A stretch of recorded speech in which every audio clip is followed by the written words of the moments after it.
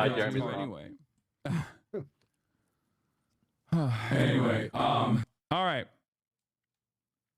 Anyway, god damn it. I hate that like Brandon says anyway so much that anytime I say anyway, you guys start saying, "Oh, it's just like Joe Biden." I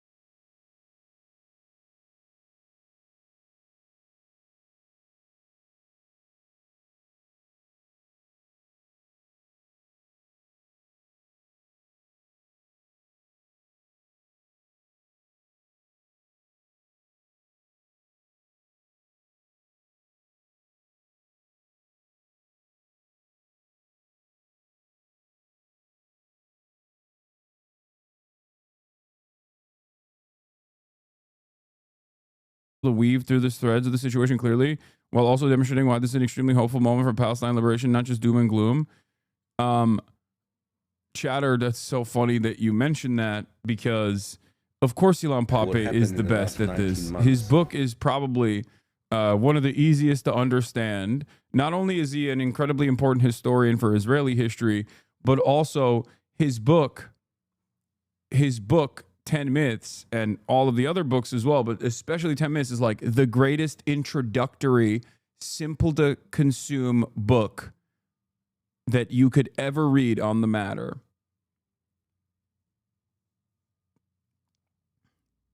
Yo, what's up with this outfit? Do you guys like it? I want to sometimes do a little juxtaposition, you know what I mean? A little like unique Adidas tracksuit on top of like otherwise very formal fit, you know? It's a little Slav looking. I like it. I'm a fan of this fit. If you don't like it, then you don't like it. It is what it is. But in any case, ladies and gentlemen, boys, girls, and MBs, this is part of the broadcast where I tell you about my personal news. It's Friday, May 16th, 2025. It is 11:15 a.m. I'm right on time. You already know what it is. You already know what it ain't. Okay, we got a lot going on in the world. Before I get to everything that's going on in the universe, I'm going to talk about the Hasanabi universe by starting with my personal news for all the parasocialists out there who want to know, Hasan, what do you do when you turn the stream off, when you hit the stop streaming button and then you hit the start streaming button? Like, well, what's going on? And so help me God, I'm going to tell you all about it. Are you going to cover the right-wing snowflake outrage over Comey posting 8647? Yeah, we'll talk about that as well. That's some funny ass drama too. I think it's pretty hilarious. In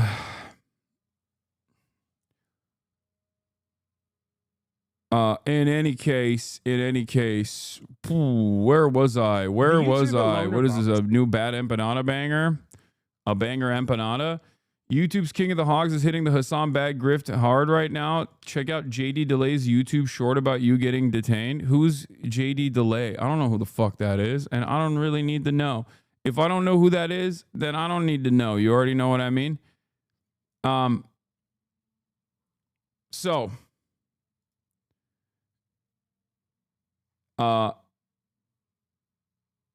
what was I going to say?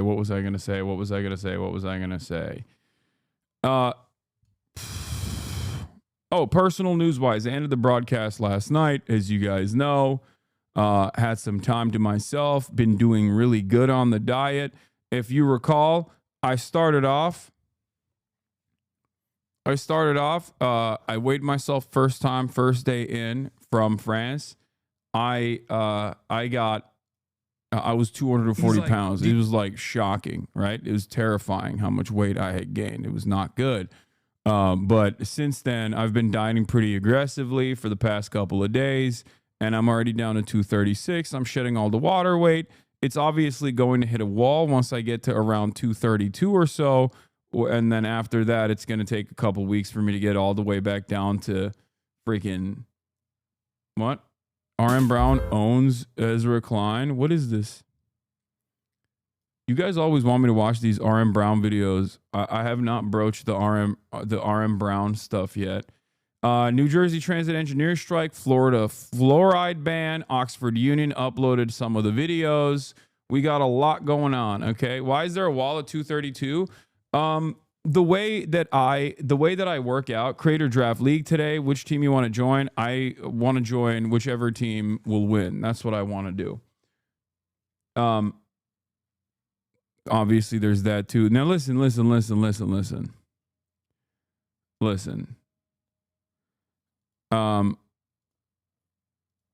First and foremost, the boys back on conventionals, okay? Last night I ended the broadcast. What did I do? Dieting well, did all of that. That was great. What else did I do? I watched Love, Death, and Robots. I finished Love, Death, and Robots. I watched it all. I burned through it. It was pretty goddamn good, as a matter of fact. There were some misses and some hits in there. I especially loved the devil one, like the church bombing. Nazi Germany one. That was really good. There was a couple ones that were, there were a couple episodes that were really bangers. The new season just came out. Alien versus Tiny World, I didn't like it that much.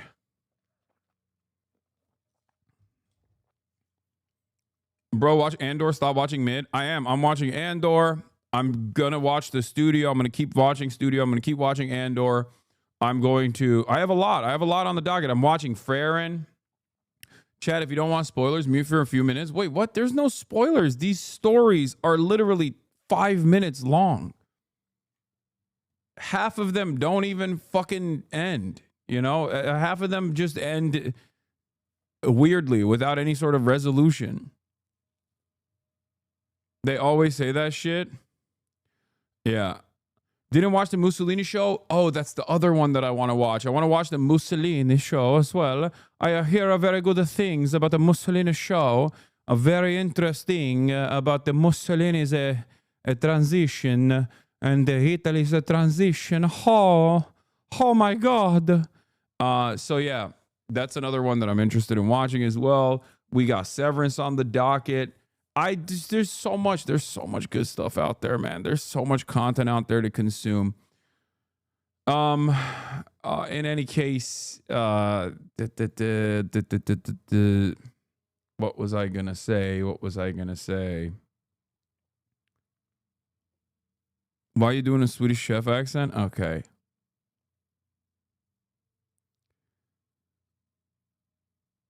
I'm not gonna play Expedition. So please stop demanding that I play Expedition. I have much love for the Frenchies. Okay. I have much love for the Frenchies. I'm probably not gonna play that, at least for the time being. Okay. But yeah, I ended the broadcast. I watched some Freyrin. I still can't get into Freyrin that much. I find it strange. I find something to be kind of strange about it. Maybe it's because I'm 33, but like the whole she's an elf that looks still kind of childish, but is simultaneously 700 years old. It just weirds me out. I can't. It's like a mental block that I can't clear. Like, obviously, if the protagonist is a male and they're a teenager, I don't care. You know what I mean? Because I'm a dude. But when the protagonist is, they don't do fan service, but they kind of teeter on the edges of it every now and then. Like one of the episodes I watched, weird take. No, I don't think that's a weird take. She doesn't look like a child. What do you mean? Guys, she's not sexualized. Okay? She's not. But every now and then there's weird moments. I found the misogyny, but it's still a green flag that you think is weird. She looks young. Yeah, she's guys, can I just say something without people fucking shoving it down my throat? I'm not saying it's lolly or whatever. I'm just saying from my experience, when I watch shows like that, I just can't I can't get into it. I can't get into it. If there's if she was more adult coded, as someone who is supposed to be 700 fucking years old, I feel like it would not be as much of a weird thing for me. I'm just saying it's a weird for me. I want to really get into it. I want to get into the show, but it just, that's, and as someone who obviously freaking loves anime and watches a lot of anime, this is one of those things that I've just not been able to get over. I'm still watching it because people have said so many nice things about it that it makes me want to see what the fuck is up. And I don't know if I like the hardcore evil, the demons are evil. There's no redeeming qualities to them. They're pure evil. I don't know if I like it yet. I don't know if it's gonna get more complex down the line.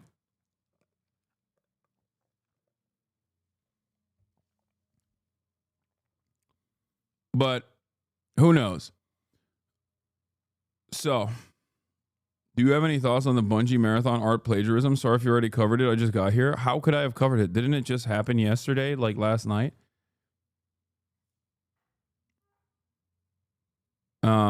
So yeah, everybody really likes Freerin. Everybody really likes Freerin, but for that reason, I'm like giving it a shot. Like I totally was like, no dungeon meshy for me, right? No dungeon meshy for me for the longest time. But then I learned my lesson that like actually dungeon meshy is great. It's more Berserk than it is Zelda, and so we'll see. So slow start, goated ending, trust. I trust. I'm still going through it. I'm still burning through it. So there's that. Anyway, yeah, like I was saying, I woke up this morning, went back to conventional deads. First conventional dead. First conventional deadlift day.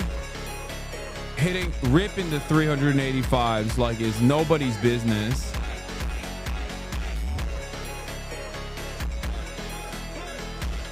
I mean, back on the conventional train. As you guys know, I went for 500 pounds on the trap. I went for 500 pounds on the trap bar and I failed 2 weeks ago, or 3 weeks ago at this point. But now, I mean, look at those quads, man. Look at those fucking quads, dude. Bro, how is your back not broken? It's because I have an incredibly strong back. Okay, that is what it is. Is because my back is incredibly strong, and I'm not even using weight straps. Look, this is cope. Okay, control the bar back down is crazy. Okay, yes, my eccentrics for almost 400 pounds is not particularly great, but notice how I'm doing stop, and I'm not just going rip and dip. Okay, I'm doing stop and go. I'm putting it down every time and then relifting it every time. So they can't even complain about that. So now he has to hit me with the, oh, your eccentrics are not fast enough. I mean, your eccentrics are not slow enough. No, you need more controlled. Eccentric is where 90% of the muscle growth happens, bro. I know, Mike Israel. Okay, I know. You're not wrong. But on my fucking top set, that's crazy. Okay, first week back on deadlifts. And you're over here being like, you should do eccentrics for 400 pounds. Do you think I'm one of the strongest people alive? Like, doing slow eccentrics for 400 pounds requires me to, at ease, like with tremendous ease, be able to rip 500 pounds like I'm doing here. Okay?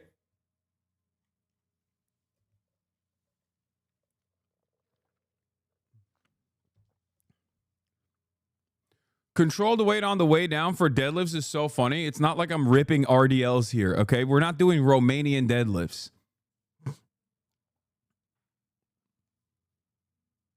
Like, I understand eccentrics is important and I care about it, but, you know, let's be real. Let me have my fucking moment, dude. Let me have my goddamn moment, okay? I'm ripping it. I'm gripping. So ego lifting? You think this is ego lifting?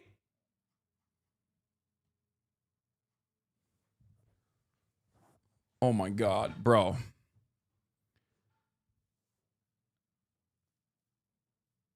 All right, everybody shut the fuck up. We're done. I'm not entertaining it. I'm not entertaining it. You're stupid. That's it. That's all I'm saying. Also, here's a fitty. Here's a fit pic.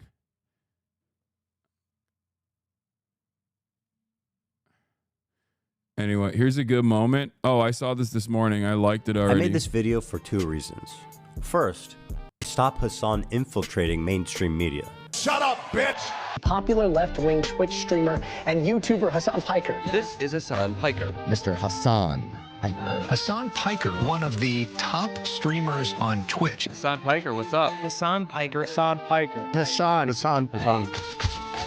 She lie to your face, I really don't get it. She say what you want her to say. At the end of the day, you still getting money regardless, you still getting paid. You gon' Gucci, Louis, and the pay. Fuck around and leave your pockets empty. Swear I ain't a killer, but don't tempt me. Missy, do you really miss me? My lawyer can't do fucking shit.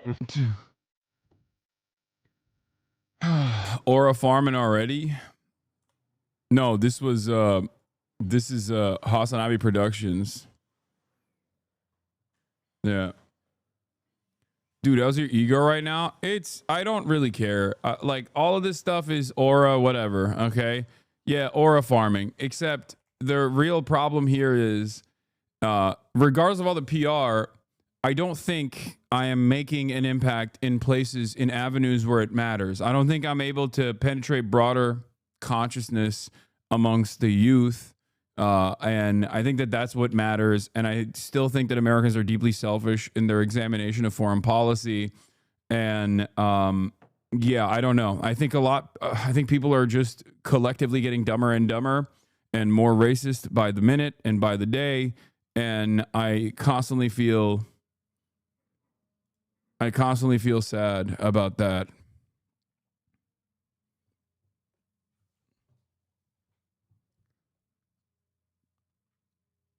That's because your head's so small. I agree.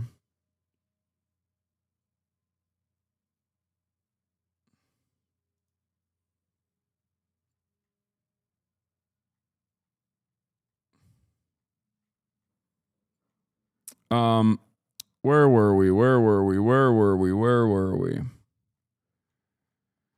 Ay, ay, ay.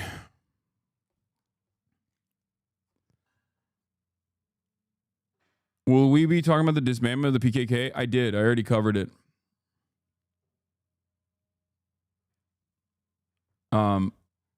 If you want to Hasanabi, I will post my max deadlift and squat for you, boss. I mean, go ahead. Are you wearing matching tracksuit pants or are you a loser? No, I'm a loser. I didn't actually do that. All right. So let's do it. Let's blast off. Let's get it twisted. Let's keep it going. Oxford Union speech is finally out. Left-wing TikTokers pick up some slack for you. I think a lot of them rip your talking points. Not a bad thing. No, that is a good thing. I hope it sparks a broader movement overall. You know, I really do. I hope it does. Oxford Union talk is finally out. It's not even my speech. My speech is not going to be out yet. My speech is going to be out I think my speech is coming out next Tuesday. But the talk, like other parts of the talk, the back and forth is actually out. And we have that. We'll take a look at it. It took Oxford like 5 months or whatever. Oxford Union Talk is finally out. The tapes are not lost, so that's exciting. The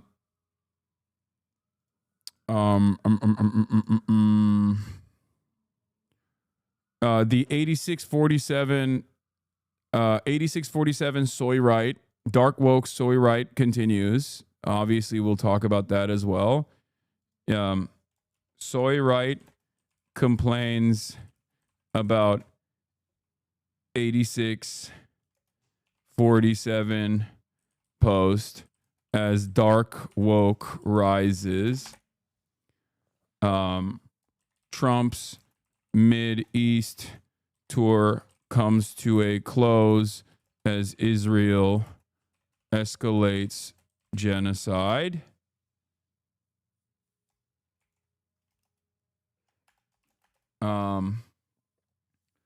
The whole grievance is predicated on the fact that James Comey is some radical assassination advocate and doesn't know what 86 means, although he was the head of the FBI.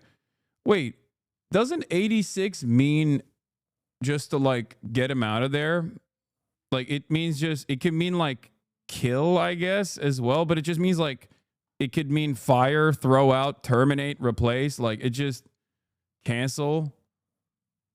Like it's everything. It's all of those synonyms. I had a Seth Meyers segment as well, which is pretty crazy. Like, look at this. This got 1 million freaking views already. Trump fawns over Saudi crown prince, profiteers in the Middle East amid GOP backlash. A closer look. And then I'm in there. They brought me in there, which is crazy. Yeah, in a restaurant, if you're like a server, 86 means like 86 of pickles means like cancel the pickles, right? Like don't put the pickles in there. Exactly. All right, whatever. I know it's primarily a restaurant term to stop selling because you're out of it. Yes, chef. Oxford Union Talks finally. Al Soyright complains about 8647 post as dark woke rises. Trump's Mideast tour comes to a close. Israel escalates genocide. And so much more. Get in now. Twitch.tv/Hasanabi. Trump wants people to compete for a reality TV show. I heard about this as well. It's really fucked up. Your friends are learning new shit.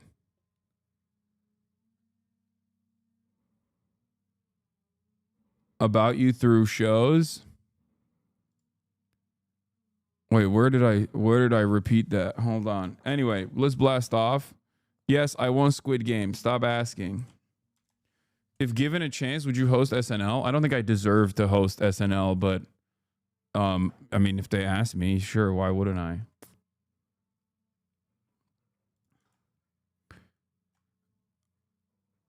I love this fit that I'm wearing, but it's so goddamn annoying that every single person turns around and starts complaining. Sydney Sweeney says she won't stop watching Hasan Piker thirst. That is real. This is a real post. Okay, this is a real post. Kai would host it first. Yeah, they probably get Kai Cenat to do it way before someone like myself.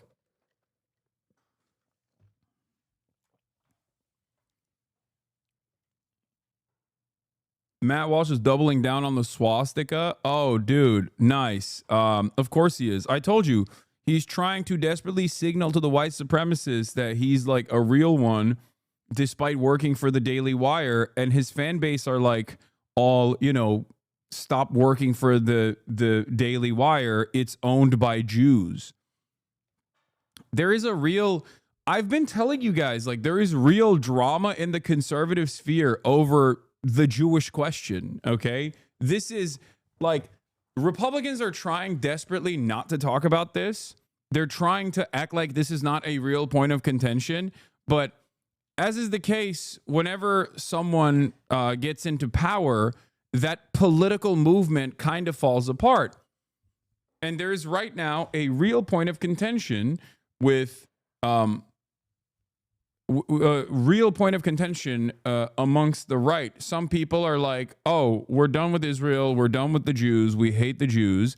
And some on the right are like, well, I don't really care about the Jews that much. I don't really like them particularly, but I think that they're God's chosen sons and that my religion believes that they have to have Israel. So I'm obviously unconditionally pro-Israel. And then there are some who are like on the professional right, the more professional, think tank right, that are like, the fuck are you doing with this anti-Semitic stuff? And also you have to be super pro-Israel. So there are different camps, but basically all of them revolve around Jews. Like, how much do you like Jewish people? How much do you hate Jewish people? And more importantly than Jewish people, what's your take? What's your take on Israel?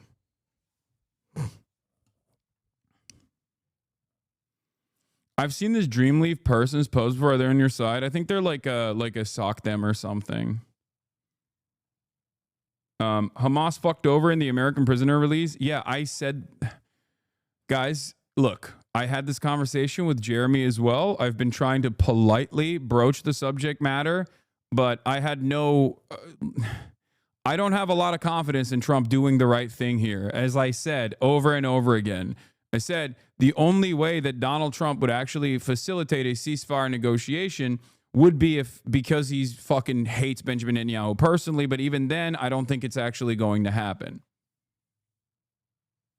Like, I told you, there were a lot of people who were like celebrating this decision. And I kept repeating over and over again, like, no amount of bribes is going to actually shake away Donald Trump this way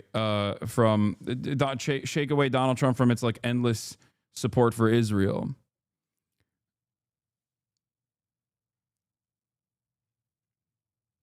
I've seen some very anti-Semitic people who are diehard pro-Israel. Insane. Riddled that one too. What do you mean? That's the the large majority of Americans who are pro-Israel, like the overwhelming majority of Americans who are pro-Israel, are evangelical Zionists. And evangelical Zionists, both with their theological justifications and just in their daily practice, are very fucking anti-Semitic. They don't care about Jews at all. They would send the Jews to the desert by force if necessary. Like, they don't give a shit. They only care about triggering the apocalypse, what they think is going to inevitably happen. And then there's a lot of people who are pro-Israel because of, there's a lot of people who are pro-Israel, but just like very much anti-Semitic still, because that's just, they're killing Muslims. You know, there are a million different reasons to be pro-Israel, while also simultaneously being very anti-Semitic.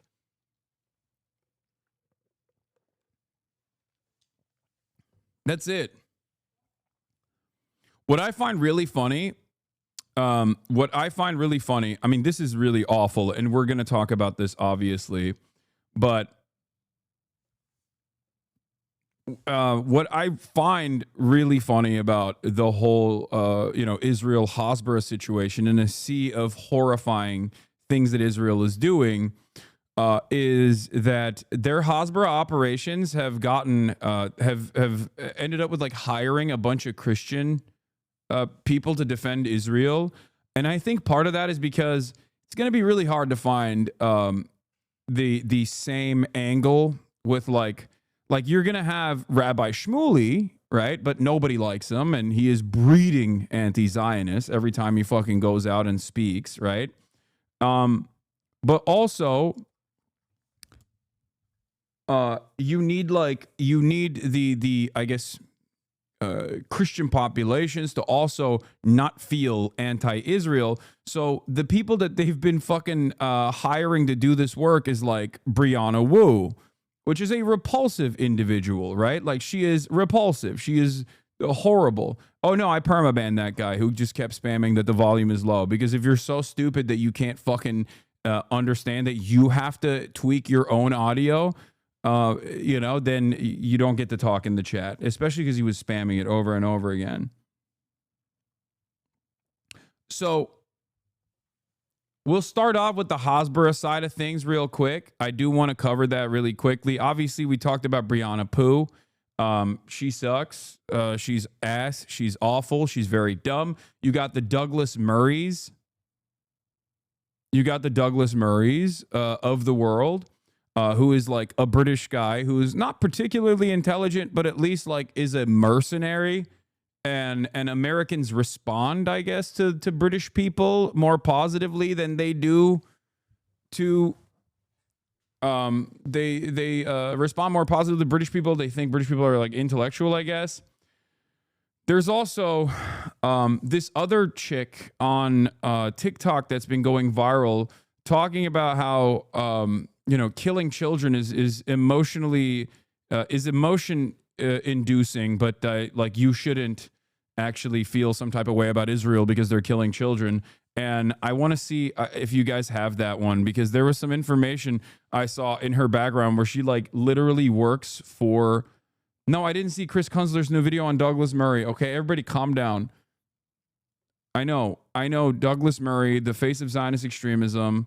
But that's not what I'm talking about, okay? Shouts out to Chris, by the way. He's fantastic, as always. We can actually watch this later. This is the lady, I think. Or no, not this lady. No. This is not what I'm talking about. No, I'm not talking about this lady. Hi, I'm Jewish. Asking people to stop murdering children is never anti-Semitic. Hope this helps. Wow, you might want to rethink your statement. That's not who I'm talking about. Yeah, the girl that I'm talking about is also not Jewish. This is yet another... Like, I think Israel, with their Hasbara operations, is like desperately looking for fresh-faced Christian pro-Israel talking spokespersons, because they think that this will make an impact in the marketplace amongst, like, I guess, people who are not Jewish. Yeah, here it is. I may not be Jewish, but I know emotional manipulation when I see it. Gen Z has been tricked into thinking that seeing graphic images of war automatically makes a war unjust. That's not true. It's never been true. Felix says, first sentence of his post made me double over. No, this is unironically her argument, chat. This is literally her argument. This is what she's been saying. Okay? This is what she's been saying over and over again. And it turns out she's literally hired as an evangelical Zionist to do propaganda for Israel. Like, she works for a pro-Israel, like Israel propaganda operation, from what I understand. And it's really funny because no matter how much money you dump into this process, like, you are not going to be able to overcome the endless amount of child murder that has been live streamed every single day. You can't do a baby Holocaust and then fucking act like people don't see it, or try to punish people for seeing it. All right? That's it. It's fucking ridiculous. It doesn't work that way, okay? It does not work that way at all. Look who's here. Right on cue. It's little lady. Down. Little lady. Hold on. I got to look at something. Did we blast off in the Discord? Did we blast off in the Discord chat? Was there a Discord noti? I'm trying to find it. Hold on. Let's see. May 16th. Okay. Yeah, we did. All right. Because something crazy is going on here.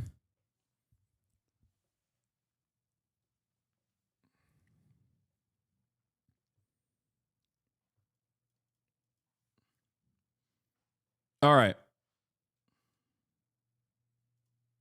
Just because you see images of dead children, as disgusting and frustrating and upsetting as it is, does not automatically make a war unjust. I'm gonna say it. Just because you are getting the bag in and you are receiving crumbs of attention on the internet for spreading your abhorrent propaganda does not make it acceptable. Because in this video, this person basically admits that they work for the Israeli government. And for the last 4 years, I've worked in some capacity for my full-time job in the Israel education ad. Bro, this is Hasbara. She literally does Hasbara for Israel. She's an evangelical Zionist who is paid by the Israeli state to do Israel propaganda. Okay? Now, let me tell you something. The entire purpose of what she's doing is to try to get other evangelical Zionists, to get other evangelical Christians to be pro-Israel. Okay? At a time when there's like unprecedented negativity surrounding Israel for its live streamed child holocaust that it is doing to the Palestinian population. Okay? Yeah, she is supported by El Al, and she's a member of the Christian Students for Israel, funded by the Hobby Lobby. These people are fucking insane, okay? They are dumb, they are insane, they are unsuccessful. It's not going to work. This propaganda operation is bunk. Because the more effective propaganda operation here, far before all of this kind of Hasbara, all of this kind of advocacy, was to simply hit the anti-Semitism line. Oh, you don't fuck with Israel? Boom, you're anti-Semitic. Sorry. Now every fucking media outlet is going to actually run hit pieces on you, calling you a fucking anti-Semite. Now it doesn't work that way. It's gone. That tool is out, okay? This is a very sophisticated, very pervasive influence peddling operation that no longer fucking works because of the overwhelming amount of death and destruction that Israel has caused that everyone can fucking see. Okay? That everyone can see with their own two eyes. But I find it funny that there are still people who try to do this shit.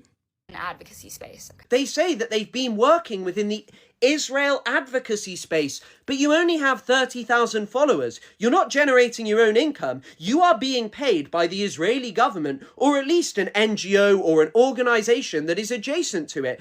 And you sit there and act as if it is the photos and images on the internet that are made to manipulate people's emotions, rather than the fact that the state that you support is currently paying people like you, white Westerners who appeal to people's Christianity, to spread nonsense like this so that Israel can commit crimes. It is in no way normal or acceptable to go on the internet every day and make rubbish like this so you can support a state which is currently starving 2 million people, which is currently trying to wipe away 2 million people's history and culture with the express goal of expelling them and never allowing them to return to their own lands. She says that she's getting a master's degree in genocide studies, but how dare you make videos like this if you really are? Because surely you must see that there are an incredible amount of experts who are referring to what Israel is doing as genocide, and under the vast majority of definitions, even Raphael Lemkin, the man who coined its definition, that Israel is perpetrating genocide. This is shameful, disgusting behavior. There's a part 2 as well, which is crazy. Let's take a look. Every single one of these creators has this grand conspiracy theory that I'm either secretly undercover a Jew or I work for the Israeli government. No, no one thinks you're secretly undercover a Jew. Everyone knows that you are an evangelical Zionist. You're an evangelical Christian who is working for a most likely Knesset grant recipient organization that is probably privately owned by some fucking freakazoid Christians that are directly doing advocacy, also known as Hasbara, okay, for the state of Israel. You are a Hasbara agent. That is your job. That is literally on your fucking LinkedIn. And the only reason why it's on your LinkedIn, the only reason why it's openly a part of your CV, but you're still trying to advocate against it, is because in the past when someone said, oh, I work for an advocacy organization for Israel, people wouldn't look at that and go, that's weird. Why are you doing that? People would never say that. That's why people could openly say, I do advocacy work for Israel in the past. But now when you say that, they go, ugh, that's gross. That's the only reason why you have to deny these claims. For the longest fucking time, when you worked for a company like this, Passages, Israel.org, it didn't matter. You could just openly say like, oh no, I'm doing advocacy. My advocacy initiatives are about telling American Christian evangelicals to go to Israel and to fund the settlement operations in the West Bank, which are illegal, by the way. Okay? That's it. You were allowed to do this. This actually helped your career, as a matter of fact. It still kind of helps your career because there's still a lot of moneyed interest involved in this process, but it no longer helps your outlook amongst the regular population, civilians, normies, when they hear you doing advocacy, paid advocacy for the apartheid state that is doing a genocide, Israel. Everyone goes, ew, gross, don't do that. You're a freak, which is understandable. I think it's very understandable. I'm not, and I don't, but LOL if you're watching. You know, when you post things on the internet, you should be very careful about what other information can easily be found out about you with just a simple search. Because, you know, you misleadingly edited my original video. Because what I actually said is you either worked for the Israeli government or you worked for an NGO that was adjacent to the Israeli government. And who do you work for? Who do you work for? Passages Israel, a Christian evangelical NGO which spends money bringing young Christians over to Israel to turn them into nasty little propagandists like you, who spend their time explaining why children dying is moral and just. You claim that you don't think it is, but yet you go on about how the war is just in this video. I'm sorry, I take it back. No, I will actually say it again. Just because you see graphic images of children does not make a war unjust. Notice how I didn't say that the killing of children is something to be glorified or praiseworthy. Notice how I never said that it's not a tragedy. Notice how I never said that you shouldn't weep for the loss of innocent children's lives. Somewhere along the way, a lot of people started confusing emotional pain with moral judgment. They started believing that if a war produces suffering, if there are horrifying images, if there are children caught in the crossfire, or if it seems like one side is suffering more than the other, then that means the war itself must be unjust. And that is not true. That's never been true. The nature of war is that innocent... Is she brain dead? Yes. She's evil. She's evil and brain dead. She's just a bad person. She is literally a demonic agent, okay? It is fucking crazy. And the things that are coming out of her mouth are so psychotic and so demonic that the average person, when they hear stuff like this, probably experiences whiplash. Okay? When someone starts off the conversation by saying, listen, people need to stop obsessing over dead children, you're like, okay, what are you, Satan? What the fuck do you mean people need to stop obsessing over the who? I've never encountered a person in my fucking life that has ever actually made a take like that, and then that didn't like dramatically cause a rift in our relationship permanently. Okay? If I hear that in the real world, if someone were to say those words in the real world, okay, that like dead children is emotional manipulation, let's be logical about this, I would go, oh my God, you are a villain, okay? You are such a fucking villain. You are the biggest villain I have ever encountered in my life, okay? It's so villainous that most people, most villains in works of fiction don't even say these things, okay?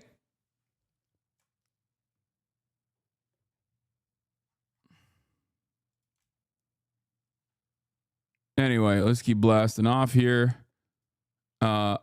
There was more I wanted to...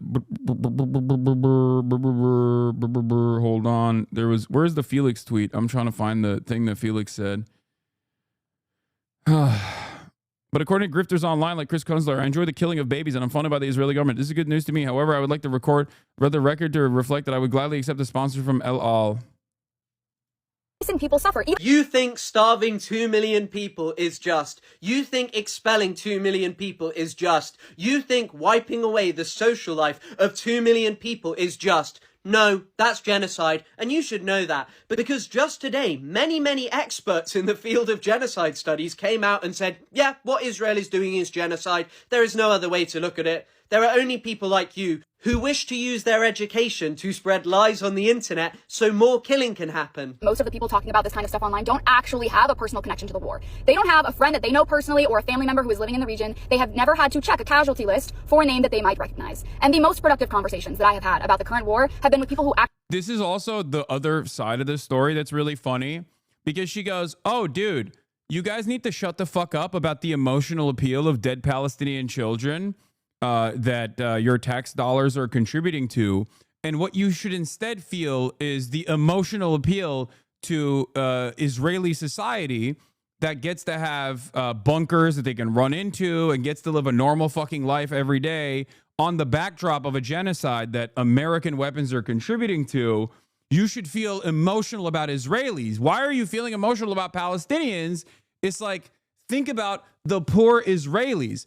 That's what this argument revolves around. It's not about emotional appeal. She's not like trying to do this hardcore logical perspective. She's just saying, I don't like that you are feeling emotional and recognizing the humanity of Palestinian children that are being fucking killed with bunker buster bombs.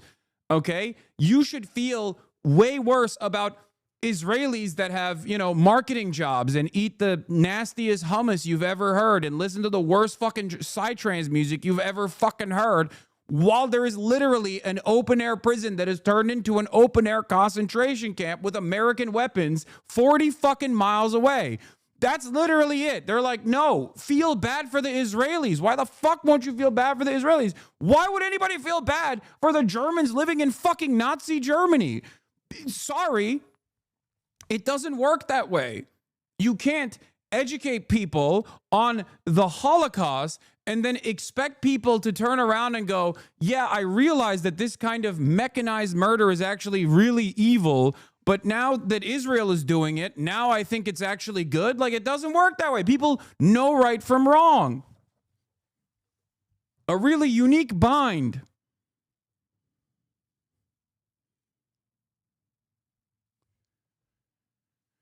Oh. Yeah, poor SS officers suffering from PTSD. Poor Waffen SS, dude. It's just like they felt so bad as they were fucking slaughtering villages, entire villages, and wiping them out in Eastern Europe. Like, why won't anybody think about their perspective? Why would anybody think about their feelings? Like, this is crazy. It's not gonna fucking work. It's so overwhelming. The death and destruction is so overwhelming that Americans that are normally preconditioned due to the war on terror narratives to literally always assume that if there is a brown Arab that is being slaughtered, they probably deserve it. That American society has completely flipped on the issue of Israel. After decades and decades of concerted propaganda efforts and a complex influence peddling operation, those Americans have finally said, oh my God, this is so unacceptable. Think about that. This is why I always say, like, if the media legitimately covered the issue, because right now you're hearing the media finally cover Israel with a critical lens. They're no longer using neutrality, and it's rather suspicious. It almost feels like a permission structure has been opened up within Western media due to maybe America's State Department interests or something. I don't know what it is. And you're finally hearing the media cover this stuff as though, like, Israel blew up a hospital. Israel lied about blowing up a hospital, or the reasons as to why it blew up a hospital. And while that's happening, I've maintained the position that if the Western media across the board offered this level of warranted criticism to Israel's actions, 90% of the Western world would be openly pro-Hamas, okay? Not just like, I'm not talking like, oh, they would say, Palestinians deserve life and liberty. I'm talking like they would actively be petitioning a coalition of the willing to forcibly invade Tel Aviv to put a stop to Israel's Nazi activities. Because the very fact that the media has still tried to maintain this neutrality in the way that they cover Israel's sheer and utter brutality against the entirety of the Palestinian population, okay? In spite of that, you have an entire sea change amongst the ranks of Westerners who look at the situation dramatically differently from a very different perspective. I'm telling you, if they were covering it this critically from the start, they would have a way, way, way different approach. You are way underestimating Islamophobia, man. No, dude. No, dude, look at the polls, man. Look at the polls. I'm not underestimating Islamophobia. What I'm saying is, in spite of that Islamophobia, Americans still are going, yeah, maybe you've killed too many fucking babies, dude. Stop. Think about that. Like, that's my point. My point is, in spite of the unimaginable amount of Islamophobia demonstrated by the broader Western societies as a direct consequence of endless amounts of social conditioning and training from every orifice of the media to justify the war on terror since 9/11, Americans are still looking at Israel and looking at Palestine in a very different way. After 19 months of endless live-streamed child holocaust, Americans are like, I don't fuck with this. Fuck Israel.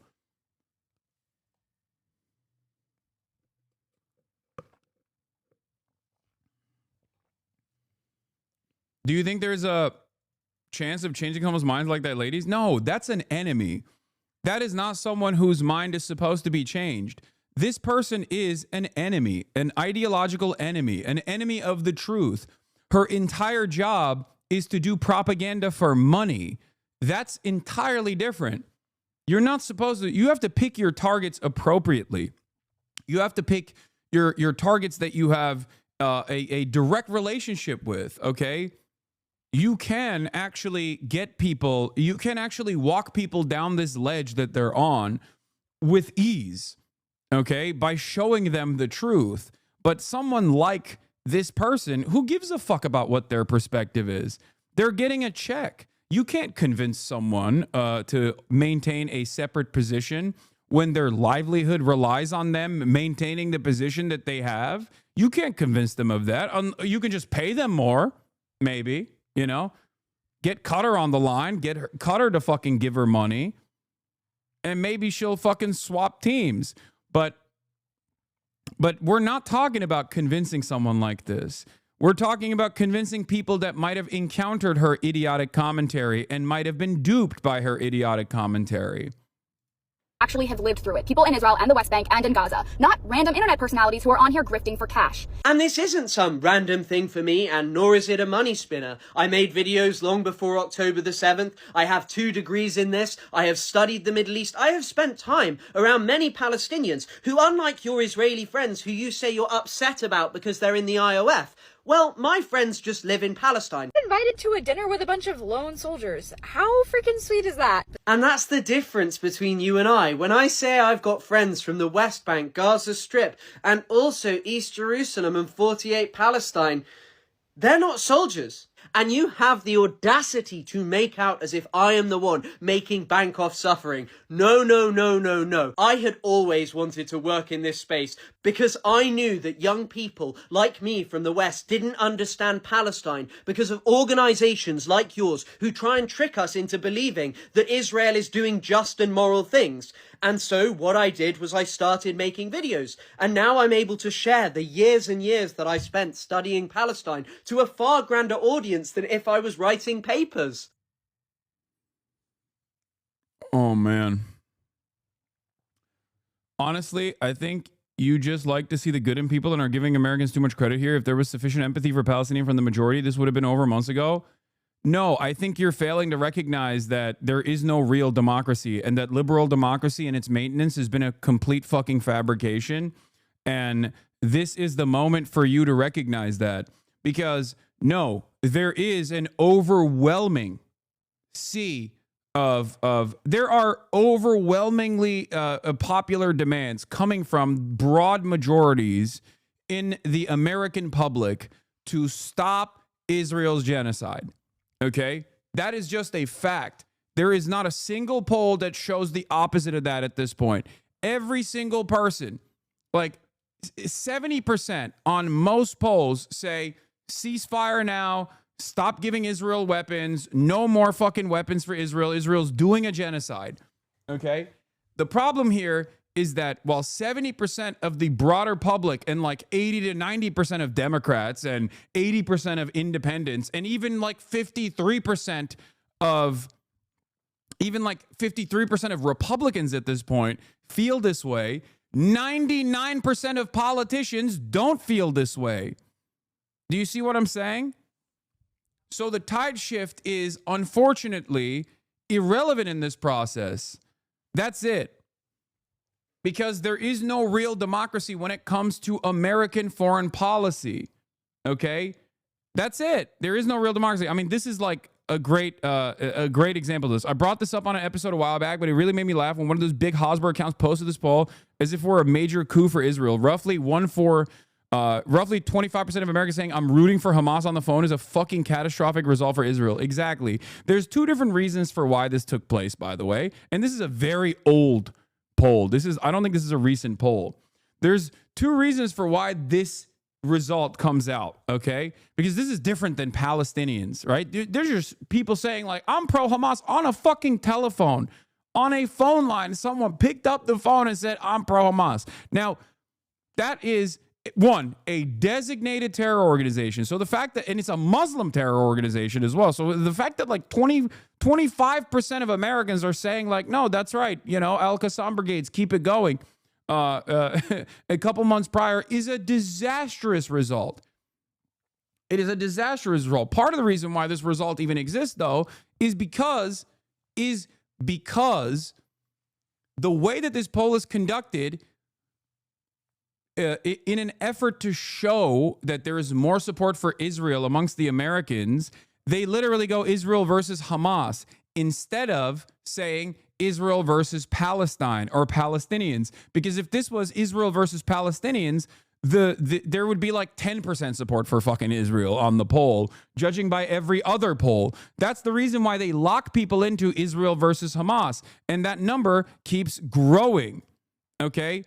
This is the real fucking negativity poll right here. Amongst all U.S. adults, 53% have a unfavorable view of Israel. And that is in spite of the multi-billion-dollar propaganda operation and all of the advocacy organizations, all of the NGOs that masquerade as organizations that care about Jews in diaspora, care about Jewish Americans and all this stuff, when they actually only care about Israel. Like all of these organizations that have institutional muscle working overtime, and even then, Americans' opinion has shifted with this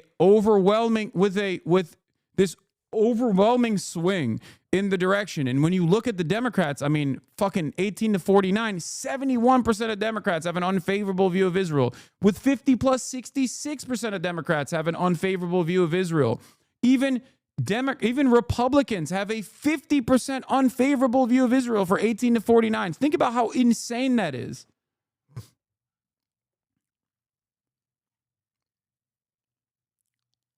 That's it.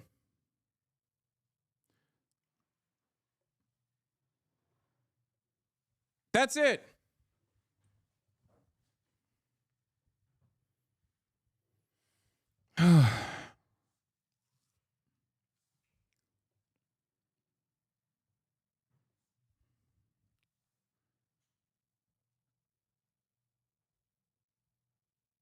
It's coming to a point where the only people that like Israel are either A, paid to like Israel and paid to promote Israel, or they're like an 85-year-old boomer, okay? Or a rabid evangelical Christian.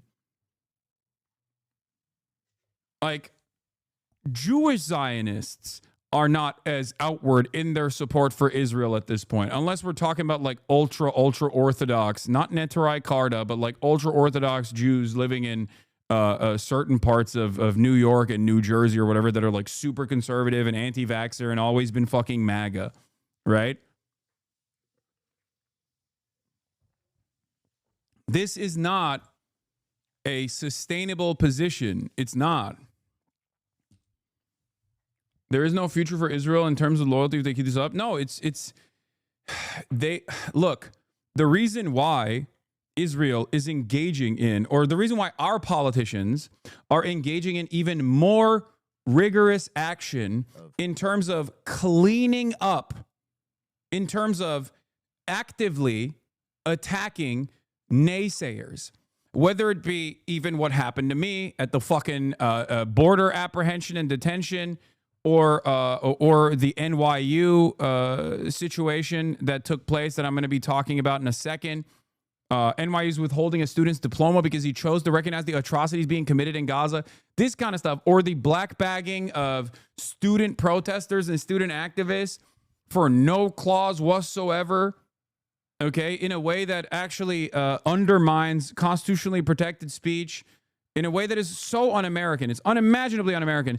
All of this stuff, like the aggressive actions that institutions are taking, is because they recognize that this is unsustainable. They recognize that this tide shift has taken place. So they're trying to silence people into submission.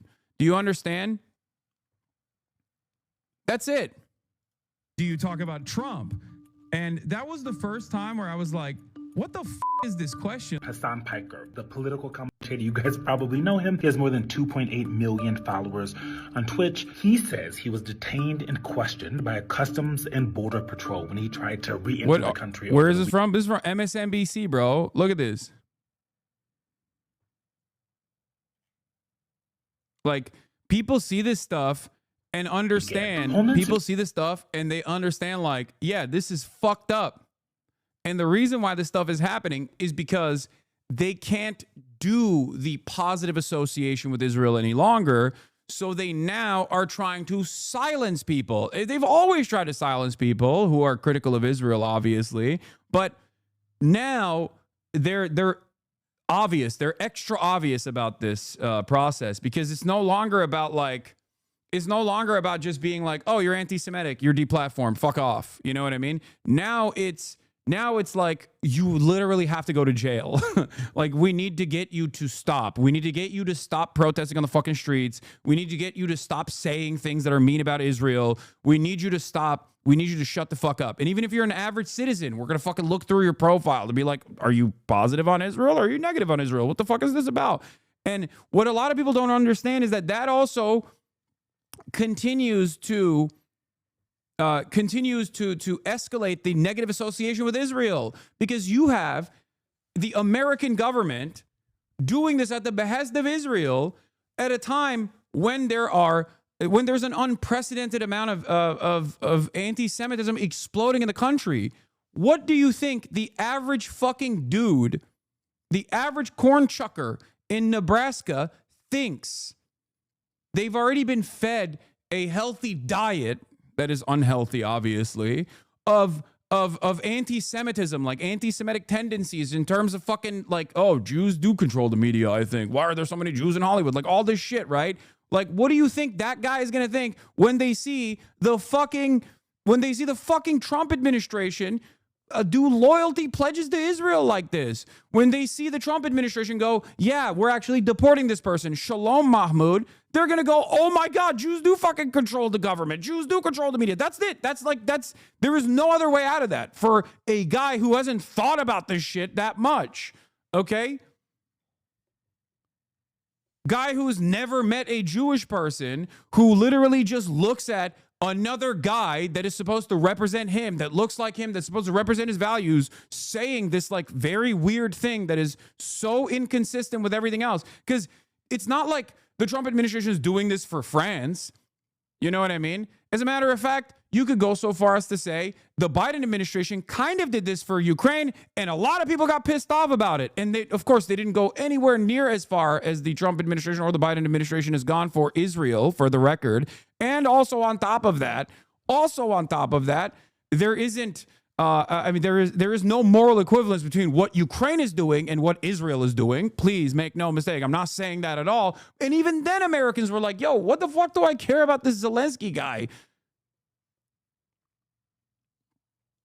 Security denied this had anything to do with his commentary, criticism of Donald Trump. In fact, they accused him of, quote, lying for likes. But here's how Hasan says it went down. I get to the global entry line, and they're processing everybody expeditiously. It gets to me instantly.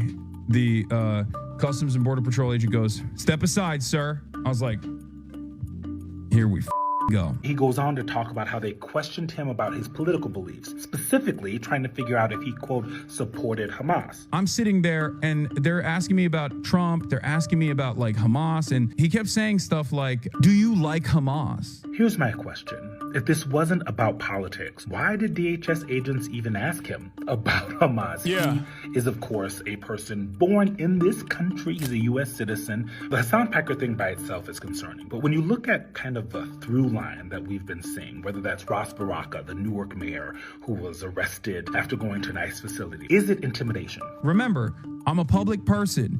And also, I have enough money to be able to fight back against this sort of thing. The reason for why they're doing that is, I think, to try to create an environment of fear, to try to get people like myself, or at least like others that would be in my shoes that don't have that same level of security, to shut the up. What does the average American have the ability to do? What's the message that it sends to them when people with all this power are treated this way? Now, Hasan Piker, these members of Congress, they were able to go on TV shows and talk about it. They're able to talk to their thousands, hundreds of thousands, millions of followers. But what about the people who don't have that access? What about the people who don't have a platform? What happens to them? Yep, great question. That is the reason why this is getting a lot of mainstream attention, by the way. For those of you who are wondering, I mean, I was on apparently Late Night with Seth Meyers. This video already has 1.1 million views in 18 hours. Pretty crazy. I mean, the most of it is like talking about Qatar, obviously. And then, I mean, here, we'll start off there as well. He's doing, this whole thing is about like Trump's Middle Eastern tour. I'm going to talk about my opinions on Trump's Middle Eastern tour anyway, but we'll get started here with Seth Meyers. Dude, lib moms love Seth Meyers. This is big for your public image. I don't think television, and I don't even think like this kind of mention has as much, I will say this. Mainstream media still holds the keys for legitimacy. It still has the capacity to change the way boomers think, okay? And that's good. That's not a bad thing. Having said that, however, like one Theo Von appearance, from my own personal experience, I'm telling you right now, in the past, if you had this level of fucking mainstream coverage, it was over. Your career was, you've made it, you're launching into orbit, right? But in the new media landscape, they could write about me every fucking week, every day of the goddamn week in traditional outlets, and it would still not penetrate the collective consciousness of normies as successfully as one Theo Von podcast appearance or one Andrew Schultz podcast appearance. A lot of people don't realize this, okay? And the same goes for even my show. This is what Ested says all the time. Ested has had this conversation with Ested Herndon, the New York Times reporter, who is the host of the Run Up podcast. As you guys know, he knows this as well. We had this conversation where he's like, I go on your stream one time, okay? From that point on, anywhere I go, the people that come up to me are coming up to me to say, oh, I saw you on Hasan's stream. I became a fan of yours. It's because him coming on my stream is more beneficial for him and his work, getting more eyeballs than the New York Times' own reach. That is the reality. Okay? Andrew Schultz, the fuck? Yes, Andrew Schultz podcast is infinitely more successful in like developing outreach and putting you in front of a much broader audience than the New York Times is. That is the reality, okay? A lot of people don't understand this. A lot of people don't understand this over the age of 40. I mean, here's another great example. I had Jeremy Scahill on, okay? I had Jeremy Scahill on the broadcast to talk about his interviews with Hamas, his interviews with Palestinian Islamic Jihad, and my detention and my opinions on Trump's Middle Eastern tour and why I thought it was going to be a failure. And I think it's we're getting there right now. My worst predictions are coming true. In that process, in the aftermath of that interview, you guys went and you fucking subscribed like crazy to Drop Site News. Look at this fucking peak.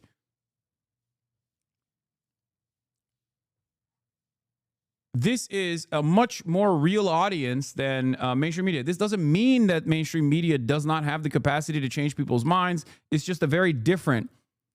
It's just a very different audience, boomers, and you do still have the capacity to develop mainstream legitimacy when you do mainstream media. They still have that, but overall, the real audiences, the broad audiences, is on the podcast sphere, is on the YouTube sphere. This is part of the reason why I get very frustrated when there is a fuck Hasan orbit out there of idiotic drama slop tubers, because they do have a big organic audience. Okay?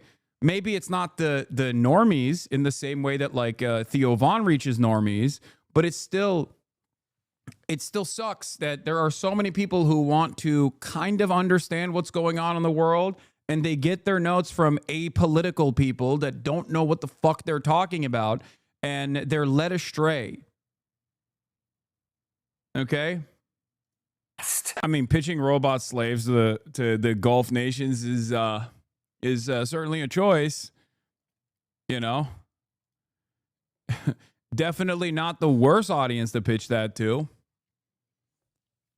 It's like pitching it to apartheid South Africa, you know? Like, definitely. Or antebellum South. Is that much salt? It always sounds so different on stream and on your IG story announcing that you're live. Microphones, different microphones, different different sound. Funny that people that, like, American politics never changes, okay? When Brandon was saying, we're working tirelessly for a ceasefire, or, well, he was saying, and then other people in the media were saying, they're working tirelessly for a ceasefire, including AOC. Liberals will be like, they are working for a ceasefire, Hasan, shut up. And now the Republicans are doing the same thing. It's the same thing. Okay? None of these people care about the Palestinians. None of them, okay? The Saudi Arabians do not. MBS's own personal words on the matter are there for you to know and read. He has talked about Palestinians as though they are a nuisance because they are a hurdle in the pathway of the Abraham Accords, in a way for MBS to basically design a direct fucking flight path between Riyadh and Tel Aviv. That is the major hurdle here. They want to pack this all up.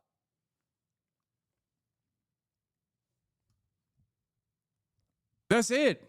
And I've been, I haven't been like daggering Trump as hard to hold back on what I've wanted to say. And there have been moments where I've, still lasered him a little bit in this past week when he was doing the Middle Eastern tour. And part of the reason why I was holding back is because, like, as I said, he is a very selfish person, and he is a very narcissistic person, and he also is he's a very narcissistic person who has a hair trigger and could potentially, due to his personal distaste for Benjamin Netanyahu and due to Benjamin Netanyahu's narcissism and arrogance, might actually change a little bit the way that we analyze our relationship with Israel, but not all that significantly. But that was the possible best case scenario that was very unlikely.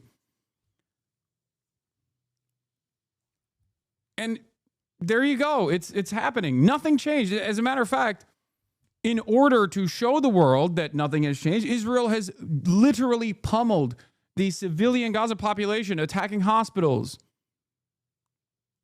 Like, they have aggressively escalated their ethnic cleansing campaign in the backdrop of all of these Middle Eastern deals that are taking place. Pre-October 7th, as that being a demand that he had necessarily stated publicly. Remember the chatters yesterday were telling me, like, I hope this doesn't happen. This is, I am genuinely afraid of this potentially taking place. But I believe that the Hamas envoys might have been duped by the Trump administration for releasing the Israeli occupying force soldier without any sort of assurances. And there were chatters in here being like, "What, do you know better than Hamas?" I'm like, I'm not saying I know better than them. I'm just saying they're desperate. They're so desperate to find an end to this ethnic cleansing campaign that they'll do anything. They'll even fucking make a deal directly with the devil, not realizing that that is the devil behind Benjamin Netanyahu. Okay? That's the problem here. And chatters was still trying to fucking argue with me over this. I even had a brief conversation with Jeremy Scahill over this as well, if you recall. Yeah, Hamas says Steve Witkoff personally promised to lift Gaza blockade in exchange for Eden Alexander. U.S. broke the deal. A senior Hamas official told Dropsite News they threw it in the trash, and there's been zero progress on a Gaza ceasefire. But if you watch the news, it did give them a bunch of brownie points in the eyes of the people.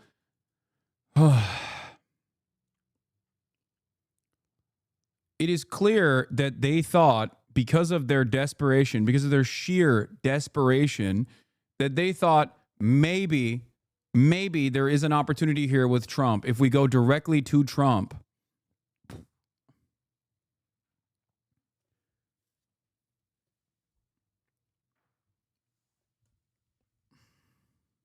Demonstrates that libs are still hung up on Trump's weird behavior instead of the real harm of his actions in his administration. I think this is a late night comedy show. It's getting to the point where he's going to start talking about my detention as well. But it's important for you guys to understand, if you tell me I'm going to get fucking pinworms one more goddamn time, I'm going to permanently ban you. Okay? I've been biting my fucking nails and cuticles for the past 33 years. Shut the fuck up, okay? Let me do my thing. I'm a 33-year-old adult. God damn, dude. Holy fuck. Like, the parasociality of all of this is out of fucking control. Yeah, it is quid pro quo. It is 100% quid pro quo.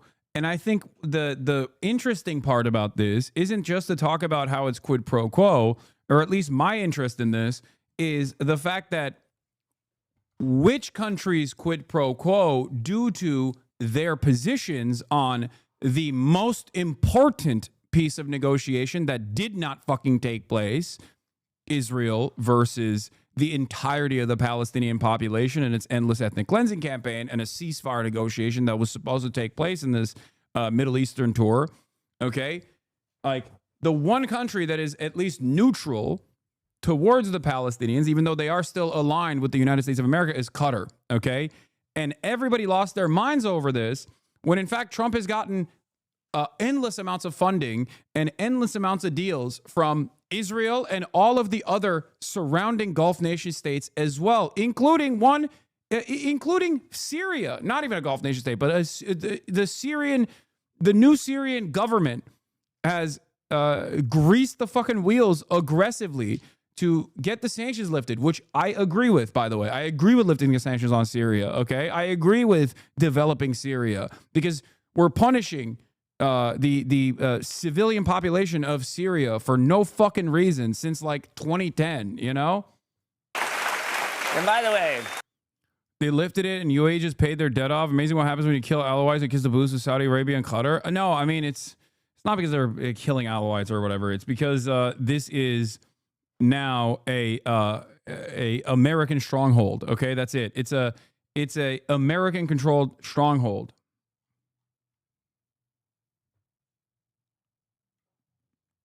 Qatari Cat says it wasn't the UAE, it was Qatar and Kingdom of Saudi Arabia that paid off their debt.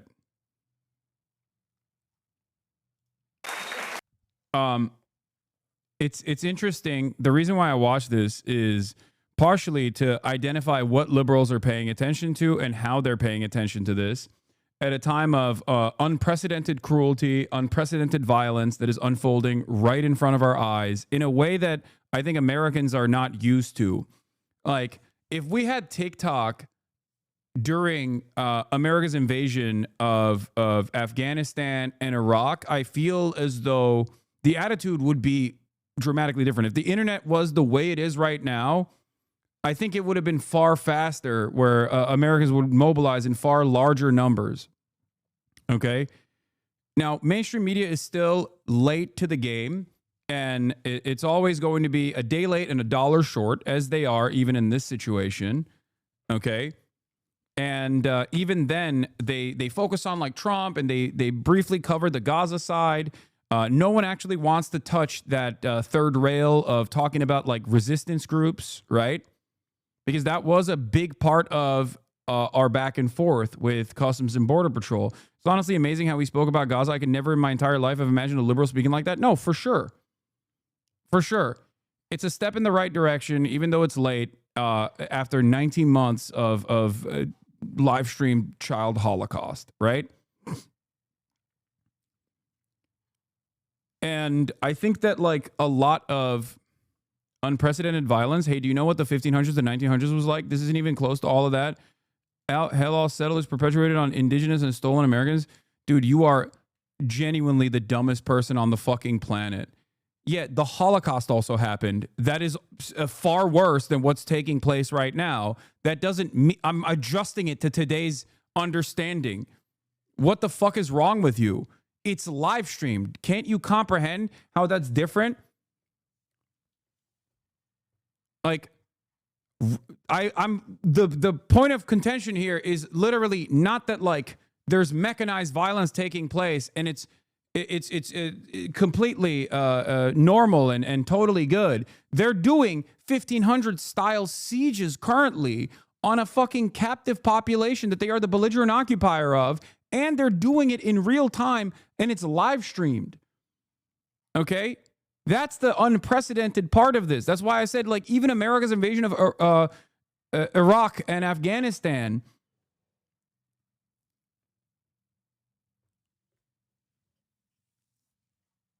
even America's invasion of Iraq and Afghanistan would have probably had a very different, broader, mobilized popular resistance against it if people were that aware, that tuned in to like the day-to-day death and destruction.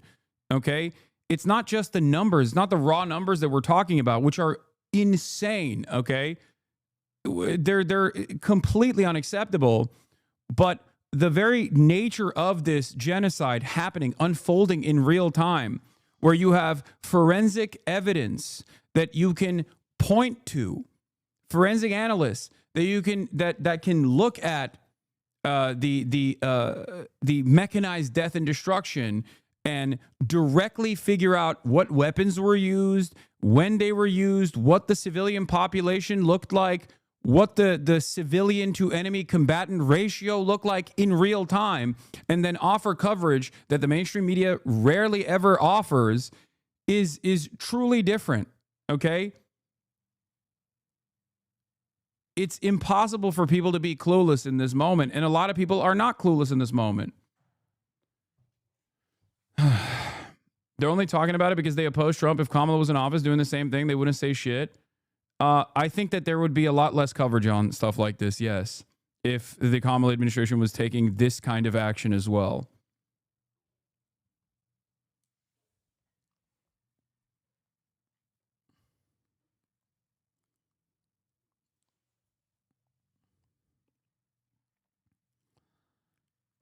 But the reason why all of this like extra detention, extra apprehension, and institutions basically flexing their institutional muscle to try and silence people into submission through actions like this, the reason why this is happening is because people are waking up to the realities. Okay, and here's the great example. Here's the best example. Here's yet another example. Okay.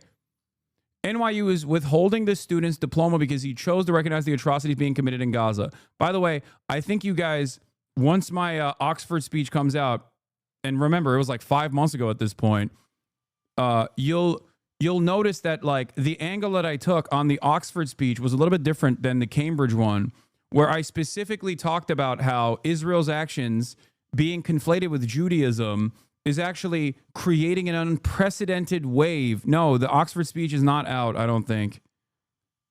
I don't think the speech is out. I think it's just the back and forth that's out, right?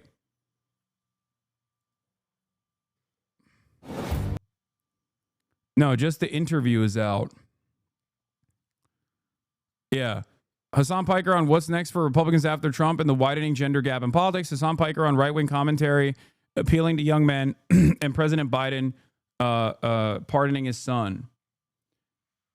The Q&A and the interview segment is out, but the actual speech is not out. There's more. The speech will be out soon.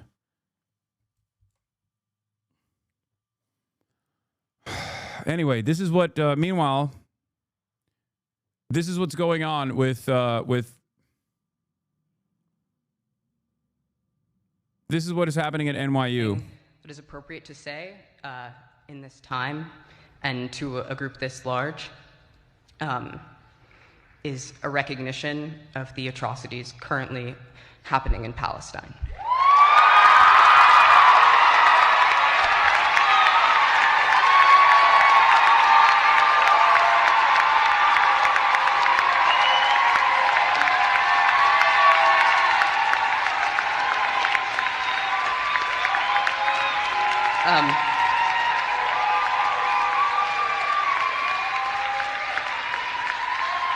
I want to say that the genocide... Stop saying that Israel is doing October 7. October 7 was an act of resistance. Please, this is getting people angry. Bro, please read. Stop saying that Israel is doing on October 7. October 7 was an act of resistance. Please, this is getting people angry. Stop comparing. You are so stubborn. Stop saying that Israel is doing on October 7. I'm talking about, when I say that, I am talking to a Western audience, okay? A Western audience that thinks by the way, the person, for the record, the person is mad. This person is mad at me for this take. I'm going to read it to you. And you tell me if you think your liberal mom and dads, if they heard me say this, if they would think this is an incredibly radical take or not. Israel is far worse than Hamas. It has done thousands of October 7s with airstrikes, ground invasions, and mass starvation for 19 months. Anyone who refuses to recognize this fact simply doesn't believe Palestinians are human.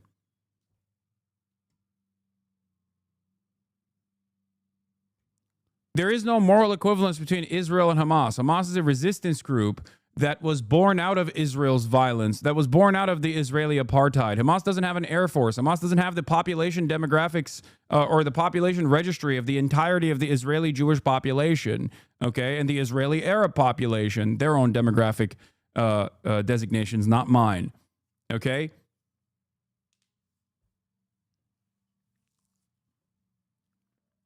This take, chatter, okay, I know what you mean, but people on Twitter will call you liberal Zionist. I don't give a fuck what people on Twitter will call me. People on Twitter can suck me from the back. Do you know what my fucking replies look like on Twitter? It's infested with neo-Nazis and also ultra-Zionists constantly fucking... You think this is a liberal Zionist take? You're fucking deluded, okay? It's Twitter. Who gives a shit? Yes, but you are not saying that on your tweet. Look at the quotes. I don't care. I don't care. This is a fucking incredibly shortened format.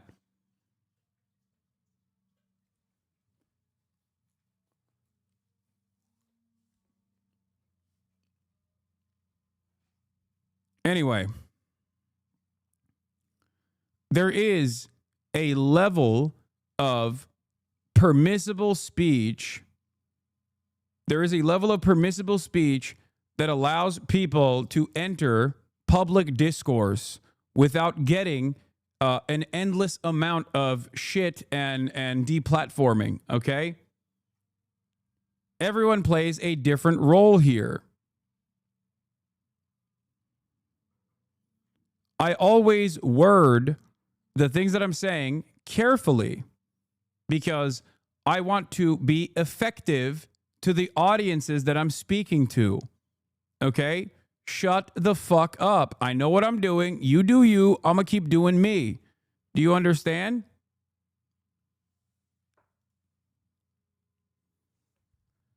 Holy shit.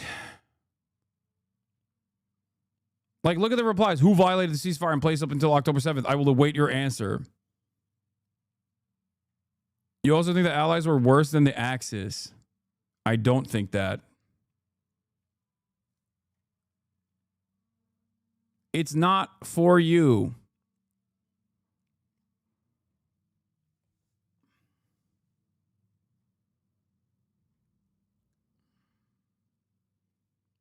Hassan will get hate from Red Triangle, Hammer, and Sickle Twitter accounts and Bad Empanada. I know, exactly. So,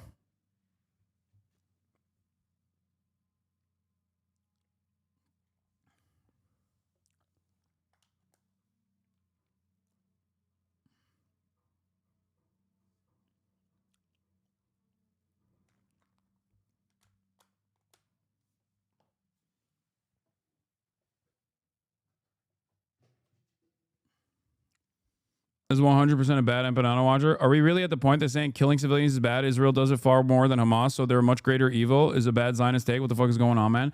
Okay, don't get your liberal panties in a bunch, Cloud District enjoyer. This is also the other side of this fucking equation where people just like lose their minds. No, that chatter is not incorrect in terms of like what I leave out of a situation like this. Because there is no moral equivalence between Israel and Hamas, because Hamas is a resistance group that has become more radicalized over time due to Israel's violence. Hamas does not have the logistics or the weapons or the targeting systems that Israel has in an effort to that would allow them to basically conduct careful striking and careful and precise targeting in the same way that Israel has that capacity. There is no moral equivalence between the two. But even if there was a moral equivalence, Israel is still far, far, far, far more incomprehensibly worse than Hamas. Okay? That's it. That's it. That's simply the point. Okay? And I'm not bringing that up in this situation.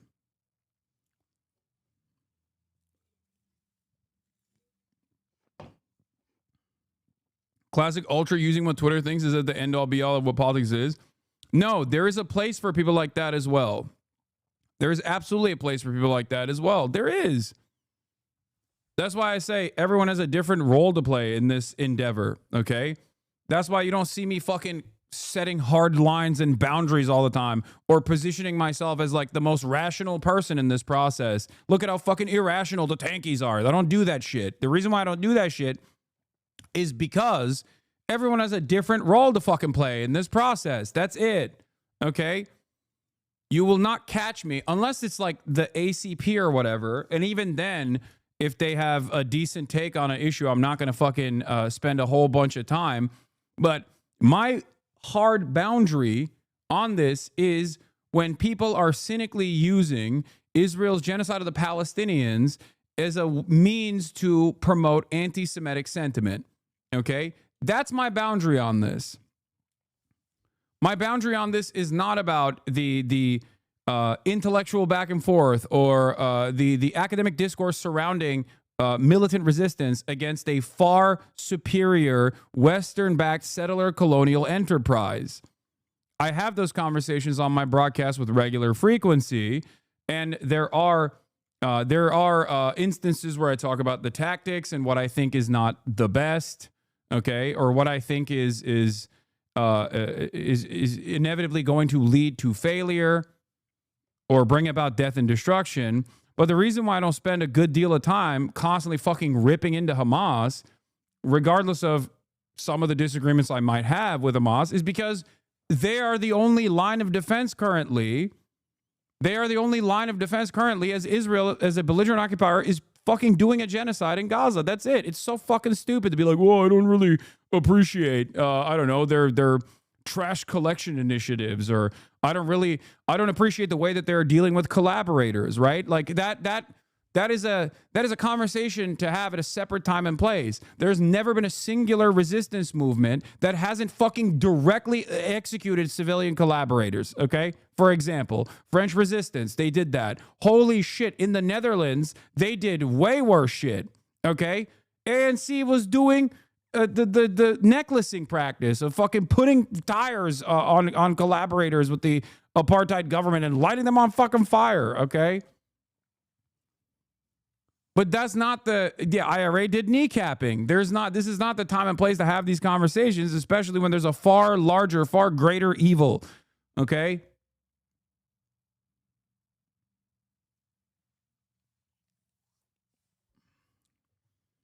Ultimately, the fucking hammer and sickle accounts that don't understand what I'm doing here, don't understand that I'm using the liberal framework to drive home a fucking point, are, you know, they're just chirping into the wind. It's irrelevant.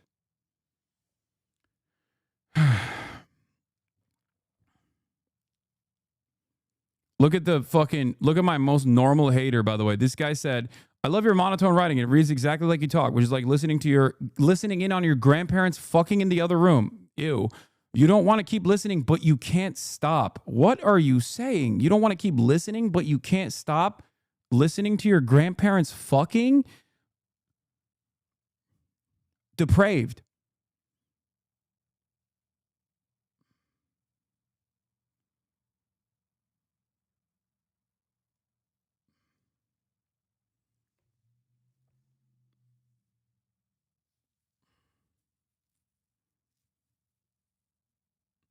Trash collection, Omega lol. Yeah, I mean, I'm using that as an example, because Jeremy Scale also brought it up as well. Okay. Or even like they're fundamentalists, or even amongst the leadership, if there's like Islamist fundamentalists that aren't fucking kind to gay people, like that is completely irrelevant in this process. Okay. Just like I always draw a comparison to World War II so that fucking dumb liberals can understand where I'm coming from. You don't give a fuck that, you know, Easy Company was comprised of segregationist, homophobic, anti-women American soldiers. They fucking gave the Nazis hell. And I fucking stand proudly on their side on this, okay? They were on the right side. They were on the morally righteous side.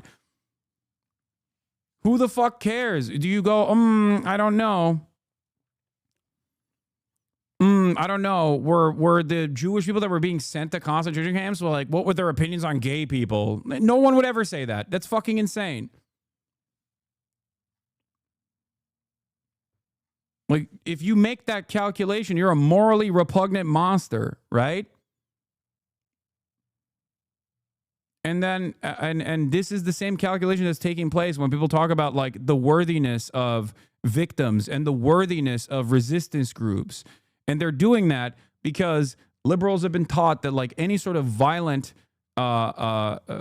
resistance against a state-backed act is supposed to be wrong, especially if that militant resistance is coming from, or this militant resistance is against an American state-backed enterprise.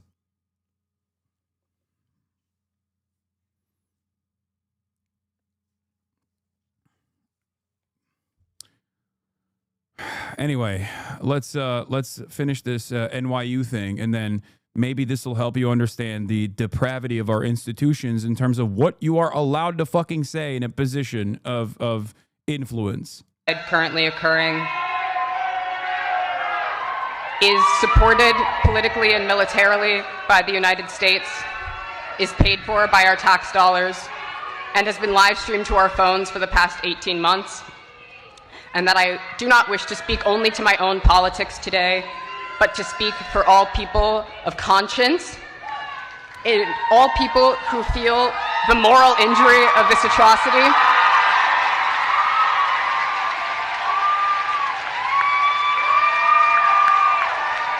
And I want to say that I condemn this genocide and complicity in this genocide.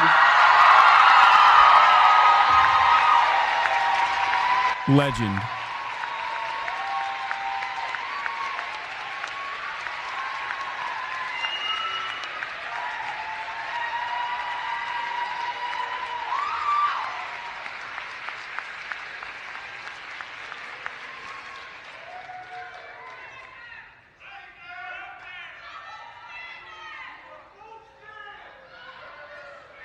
Thank you to the class of 2025, and congratulations.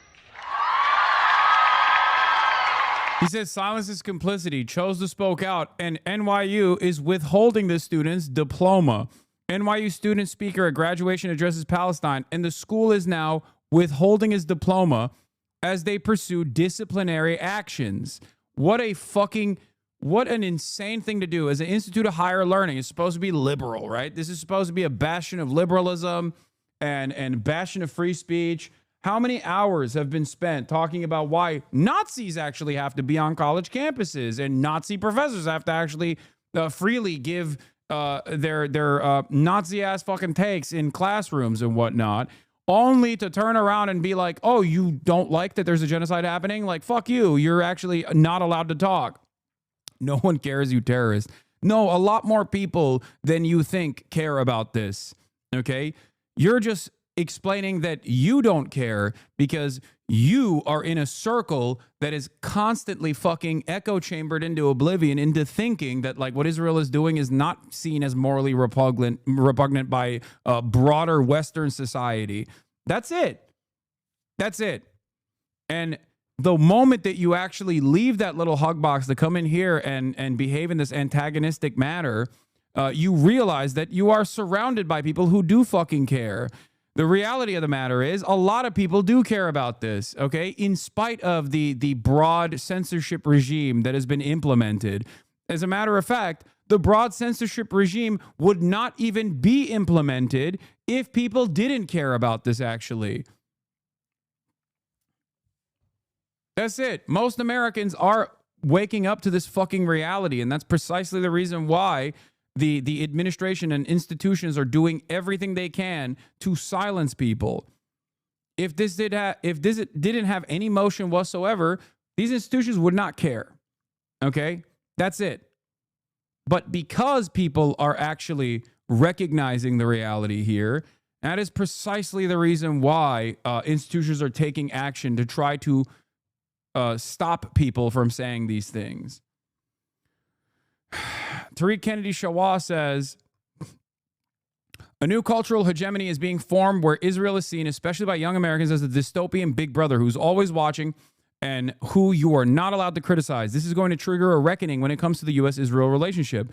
But it should also come as no surprise that punishing young Americans for simply criticizing Israel, making Israel appear untouchable, will inevitably fuel anti-Semitism, tropes about Jewish control that emanate from the right. And that might be exactly what Israel is hoping for. Since day one, Israel has sustained itself and thrived off the narrative that it represents the only safe haven for Jews in a world aligned against them. Without that narrative, Israel as a settler colonial project in Palestine becomes obsolete. This is verbatim something that I believe and repeat over and over again. Israel loves when anti-Semitism is popping off in the West. You might say, Hasan, what the fuck do you mean? It's a Jewish nation state. It's in their constitution. What are you talking about? And I'm like, exactly. Okay? Israel's inception is due to the very real pain that Jewish people experienced for thousands of fucking years in the hands of Christians that implemented pogroms and even did the Holocaust, okay? That is a major driving point for Zionism, is that if Israel is a Jewish nation state that has demographic concerns of maintaining its Jewish supermajority as a Jewish nation state, if it doesn't exist in the ways that it does, then it's over. Then Holocaust for every day is the fucking primary argument that Zionists make. And this argument doesn't work if you, as an American Jew, are like, what the fuck are you talking about? I live in the United States of America. I have no loyalty to the Jewish nation state, as you say. That's the weird thing that's going on there. That has nothing to do with me. When American Jews decoupled themselves from Zionism, okay, after an incredible, insurmountable amount of propaganda from a very early age that is baked into the collective consciousness of American Jews by fucking force and constantly reinforced through birthright trips, for example, and things of that nature, with a steady dose of Jews are constantly under attack as a marginalized identity in the diaspora, and that's why you have to fight on behalf of Israel and wage an information war, and you have to do Hasbara, as Ruth Weiss famously fucking said when she gave the game away on numerous fucking speeches, as a matter of fact. If that didn't work anymore, and it doesn't for a lot of young American Jews, as a matter of fact, many of you are fucking in here. That's part of the reason why I'm public enemy number one for a lot of these Israel advocacy groups, like the Apartheid Defense League. Not because they truly think I'm doing dangerous anti-Semitism, but as a matter of fact, because I'm not doing that, and because I'm fighting against dangers of anti-Semitism while simultaneously being steadfast in my defense of the Palestinian emancipatory movement. That is the reason why I am a far scarier threat to the goals of Zionism, at least amongst American Jews, young American Jews. They are fucking terrified that young American Jews are going, why the fuck, why are you doing all this? It's actually having a negative impact in my life. It's actually playing a formative role in anti-Semitism exploding. You're ruining my life. I had a pretty normal life in fucking Sherman Oaks, and now I'm seeing a lot of people Heil Hitler left and right. My classmates are fucking listening to Kanye West, okay? What the fuck is going on? Because Israel has packaged its actions as though it is defending Judaism when it has nothing to do with Judaism.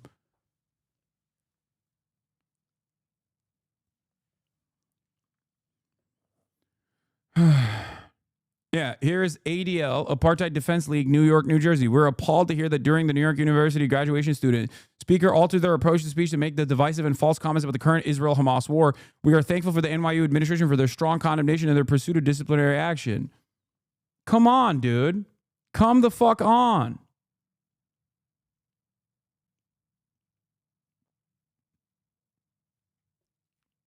Cults are bad, okay?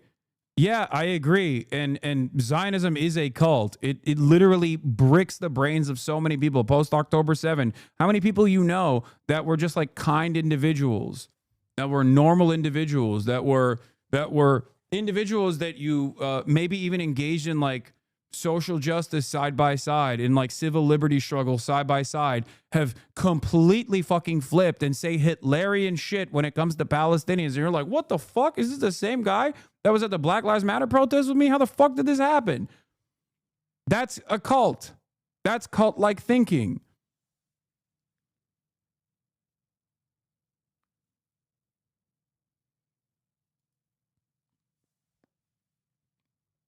Yeah. Here's the other side. One thing that's worth noting, this student didn't even say the word Israel. A simple recognition of Palestinian suffering was enough for an American university to withhold the student's diploma and pursue disciplinary actions.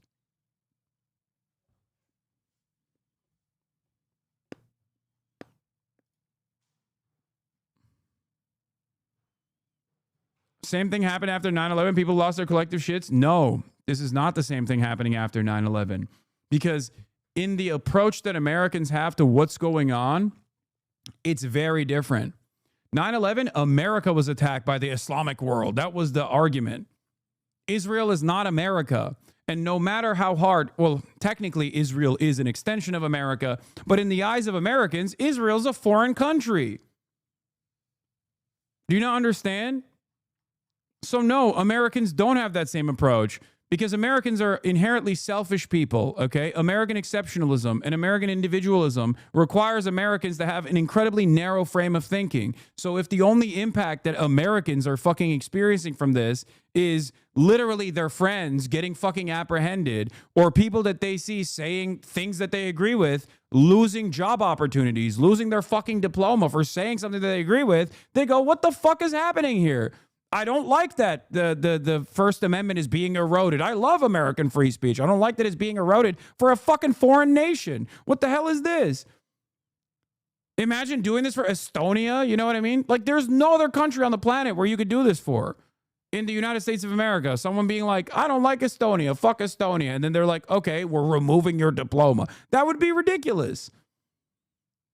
If someone came out and was like, I think Iran is a fundamentalist shithole that needs to be bombed, no one would fucking bat an eye, okay?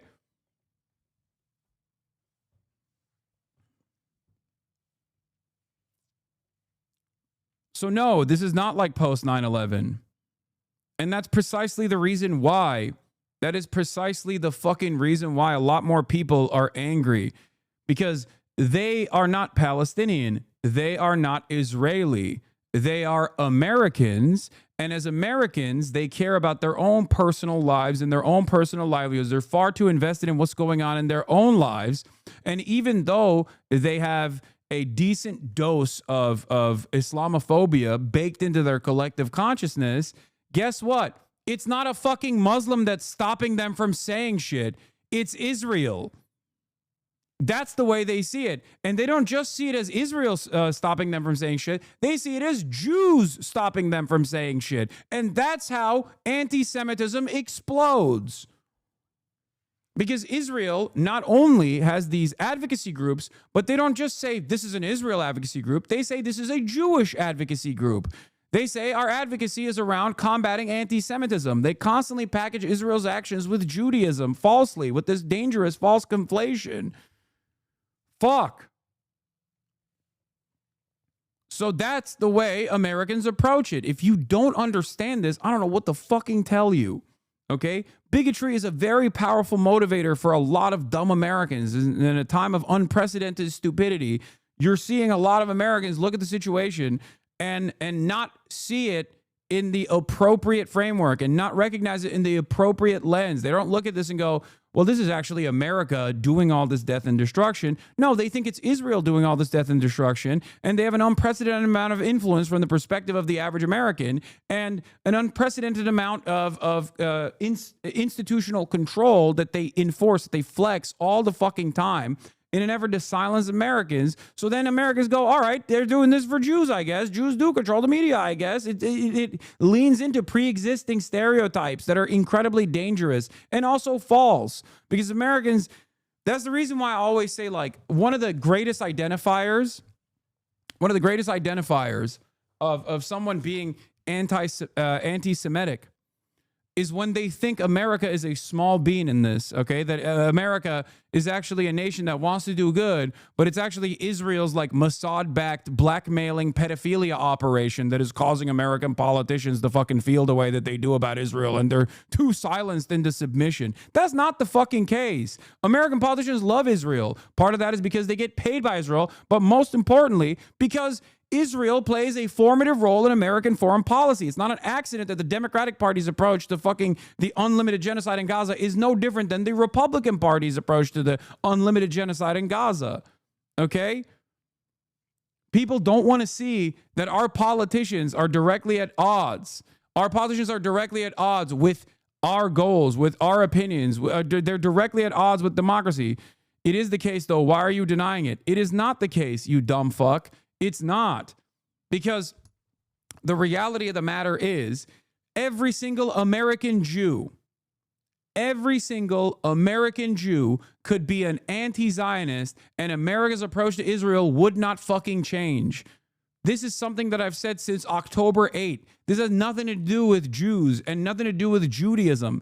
Judaism is a false shield that Israel applies in this conversation to try and stop people from talking. And since it doesn't have, I didn't mean Jews are controlling America, I meant Mossad only. No, dude, Lindsey Graham might simultaneously be in the closet and gay, but the reason why he's actually promoting Israel like the way that he does is not because he's worried about a blackmail operation. It's because he fucking loves American foreign policy. That's what he does. That's why he was pro continuing the fucking war in Ukraine without any sort of exit ramp for Ukrainians to survive, because he openly stated his desires there. He said, it's great that we're using only 5% of our military budget and offloading all of our fucking old refurbished weapons in Ukraine as their soldiers are fucking dying.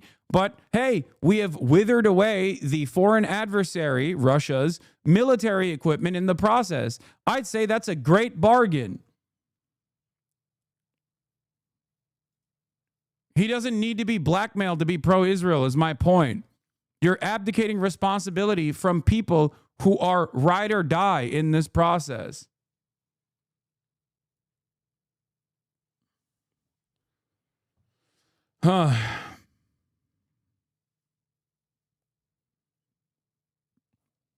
After World War II, that was the narrative the U.S. Europe leveraged as they refused to absorb Jewish refugees and redirected them to Palestine. Today, that sentiment is renewed, like when Biden insisted on repeating, were there no Israel, no Jew in the world would be ultimately saved, which is an incredibly insane thing to say as the American president, by the way.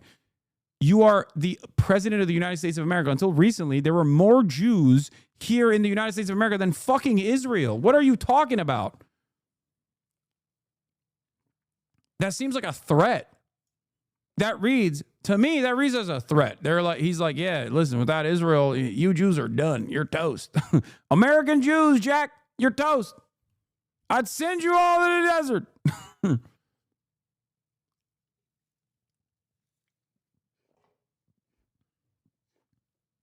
Now, by using anti-Semitism as a false pretext to crush criticism of Israel and by conflating Zionism with Judaism, everyone from the Trump admin to university administrators are consciously and unconsciously fueling actual anti-Semitism, narratives that Jews control everything. And that's exactly what Israel's most extreme supporters from Birthr to the ADL want, because it feeds the narrative that Jews are only safe in a powerful Israel that can protect them. And this directly aligns with the fortressification strategy of Israel itself. Israelis are recognizing their growing isolation on the world stage, but because that isolation hasn't translated into actually effective targeted sanctions and diplomatic pressure that deters Israel's genocidal instincts, Israel is actually using it as a pretext to seize more. And I say this is a short-sighted bargain. This was also part of my warning to Jews in diaspora at my Oxford speech. Okay? Because this is short-sighted. It's gonna flip. You're literally doing pro-ISIS style propaganda for Israel right now. Before you know it, all of the positive defenses of Israel and that packaging that like Israel and Jews are intertwined like this is going to very quickly, in the eyes of even American politicians that recognize the change of attitude, will turn into a negative association, because it is a negative association. It's already happened in the minds of many Americans. That's why you're seeing like anti-Semitism increasing.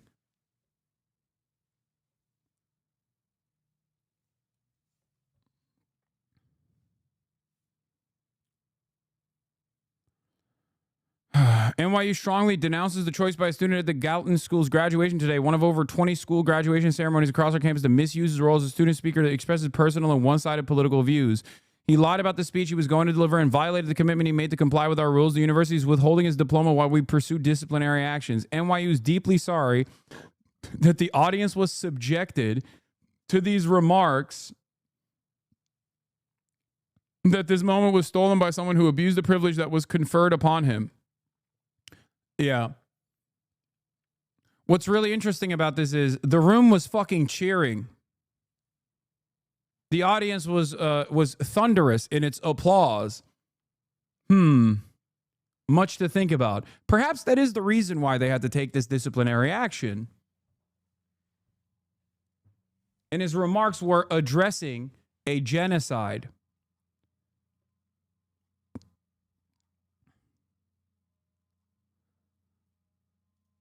It's disgusting. It is totally disgusting. And it's unsustainable. And there will be a tide change. Okay? America's endless and unlimited support for Israel will eventually end. Okay? This is unsustainable. And there's only two options in that end. It either ends because Americans recognize that anti-Zionism is the moral position, or they are deluded into thinking anti-Semitism is the best possible way to cut this unlimited loyalty. They're deluded into thinking that this is about the Jews. And that second option, unfortunately, given the track record of Americans and their predisposition towards bigotry, is probably the option that will happen. And that's what I fear. Americans literally love adopting the most racist framework they possibly can on any issue, even if they're morally on the right side in terms of like decoupling from Israel's agenda of genocide.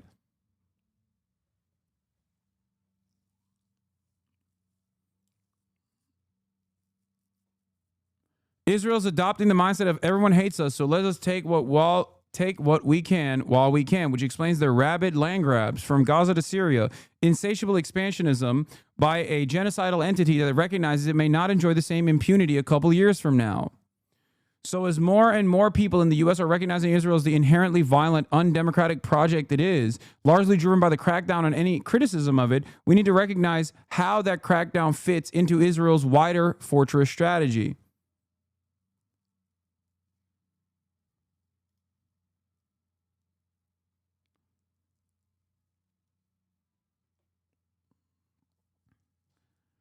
Liberalism tends towards good-bad dynamics, so the second a group is associated with bad, they immediately throw out the baby with the bathwater without any critical thinking or nuance. Exactly.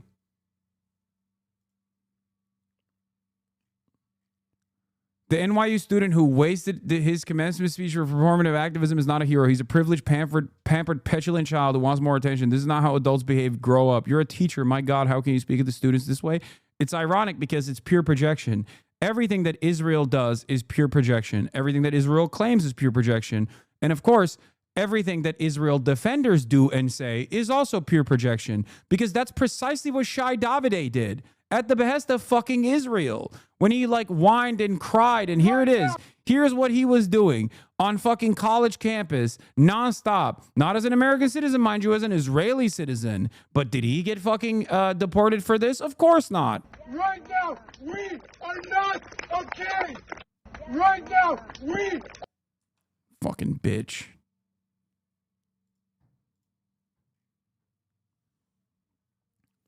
Shai Davide implemented mass harassment campaigns against Columbia students as a fucking Columbia professor.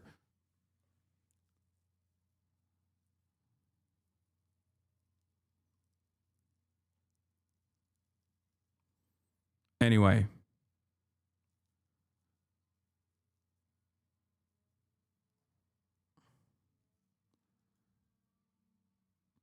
If Shai Davide had been black, LGBT, Hispanic, Muslim, Arab, Palestinian, and demanded the National Guard and FBI be sent to colleges to arrest, torture, and kill white supremacist, transphobe, Zionist, anti-black races, not only would he be fired in 1 second, but the entire conservative media sphere would frame him as an evil, monstrous snowflake, easily triggered fascist who hates free speech.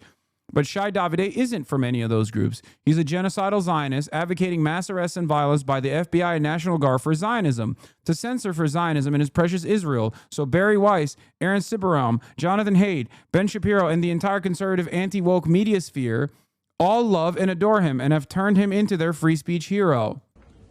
Here's the full fucking speech, by the way. We'll call on the governor.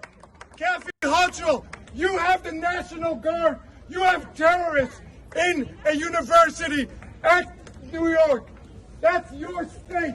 Bring in the National Guard. Make sure we are going to rid this country of terrorists and terrorist supporters. We believe in love. We believe in free speech. But we believe that enough is enough. Everyone knows this. Everyone in the media and political class who hysterically cried about snowflake SJWs and brand themselves free speech absolutists know Shai Davide is the actual embodiment of the woke SJW easily triggered snowflake fascists, and they love him. That is precisely the reason why, by the way, that there is never any conversation. There has never been any conversation surrounding the fucking supposed free speech advocates like Ben Shapiro or Barry Weiss, for example, and their endless endeavors to fucking fire, even way before October 7, to fire and also expel students and teachers that are pro-Palestine. They have always been able to get away with this, where they, on the one hand, will be like, well, I'm free speech. I love free speech, blah, blah, blah, blah, blah, blah. But then every single time, for years and years, I've talked about this for years and years. I believe I even brought it up to Charlie Kirk in the first debate that we had at Politicon in like 2016 or whatever, where I was like, you guys love talking about free speech on college campuses until that free speech revolves around being pro-Palestine.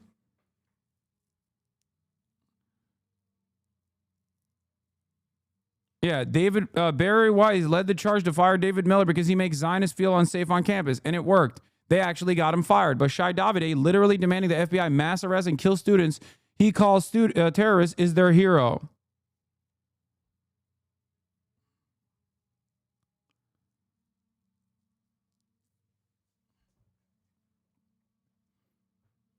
I know I have the two stories on the docket where I will be covering the expulsion of 1 million Palestinians to Libya, which is something that the Trump administration brilliantly put together, apparently.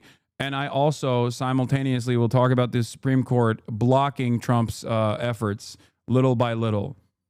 Okay? But before we do that, here's the last part of this equation. In the backdrop of this, as I mentioned, in the backdrop of like the Trump Middle East situation, the Middle East Gulf tour, okay, Israel was destroying Palestinian lives in a way that resembles the immediate aftermath of post-October 7. Israeli army has also admitted that in this process, 80% of those killed in Gaza were civilians. The Israeli army itself is recognizing it.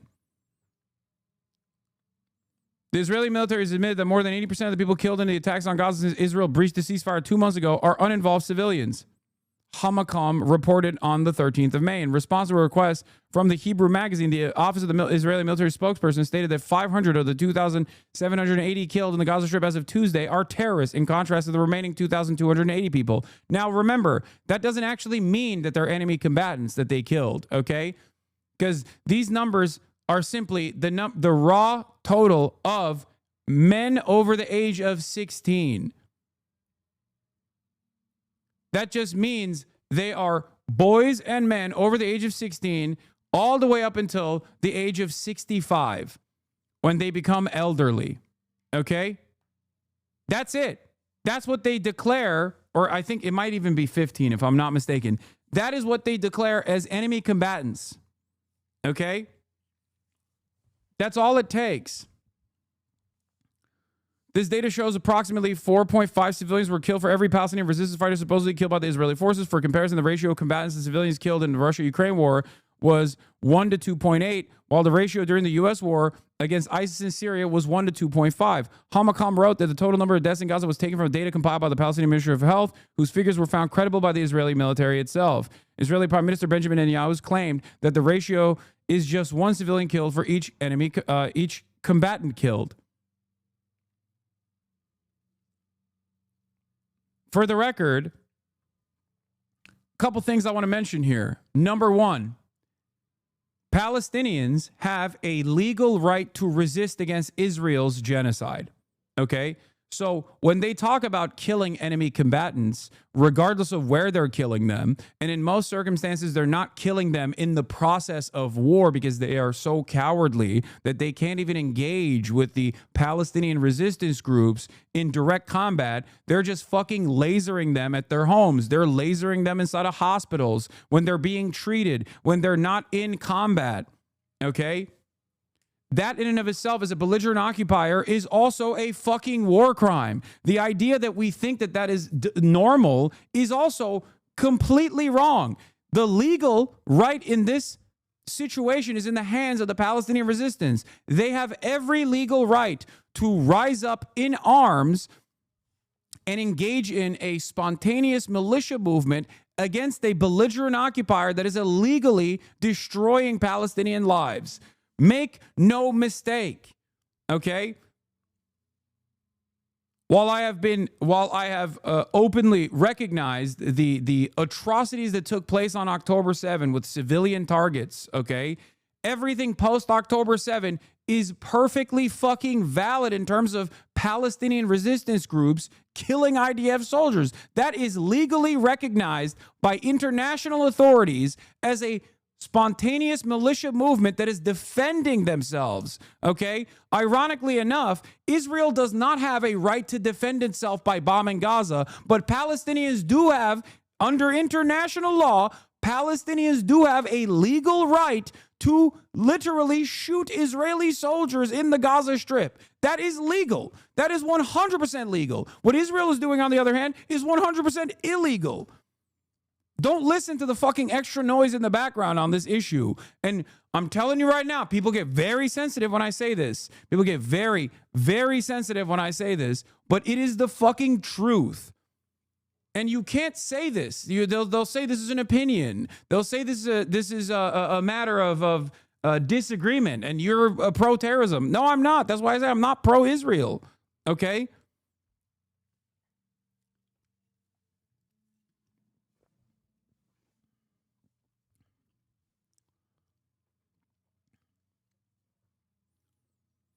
However, many estimates of the death toll in the Strip are much higher than the number documented by the health ministry, all this stuff.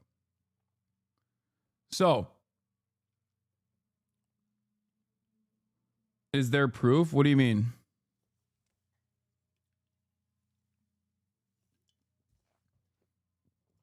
I think what's interesting about people saying Israel had the right to respond to the October 7 shit is that a lot of people don't realize this.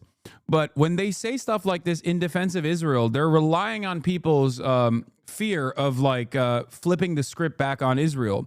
Because this argument is not even one that I maintain, okay?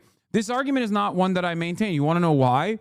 Because this argument means that Palestinians, no matter what group they're a part of, have a right to do October 7 then. Like, you're justifying October 7 by saying Israel has a right to respond after October 7. Do you understand that?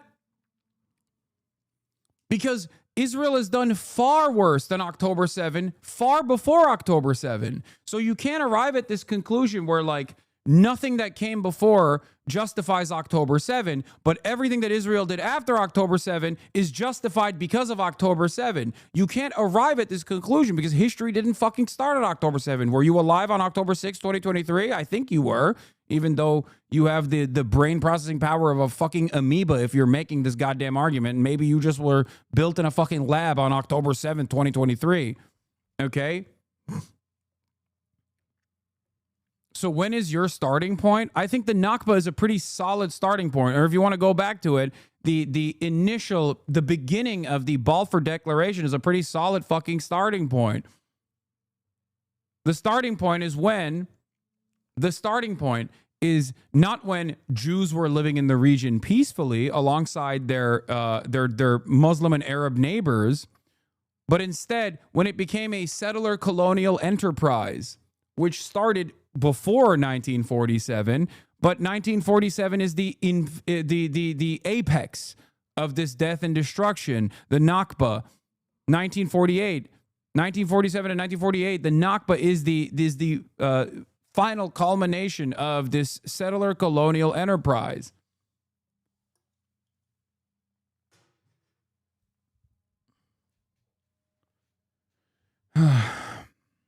Look up Plan Dalit.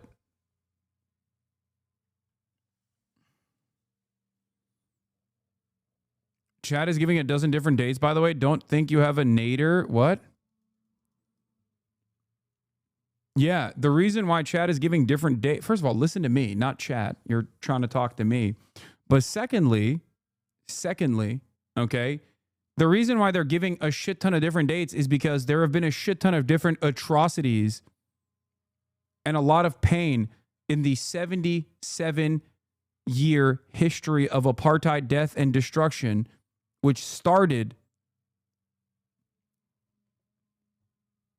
My brother with a degree in peace and conflict studies is vehemently opposed to my claim that agrees with yours that it is legal. He says it isn't because they never signed any international agreements. It's so cold.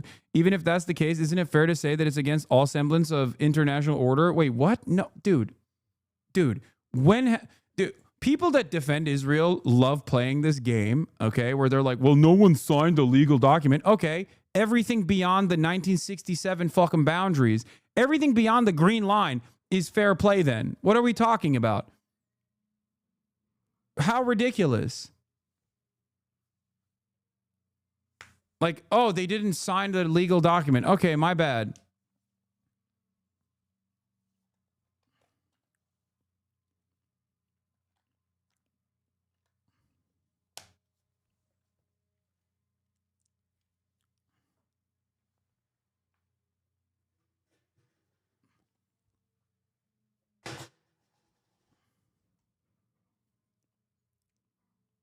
Yeah, you know what that sounds like? That sounds like when that sounds like First Amendment auditors and like libertarians that get stopped for like a busted taillight or I don't know, doing meth in the car, and then a cop will stop them and they go, "Sorry, sir, I'm actually traveling under Admiralty Maritime Law. I'm traveling. I'm not driving a motor vehicle. I'm traveling, sir.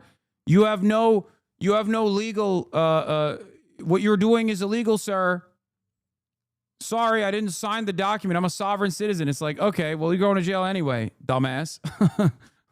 Now, of course, the situation is different because legality is only as important as those who are willing to enforce it.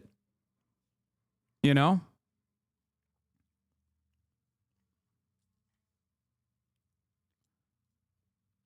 But none of that matters.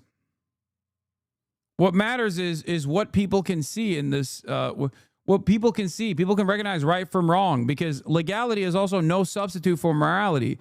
Not only do the Palestinians have a legal right here, but they also have a moral obligation. Do you understand?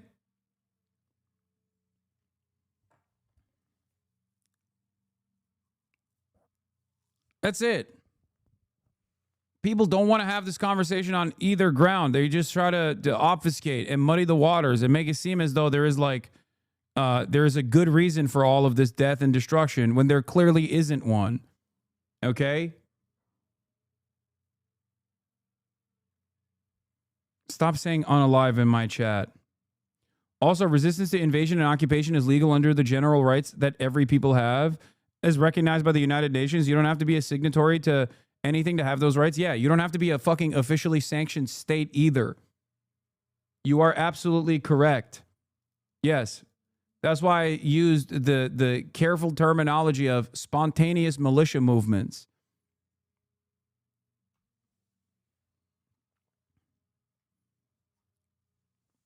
And the same goes for the West Bank as well, for the record. The concepts of genocide and apartheid were established and retroactively persecuted. Committing these crimes are crimes, even if Nazi Germany didn't sign a document that prohibited genocide. That too. But in this day and age, in the post-Holocaust world that we live in, obviously, the reason for why genocide is not measured on the basis of its success of what percentage of the population has been ethnically cleansed, but instead on intention, is for that reason. Because laws don't fucking matter in this process if you prosecute it after the fact. The goal of both genocide studies and the genocide statutes is created, or the apartheid statute is created around making sure that this doesn't happen again. The entire point of Holocaust studies and genocide studies in general is so that this doesn't happen again. Never again doesn't mean never again just to Jews in Germany, in Greater Germany and fucking Eastern Europe. It means never again.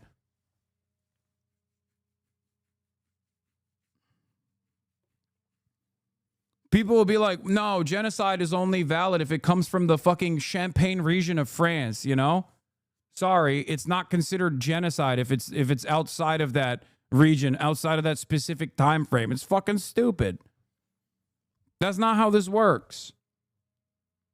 That perspective used to be a Kahanist perspective, and now, increasingly, I hear that perspective from fucking liberal Zionists as well, which is crazy.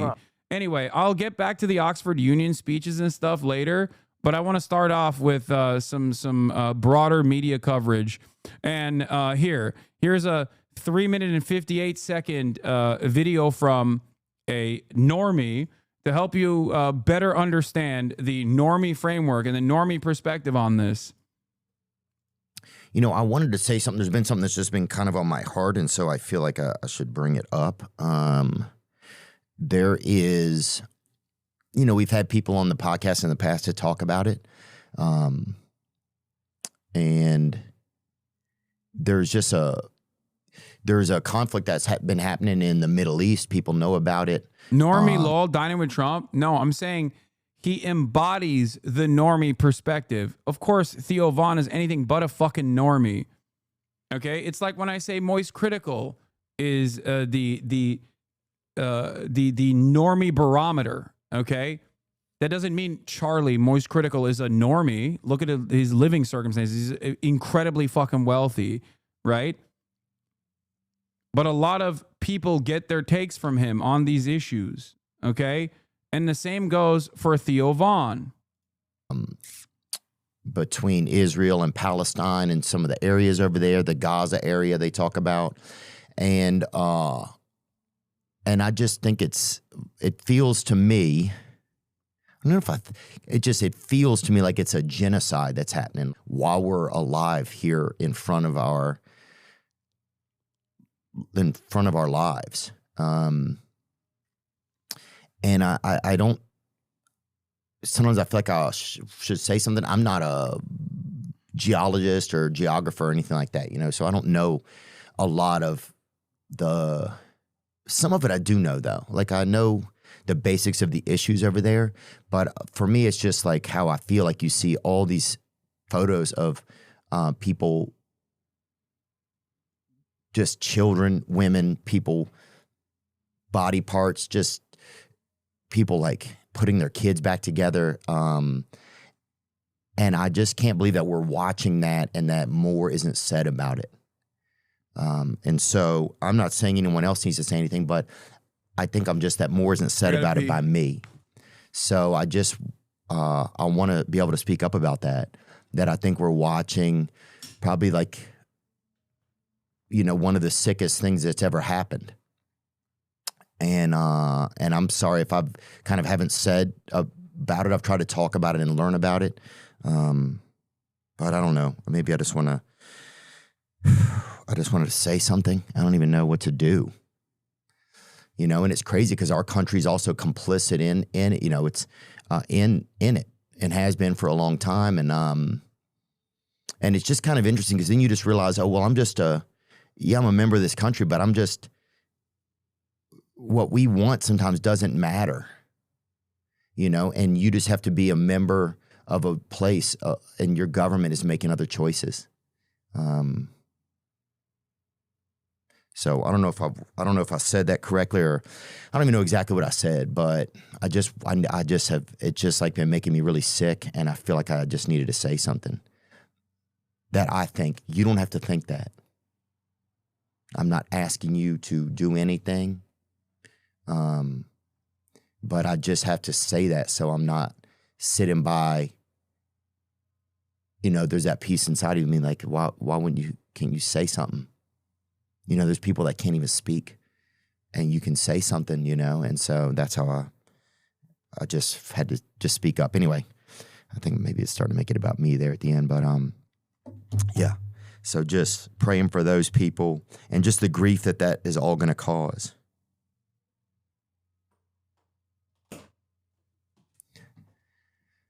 You notice, like, what are we doing? But, and I know that this has happened to other ethnicities and other cultures. I know that it's happening to other places too. I just don't see that as much. And so, yeah, anyway.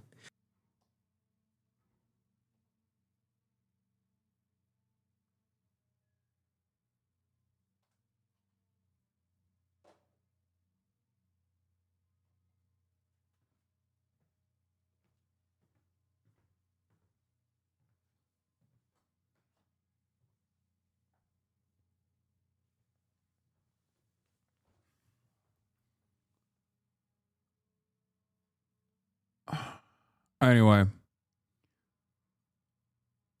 You've been talking with Stabi, making him watch your vids, dude. Theo's a go take. No, I didn't play a role in this. Gabor Mate did. I'm not taking credit for this at all. Gabor Mate is the reason why Theo Von has this approach. That was the turning point for him. He cried in that conversation that he had. And Gabor Mate is a Holocaust survivor. Okay?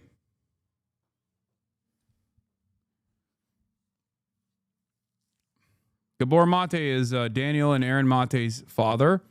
Daniel Mate, you might know from Bad Hasbara, co-host of Bad Hasbara alongside Matt Lieb.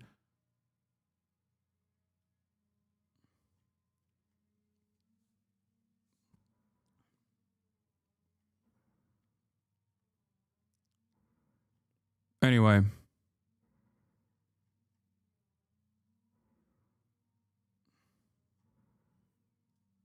He's a phenomenal person. Reach out to Theo before someone like Candace Owens does. Ironic you say that because he had me on a show, but he also had Candace Owens before me, the day before me, apparently, and I didn't even know. Trump finished his week-long trip to the Middle East this morning with deal-making front and center of his agenda. He made one last sales pitch to the region's business leaders, hoping they will invest as much as possible in the U.S. Nancy Cortez covered Trump's visit. She joins us now from Abu Dhabi, capital of the United Arab Emirates. Nancy, good morning.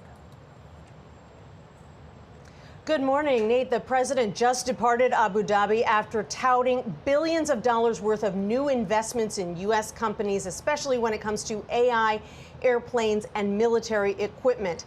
He leaves without a breakthrough in the Gaza-Israel conflict, but this was less of a trip focused on regional tension and more of a trip focused on dollars and cents. Yeah, I mean, exactly, as expected. Boeing makes the best plane. The president served as pitchman for U.S. industry this morning as business leaders here in Abu Dhabi did their best to impress. We're also announcing today our first flight to Charlotte. Oh, good. North Carolina. Today, North Carolina. That's a good place. This first major foreign trip of Trump's second term was a departure from traditional foreign policy. Instead, it was diplomacy by commerce. So it's over $200 billion, but 160 in terms of the jets. That's fantastic. 600 billion knowing we will be $1 trillion. Trump bypassed long-standing regional allies like Israel and Jordan to visit three booming oil and gas-rich Gulf states. We have a president of the United States doing the selling. It's hard to know at this point how much of this investment was driven by the salesman-in-chief and how much was already in the works. These quickly growing countries have been aggressively importing American excellence for years. The Cleveland Clinic opened an outpost in Abu Dhabi in 2015, and Disney just announced plans to build a new theme park here. Fantastic. Indoors to beat the heat. In all three nations, Trump urged the leaders to go even bigger and buy even more from us. We're a hot country, just like you're a hot area. I can tell you that our country is hot. It's hot as a pistol. We were not such a hot country 6 months ago. And now I think we're the hottest country, if you want to know the truth. President Trump is now on his way back to the... They're not just milking Trump. Trump is milking them as well. It's just direct quid pro quo, corrupt deal making. And the way it's taking place, is happening in the backdrop of a fucking genocide that has escalated as Israel seeks to punish the Palestinian civilian population again and again and again because they feel angry and resentful that Trump even aesthetically sidestepped them to talk to Hamas directly. And here's a good take as well. If democratic elections were held today in Saudi Arabia, UAE, and Qatar, Jordan, Egypt, they would elect governments that will break off all relations with the genocidal Israeli Zionist entity and vow to destroy it. So the U.S. props up fascist puppets that violently suppress them. That's it. When Iran retaliated against the genocidal Zionist entity, the U.S. NATO-Israeli Empire's Arab Shield was activated, literally shooting down missiles aimed at Israel, risking the lives of their own people. That is how much contempt these fascist puppets have for their own population. They literally shot missiles at the Iranian missiles that fell on top of their own citizens, potentially. And Egypt is a great example of this because they did have elections, and then lo and behold, a coup took place.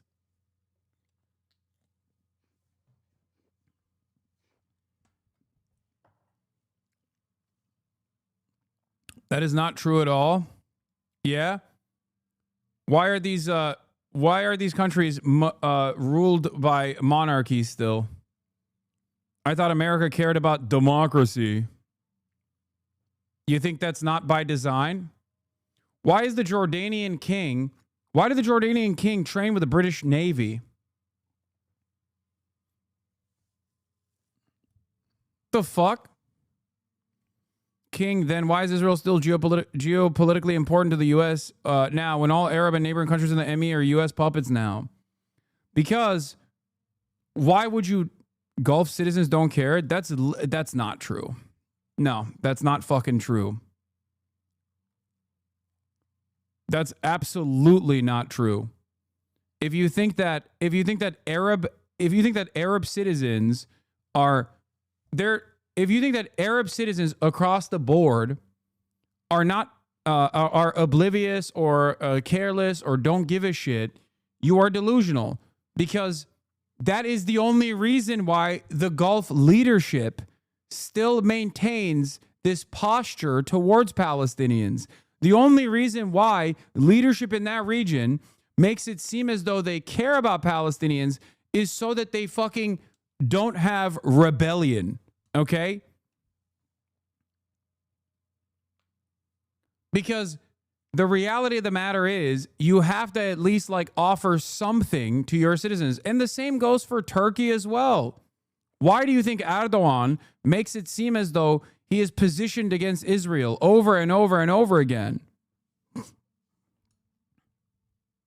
The reason why, by the way, I'm Lebanese and half the population was against involvement in the Palestine situation is such a funny thing to mention because Lebanon was literally packing up pro-Palestinian protesters and fucking putting them in unmarked vans and shit and arresting them. What are you talking about? In many of these countries, like, if you have a Palestine flag in Mecca, they will take it away from you. That's in Mecca. That's the heart of Islam, right?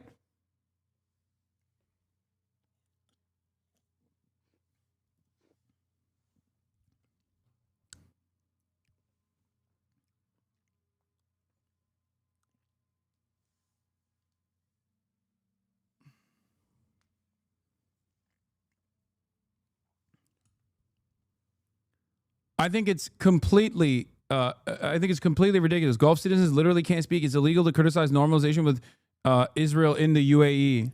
Yeah. UAE government intensifies suppression of voices opposing its policies, escalates rights violations. But of course, none of this is ever talked about. Why is none of this ever talked about in the Western media? Just like the same people that constantly talk about like Houthis being backwards and homophobic and having horrifying practices against women and all this shit, they don't have a peep to say about any of the Gulf states because they're aligned with Israel. That's it. And therefore, because of their alignment with Israel, America lets them do whatever the fuck they want. And America gives them a steady flow of weapons that they can inevitably use to suppress their own citizens as well if there is some sort of revolt or rebellion, some sort of coup.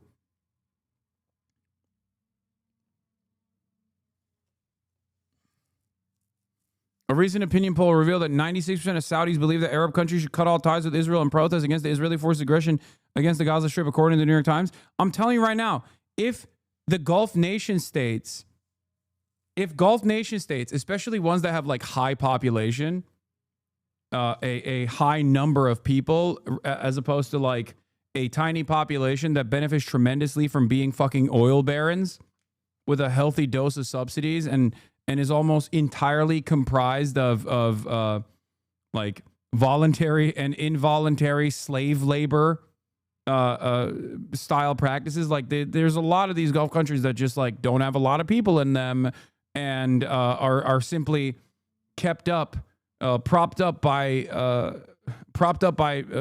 immigrant labor, some of which resembles slave labor practices or are directly considered slave labor practices.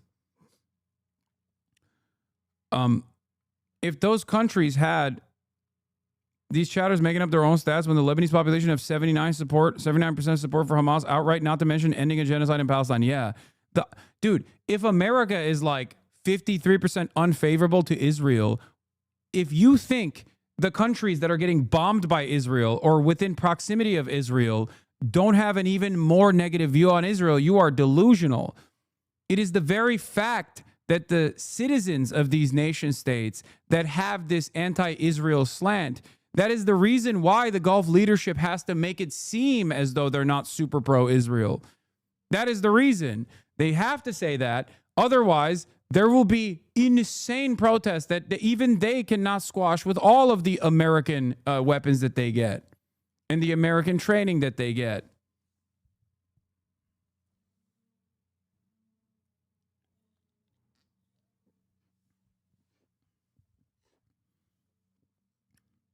Where does Qatar fit in? Qatar is, out of all the Gulf states, the only one that has at least a neutral position on Palestinians. They are still, of course, very much in favor of normalizing with Israel. And they have a similar undemocratic structure as well. But having said that, they are at least neutral. And here's what I wanted to talk about. And this is what my fears were, and my greatest fears are being realized in this process. Hamas says Witkoff personally promised to lift the Gaza blockade in exchange for Eden Alexander.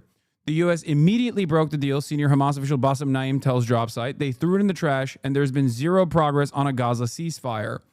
A senior Hamas official told DropSite that the group received a direct commitment from Donald Trump's special envoy, Steve Witkoff,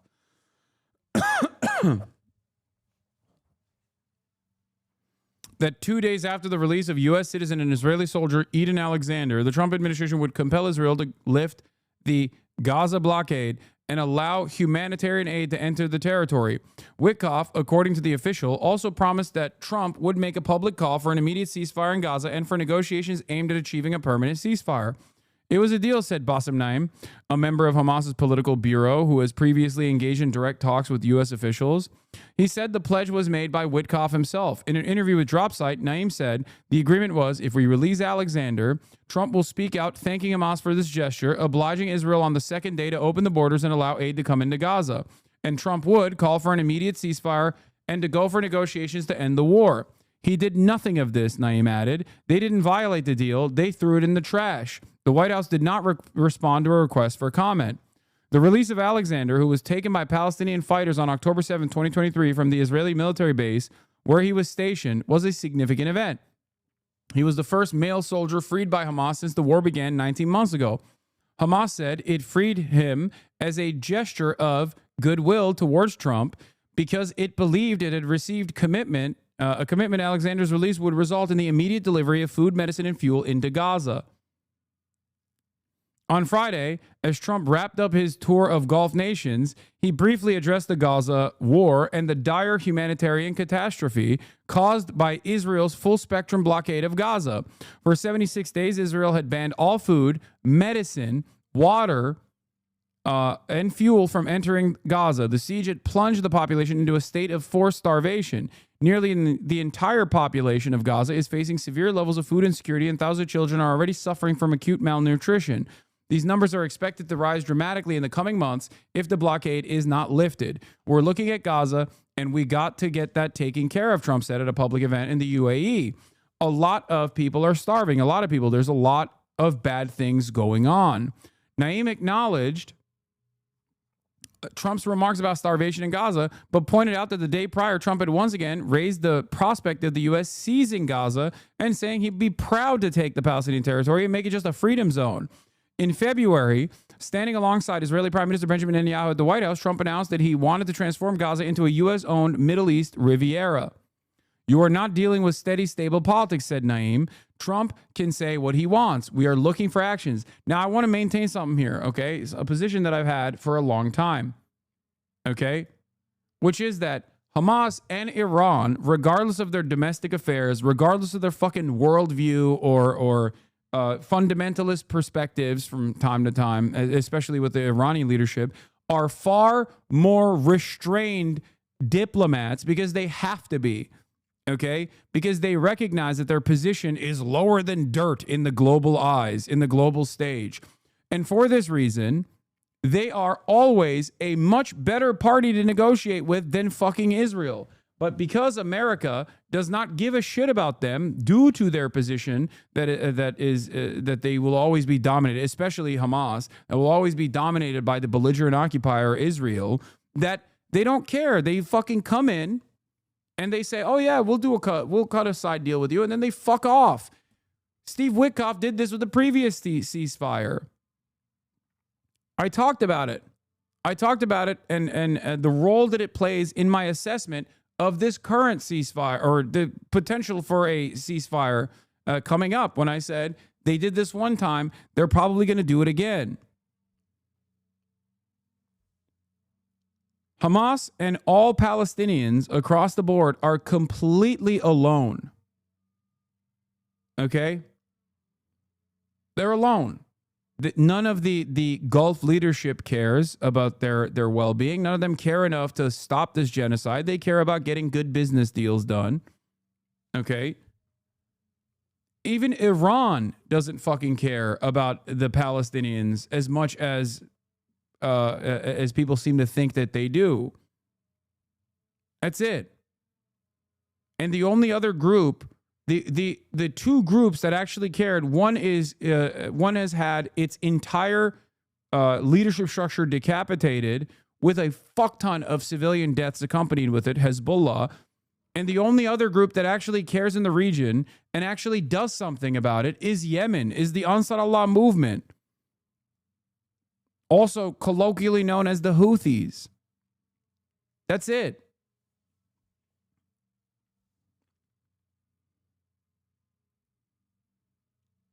Trump's humanitarian plan. Both the U.S. and Israel has been pushing plans which would not be linked to any ceasefire to deliver aid in the Gaza Strip. The White House has said it would empower a newly created NGO to formally run the program alongside U.S. security contractors. This proposal for aid distribution involves a system of political vetting and calorie restrictions, and it would require Palestinians to travel long distances to pass extensive security checks to receive meager rations of food. Pre-approved representatives of families in Gaza would be permitted to pick up food supplies once every other week under the plan. While Israeli forces would not distribute the aid, the army would be involved with security. It's literally straight up Auschwitz shit, okay? It's fucking insane. Yes, I know. My Kyle Kalinske interview just dropped. Yes.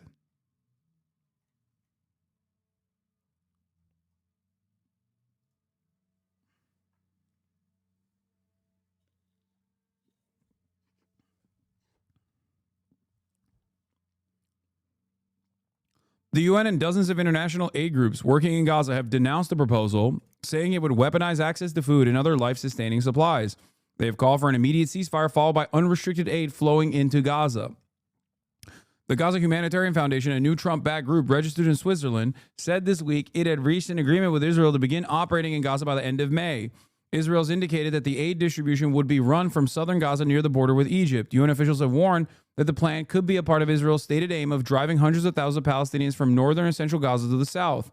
On May 4th, the Israeli cabinet approved a plan codenamed Operation Gideon's Chariot that it threatened to implement if Hamas did not capitulate to Israel's demands by the time Trump finished his tour of the Gulf. Its explicit aim would be the conquest of the Gaza Strip, an open-ended occupation enforced by wide-scale attacks and the destruction of Gaza's remaining infrastructure. Palestinians would be herded into the wasteland of what was once Rafah. In the days leading up to Trump's trip to the Gulf, Netanyahu authorized a dramatic escalation of Israel's terror bombing of Gaza and began amassing troops along the stretches of Gaza.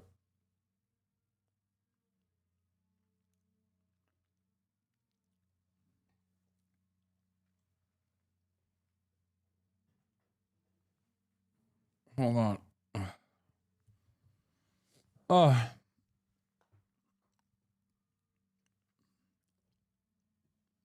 In the days leading up to Trump's trip to the Gulf, now we talked about that. On Friday, more than 90 Palestinians were killed and over 200 wounded in Israeli attacks, according to Gaza's health ministry.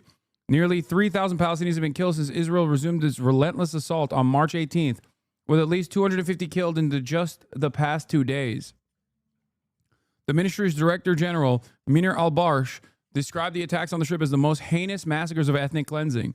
The Israeli military has issued mass displacement orders for Beit Lahia, Jabalia, and other northern areas, causing panicked families to flee their homes with no safe haven to go to. Whether you're in shelters, tents, buildings, evacuate to the south immediately, read leaflets dropped by the Israeli military over the areas. In northern Gaza, paramedic Mohammed Abu Luai reported over 15 airstrikes hitting densely populated residential zones, including Tal al-Zatar and Jabalia camp. Entire families remain trapped or missing under the rubble. Mahmoud Bazal, spokesman for Gaza Civil Defense, described the assault as a night of horrors of the Day of Judgment. He described Israeli forces intensifying indiscriminate bombings, striking inhabited homes without warning and targeting ambulance crews attempting to reach survivors, in a process known as double striking or double tapping, where they hit an area and then ambulances come and first responders come and people try to take people out of the rubble, and they hit the people that are trying to take people out of the rubble. Hamas says zero progress has been made on the ceasefire, while Witkoff, according to Hamas, has promised the U.S. would facilitate the lifting of Israel's blockade on Gaza 2 days after Alexander's release. The U.S. appeared to completely abandon the agreement. On May 13th, the day after Hamas freed Alexander, Israel launched a massive series of airstrikes.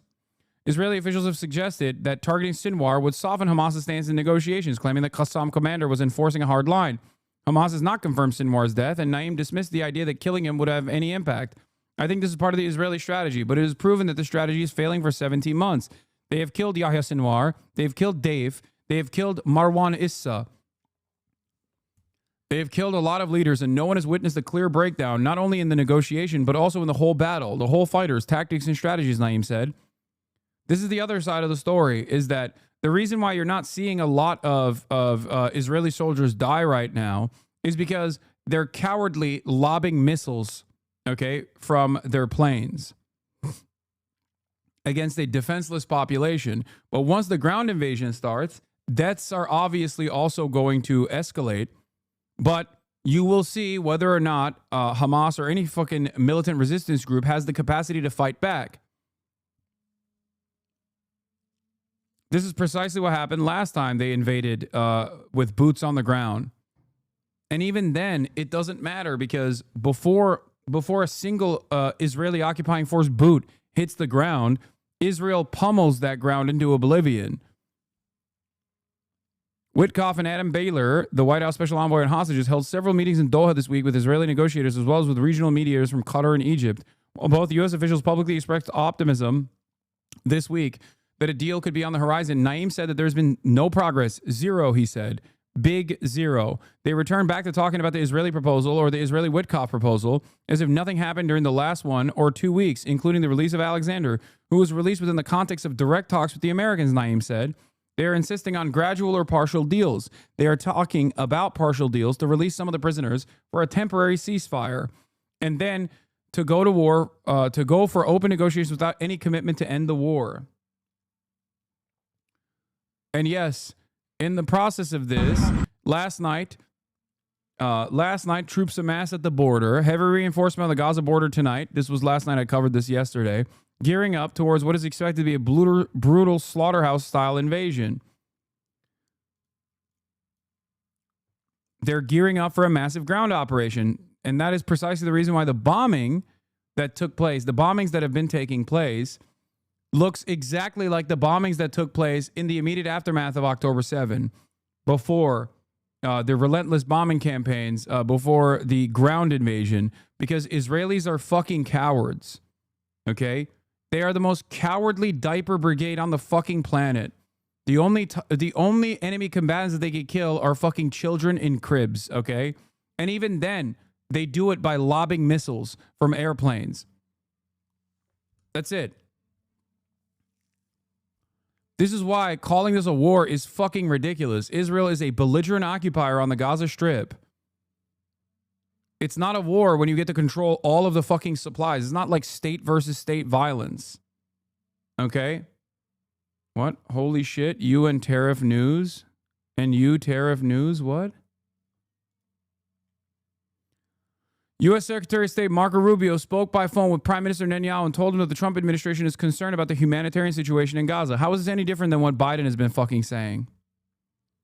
So yeah, excuse me if my words actually frustrate you when I say fuck Israel, okay? Fuck Israel. And fuck anyone that defends Israel, okay? They are doing a live-streamed Holocaust. And anyone, especially at this point, that still tries to fucking defend any piece of this is a disgusting, repulsive monster.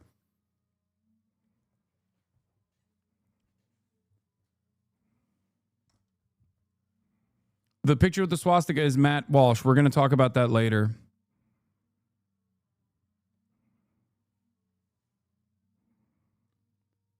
Israeli news outlets reported Friday that no breakthroughs had occurred in Doha this week. Ynet reported that after 2 days of meetings, Witkoff has given up and is letting Israel make the decisions. The Times of Israel reported, in the face of Netanyahu's refusal to make any concessions, Witkoff has told other mediators that Washington doesn't plan to force Israel to end the war in Gaza.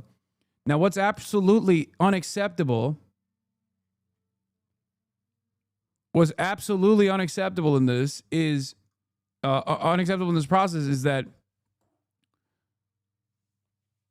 Trump controls Israel, okay? The American government has unlimited power over Israel. Israel could not even defend itself for a second if it wasn't for American weapons, American targeting systems, American shields, American defense, American munitions, and the coalition that America has put together in the region to defend it. Okay? The idea that Israel be able to fucking do a 7-front war and also simultaneously defend itself is ridiculous. They caught you talking shit about getting detained. Homeland Security says you lie for likes. The news are talking on how you were talking shit about getting detained. They said federal agents are denying this. That's a really interesting way to fucking demonstrate that you have no critical thinking skills or you don't even know how to read what the news are saying. Yes, the Department of Homeland Security said I'm lying for likes about the way that I was detained or the reasons for my detainment, which of course they're going to fucking say. They're the goddamn government. But even the Department of Homeland Security does not deny that I was detained at all. Are you fucking stupid? Do you not understand how words work? Also, lying for likes is so funny. It's just like boomer shit.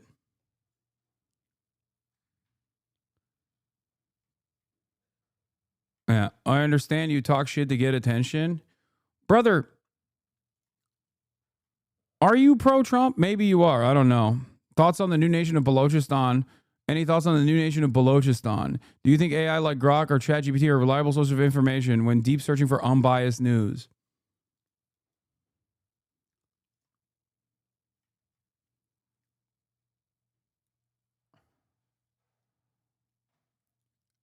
You are the dumb people magnet? I know. If you are a stupid person, if you are one of the stupids, you most likely are going to have a deep, unexamined hatred for someone like myself. And you won't even know why you have this kind of hatred. You'll just kind of go along with it because other people... Still no answer, like always, just talk shit. What?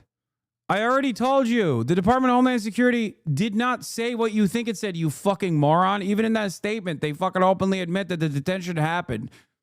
What do you think we released them means? The fuck? God. Sometimes I'm just like trying to explain how words work. And it's so difficult for them to comprehend this. Oh, Asmongold's talking about this right now. That's why this fucking dumbass came in here.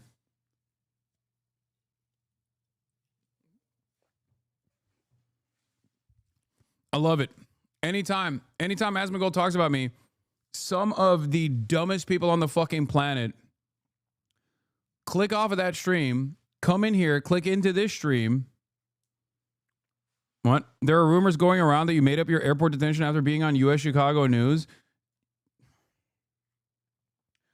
How do I deal with stupids of this magnitude? How do I deal with stupids of this fucking magnitude?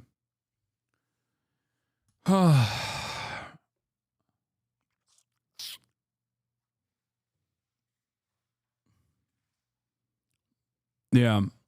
Yes, I coordinated with the Department of Homeland Security to say that I was fucking detained. That's what I did.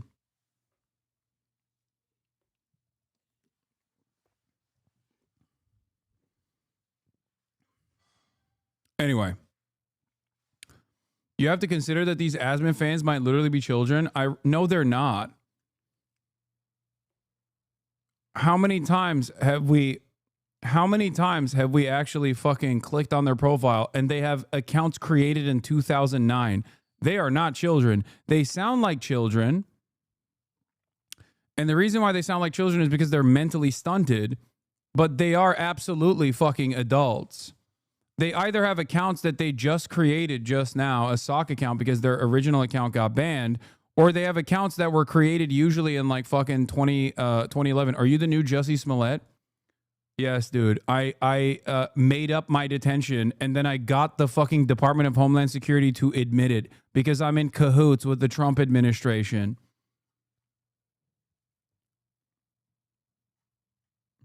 It doesn't even fucking make sense. It does not make any fucking sense. CBP, DHS should release the tapes if I'm going to call you a liar. Yeah, I mean, seriously. Great.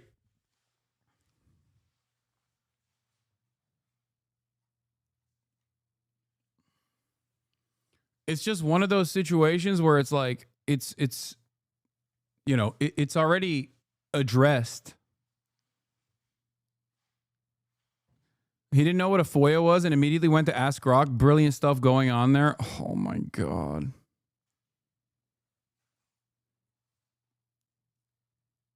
Yeah, they're not. I saw a 45-year-old disgusting fat incel watching Nazi gold on the train. They're not children. They're just infantile in their minds. Yeah.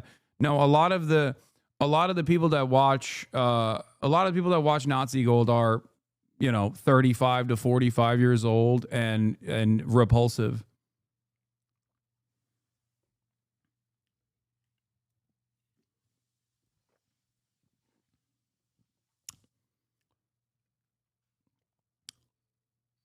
No, the claim is that you made up the questions and people dream up how the tapes will ruin you. Okay. I hope they release the fucking tapes then. Except that's not the fucking claim here. The claim is that it didn't happen. That's what they keep saying.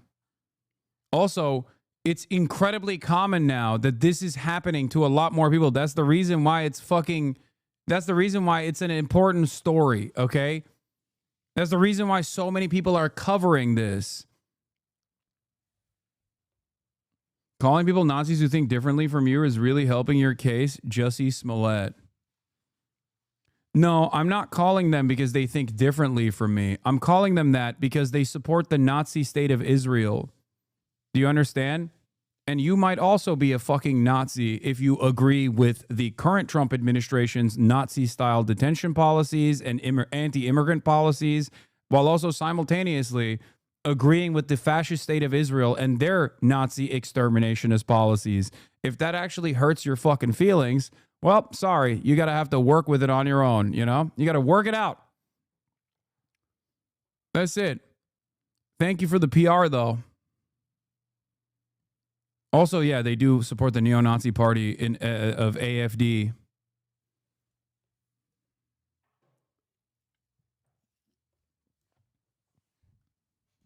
I have a domestic flight at the end of this month. No, domestic flights don't, you won't get that kind of questioning.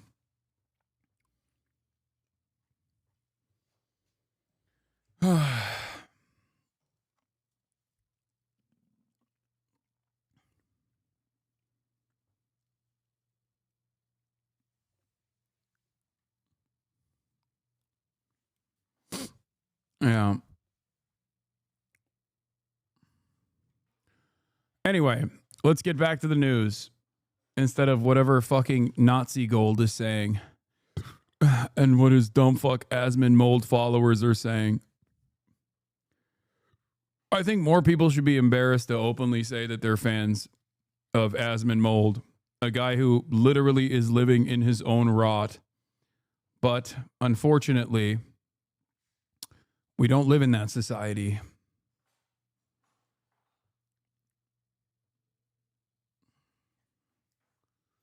You call me an idiot for me asking a question. Majority of the time I'm on your side, although there are some things I disagree with, but this pushes my thinking further to agreeing with your lack of accountability and humbleness. When people sum to you with valid questions or criticism, you just go straight to insults. Let's hear what the question was.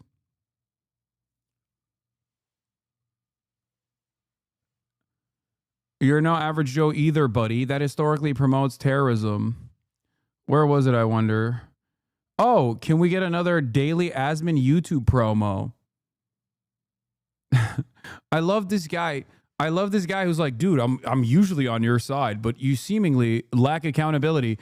And then we look at his fucking background, and it's literally him constantly coming in here to be like, dude, cover Asmund Gold, cover Asmund Gold, cover Asmund Gold, cover Asmund Gold.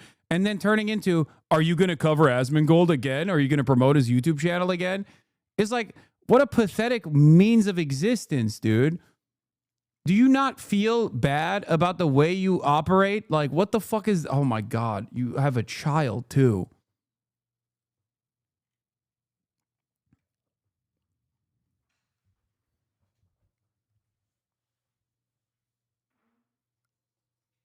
Ay, ay, ay.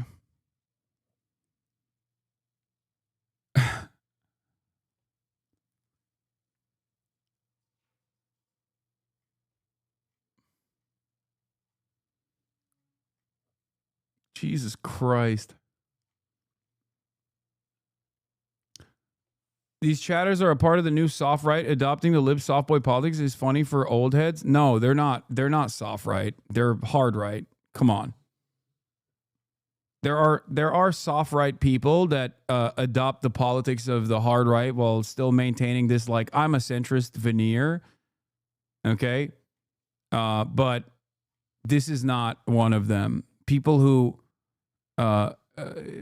maintain these positions are fucking through and through right wingers. I am glad that we looked at this though, because once again, I'm glad that we looked at this though, because like this guy went, I ask you reasonable questions and then you banned me or you called me stupid. And then I looked at his background and there is not even a single fucking instance where he's asked a reasonable question. He is always antagonistic. Why do you think you can, like, is there any other fucking Twitch streamer whose chat you can go into and literally consistently for months on end constantly fucking hammer them over and over again? And then also, even when you get your wishes met, like you say, oh, dude, watch Asmongold's take on this. And then I do. And then you turn around and go, dumbass, you're always watching Asmongold. Do you know what would happen under normal circumstances to someone like yourself? You would get banned by like the third time you did this. You get permanently banned. And it's not the end of the world, by the way. You can still watch if you're permanently banned. You just wouldn't be able to chirp in here. This is the interaction that you desperately crave. And I give it to you. Go fucking ask Asmongold why he doesn't know what the fuck he's talking about and see how quickly you get perma-banned if you want to understand what lack of accountability fucking looks like. How many instances has Asmongold been completely and entirely wrong on, especially as it pertains to fucking politics? Yeah, go bring that up in his chat. He will immediately ban you. Of course, you're in agreement with him, or perhaps too utterly terrified to fucking have any sort of reasonable discourse with a creator such as this one. So you just come in here and you fucking chirp over and over and over again. You know what I mean?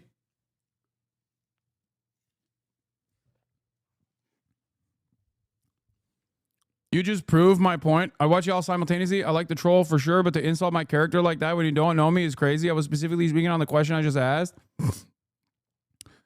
Did Hasan cover that he's on the news and they might be pulling footage from the interview? Did you cover this already? I hope they do. That would be fucking fantastic. What the fuck is this video? A popular Yeah, I have. I already covered this.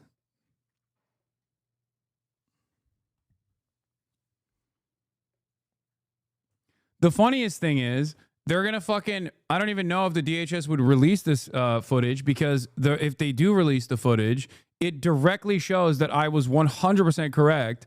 Obviously, recall is not going to be 100%, but they would never release the full footage, because then it would prove that they're asking fucking people, American citizens, whether they like Donald Trump or not.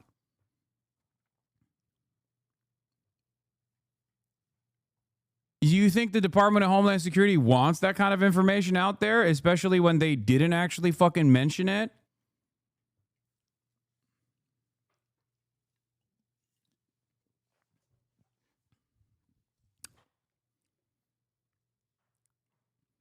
Nazi mold perma banned me for asking why students protesting was bad if they exercise their free speech right. Yeah, go ask him about his inconsistencies when it comes to free speech.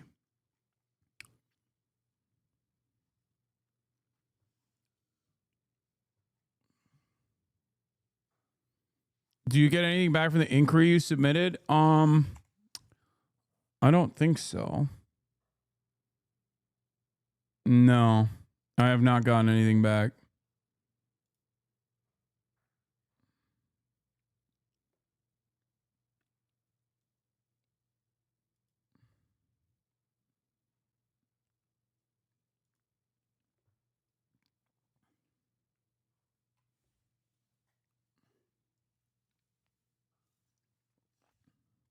The thing is, if the footage were ever to be released, especially if the full footage were to be released, I don't know if those things are recorded or not. I'm sure they are.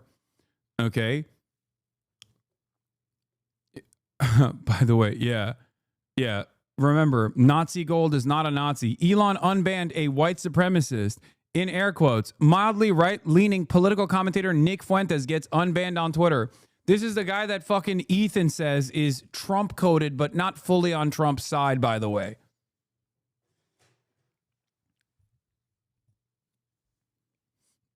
Yeah. You call everyone a Nazi.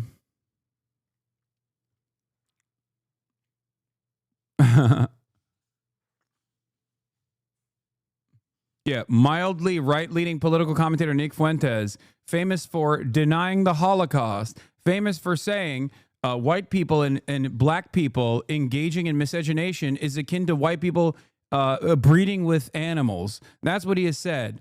An actual fucking American neo-Nazi. At the time, I reached out to Asmongold when this fucking came out because we had a much better rapport. because he wasn't hiding behind his fucking hug box while launching attacks and simultaneously refusing to ever talk to me directly. By the way, for the record, 100%, the moment that the role reversal takes place, Asmongold will gladly come in here, okay, and will try to have a conversation with me. The moment that the environment and the political environment and the attitude shifts in a way where a lot of these fucking dumbasses that are currently hopped up on the pro-Trump shit turn around and go, maybe this was stupid. Maybe I should entertain some alternative perspectives here. Oh, Hasan is right there. And then that fucking 30K to 40K dynamic shifts in the other direction, and I have more viewers than him. He will come back gladly here to try and have a conversation and will expect me to be charitable, as it has happened in the past over and over again. Trust me on this, okay?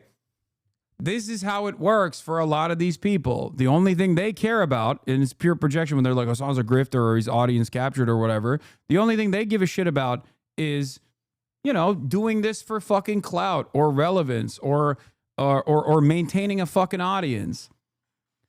If there was an overwhelming sea of support for progressive values, Asmongold will slowly but shiftly change his perspective, massage the narrative, until he was also resembling the progressive values.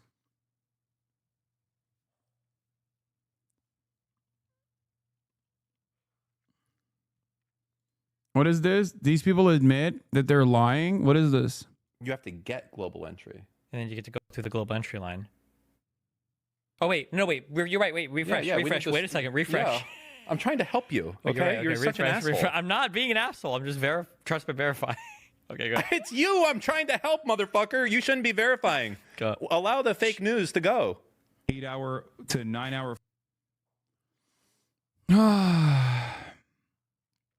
That is insane. That is actually fucking insane. It's kind of wild that, like, this is just pure stalking shit. It's also been addressed by the fucking main party that had no reason to fucking say that they even detained me. They could have just lied about it and said that it didn't happen. You know? And yet, they're still doing this shit.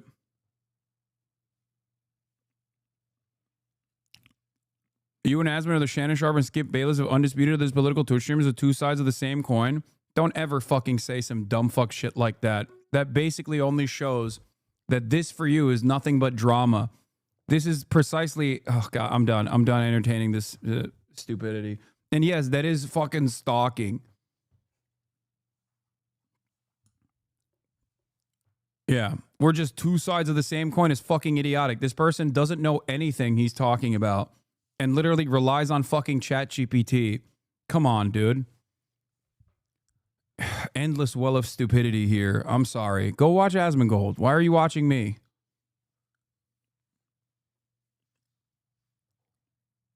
God damn. Trump administration is working on plan to move 1 million Palestinians to Libya, by the way. Details are murky and no final agreement has been reached, but the plan is under serious enough consideration that the administration has discussed it with the Libyan leadership. The current Libyan leadership is in the pocket of Erdogan, by the way. This goes along with the same designs for the region that I was talking about. And this is, again, ethnic cleansing.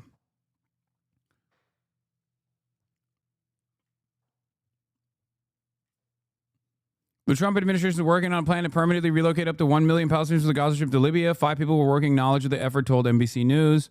The plan is under serious enough consideration that the administration has discussed it with Libya's leadership. 2 people with direct knowledge of the plans, and a former U.S. official said.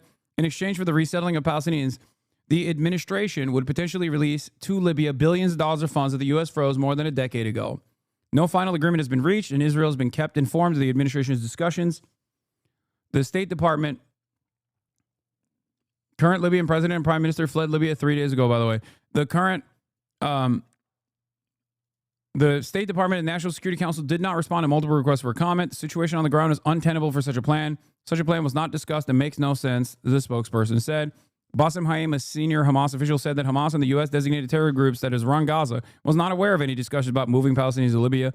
Palestinians are very rooted in their homeland, very strongly committed to their homeland, and are ready to fight up until the end and sacrifice anything to defend their land, their homeland, their families, and the future of their children, Naim said.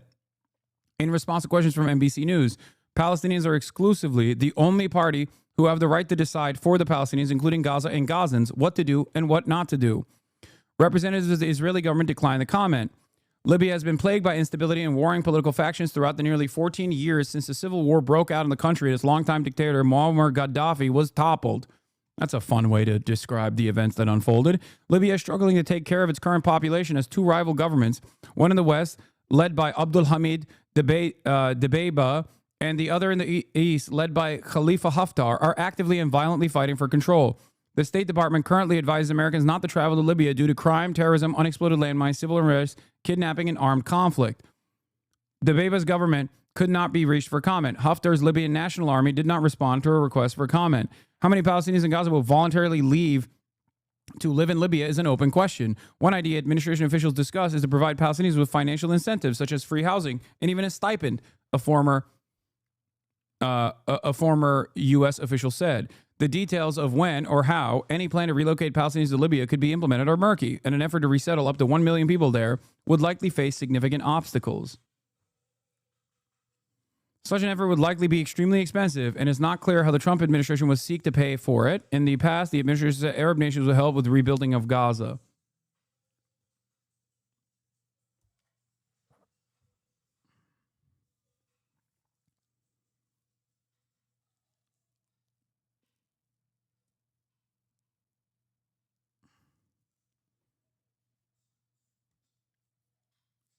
Yes, you are respected by many mainstream establishment media. No matter how many viewer Epstein or as Dumbfold has, doesn't matter. Nobody knows who they are. Nobody's lining up on their door begging for an interview. You have institutional popularity, which is much more than Twitch numbers. I know you know that and agree.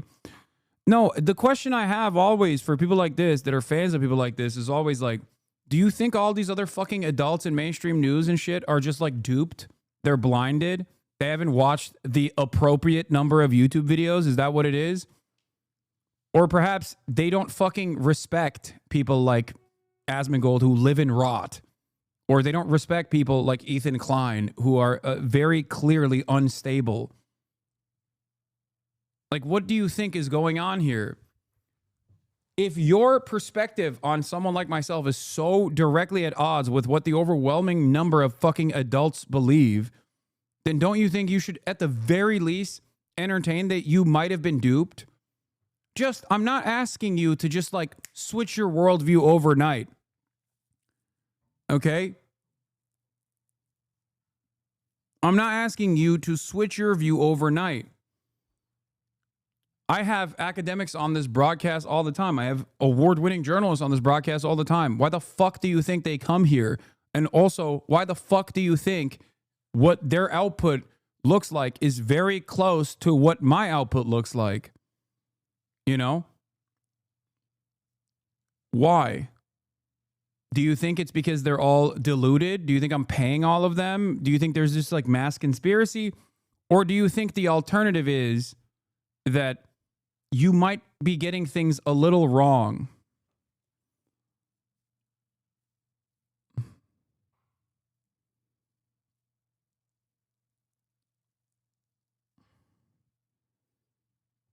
I love you, but the argument doesn't work when the majority of adults that the layman can hear are siding with Israel. That's not even true. That also isn't even true.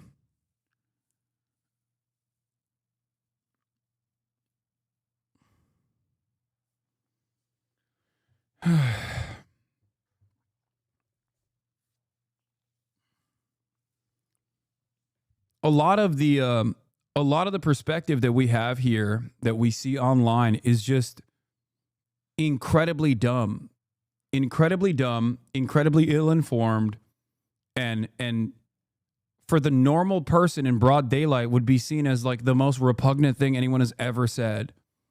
This is what I tried to remind people when there was that Valentina Gomez chick who was running for Secretary of State. I forget in which state.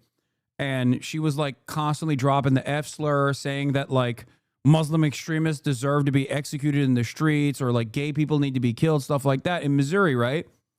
And she gets a lot of fucking clicks on Twitter, and everyone would look at her and point to her to be like, look at how dangerously radicalized the Republicans are. And it's true to a certain degree. There are a lot of Republicans who agree with that. And she got 7th place in Missouri. And at the time I said, if any person in Missouri, any person whatsoever, even a fucking like right-wing Republican in Missouri was walking down the street and they heard Valentina Gomez say those things, you know, dropping the F slur, saying that gay people need to be killed and they're pedophiles, they would fucking beat her ass. Okay?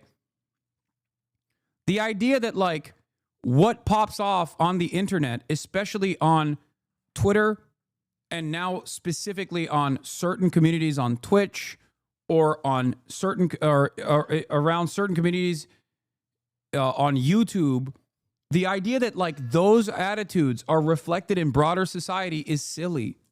Okay? Just like the entire scope of my perspective is not broadly reflected in society. But the difference, of course, is that I know that, right? Like, I don't think the average American is talking about the legitimacy for resisting against the state of Israel. The average American simply is just looking at this and going, it's really fucked up that children are in bags and getting decapitated by like American munitions that Israel's using on them. That's fucked up. We should stop that. That's the average position. Okay? That is the position of the average American.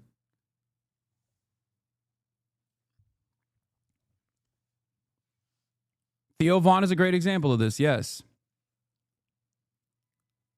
But if you were to watch all of these like slop tubers or whatever, you would think that the average American's position was insanely pro-Israel, like insanely pro-Israel. That's not reflected in broader society at all. The only place where you would see that level of support for the dangerous state of Israel would be Congress. Do you understand? That's also part of the reason why. That's also part of the reason why when you look at part of the reason why when you look at the likes and shit, even on TikTok, which is certainly a lot more democratic, even though there's a healthy dose of insane right-wing sentiment that pops off there as well, as opposed to Twitter or even Twitch. Very different attitude overall. Anyway, here is the back and forth that I had with Kyle Kalinske the other day.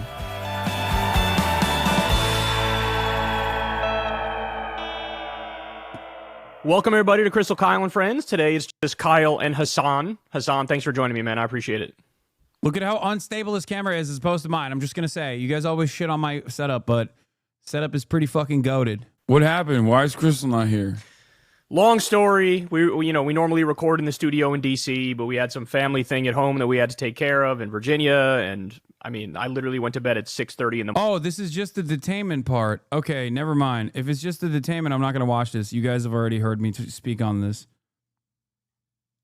They're arresting judges already. They arrested the we talked about a bunch of other stuff as well. He's going to post the rest of it too.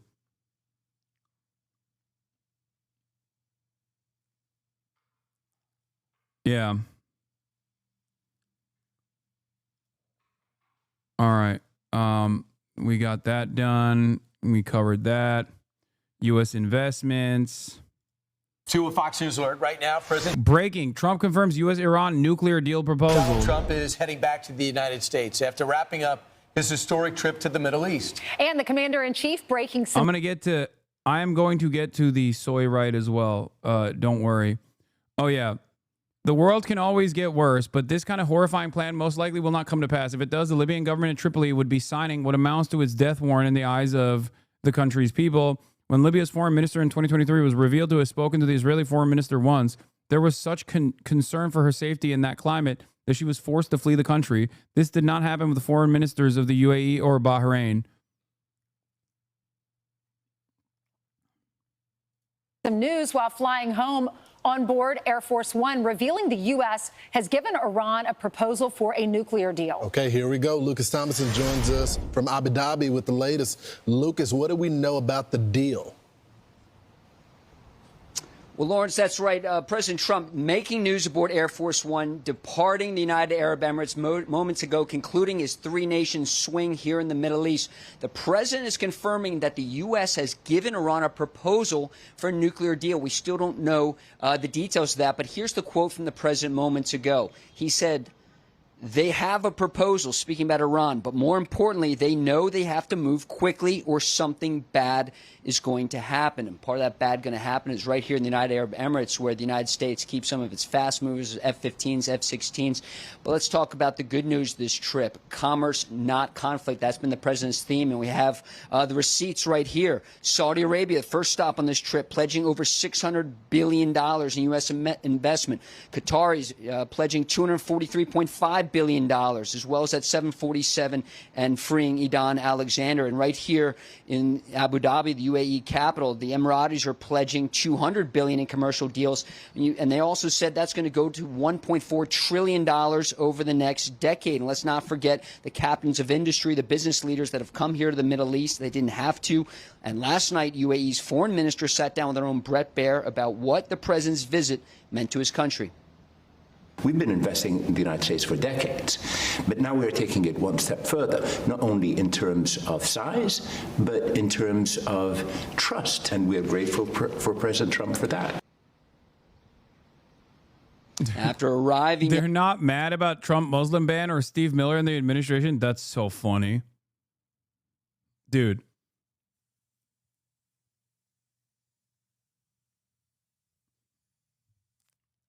Listen. I don't know if you know this, but they don't even give a shit that Israel is currently doing an ethnic cleansing campaign. No. They don't give a fuck, dude. They're rich as hell. The people in these places do care, but these guys don't. You need to understand, these are monarchs. Like, through and through. We're talking about monarchs, okay? They're kings.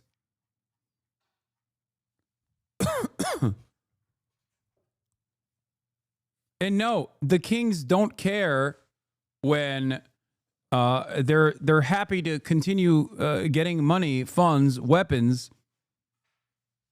from the American king, Donald Trump. If anything, they like Trump more than previous administrations, because at least previous Western administrations would at least present themselves as though they were above. There is this this elitist mentality that prior administrations demonstrated over and over again that this one does not.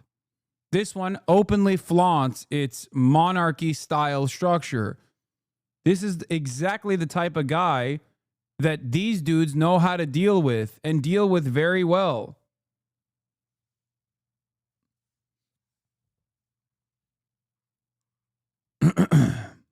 Yesterday in the UAE capital, Trump touring the Grand Mosque with his shoes on, the president of UAE closing the mosque for the first time ever, guys. Now, there are other international issues looming. Of course, it's Iran. Last night on Hannity, Secretary of State Marco Rubio talked to Sean about Iran, not far from where I'm standing, about a potential deal of its nuclear program. He says this offer won't be around forever. And what he means by that is, at some point, decisions will have to be made about more maximum pressure and other options, because Iran can never have a nuclear weapon. So it's really Secretary of State Marco Rubio confirming to Sean Hannity that that offer had been proposed, saying this offer won't be around forever. Now, here's the tallest building in the world, the Burj Khalifa, lit up in the stars and stripes, a symbol of unity and solidarity. One more image, Trump earlier today visiting the Abrahamic House in that's home. I'm not seeing a lot of talk about how the U.S.-Iran nuclear proposal is happening. Yeah, I don't know why this is. Here is the foreign minister of the Islamic Republic of Iran Iran has not received any written proposal from the United States, whether directly or indirectly. In the meantime, the messaging we and the world continue to receive is confusing and contradictory. Iran nonetheless remains determined and straightforward. Respect our rights and terminate your sanctions, and we have a deal. Mark my words, there is no scenario in which Iran abandons its hard-earned right to enrichment for peaceful purposes, a right afforded to all other NPT signatories too. The great Iranian nation has shown its power and fortitude in the face of those who have attempted imposition. We always welcome dialogue based on mutual respect and always reject any diktat.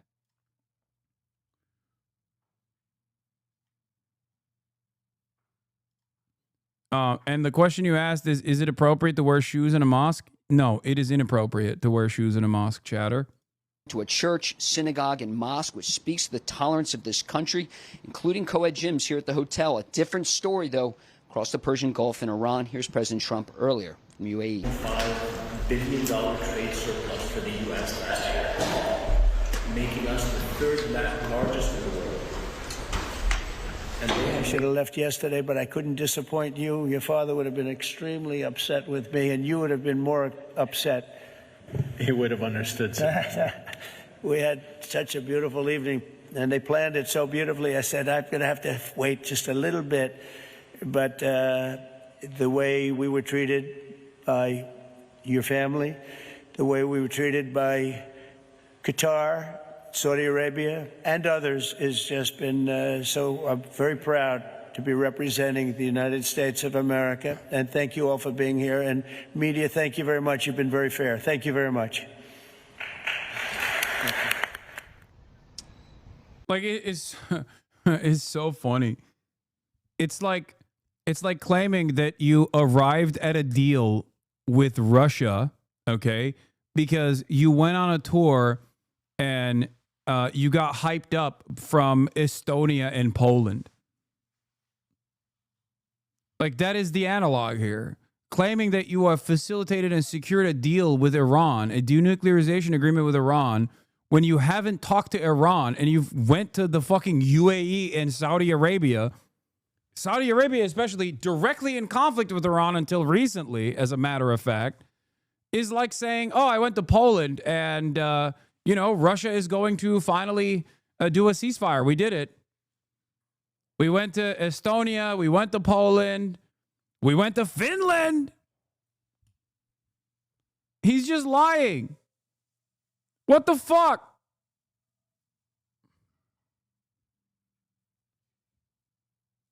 Or I guess they're playing fast and loose. They're trying to dupe you. We got clickbaited. Trump confirms U.S.-Iran nuclear deal proposal, as in there's going to be a proposal at the table. They haven't even brought it to Iran at all. So the president there talking about the full diplomatic and military honors he's received, not only here in the United Arab Emirates, but also in Saudi Arabia and in Qatar. We remember the F-15s escorting Air Force One not only to Saudi Arabia, but again to Qatar, and then respectively from their countries here, United Arab Emirates. And we just saw fighter jets escorting Air Force One out of the UAE, but full diplomatic and military honors, full pomp and circumstance wherever the president goes, bestowing honors, that very rare honors that these leaders could muster and have ever given out. And no question, the success, the business success, commerce, not conflict, that's been the theme of this trip as the president wraps up his first official overseas trip. You're watching Fox News, brother? No, it's important to watch Fox News.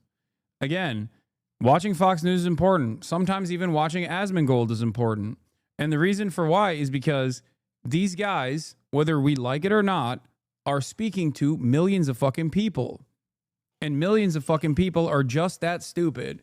And it's important to get where they're getting their notes from. It's important to understand what kind of talking points you're going to see out in the fucking wild.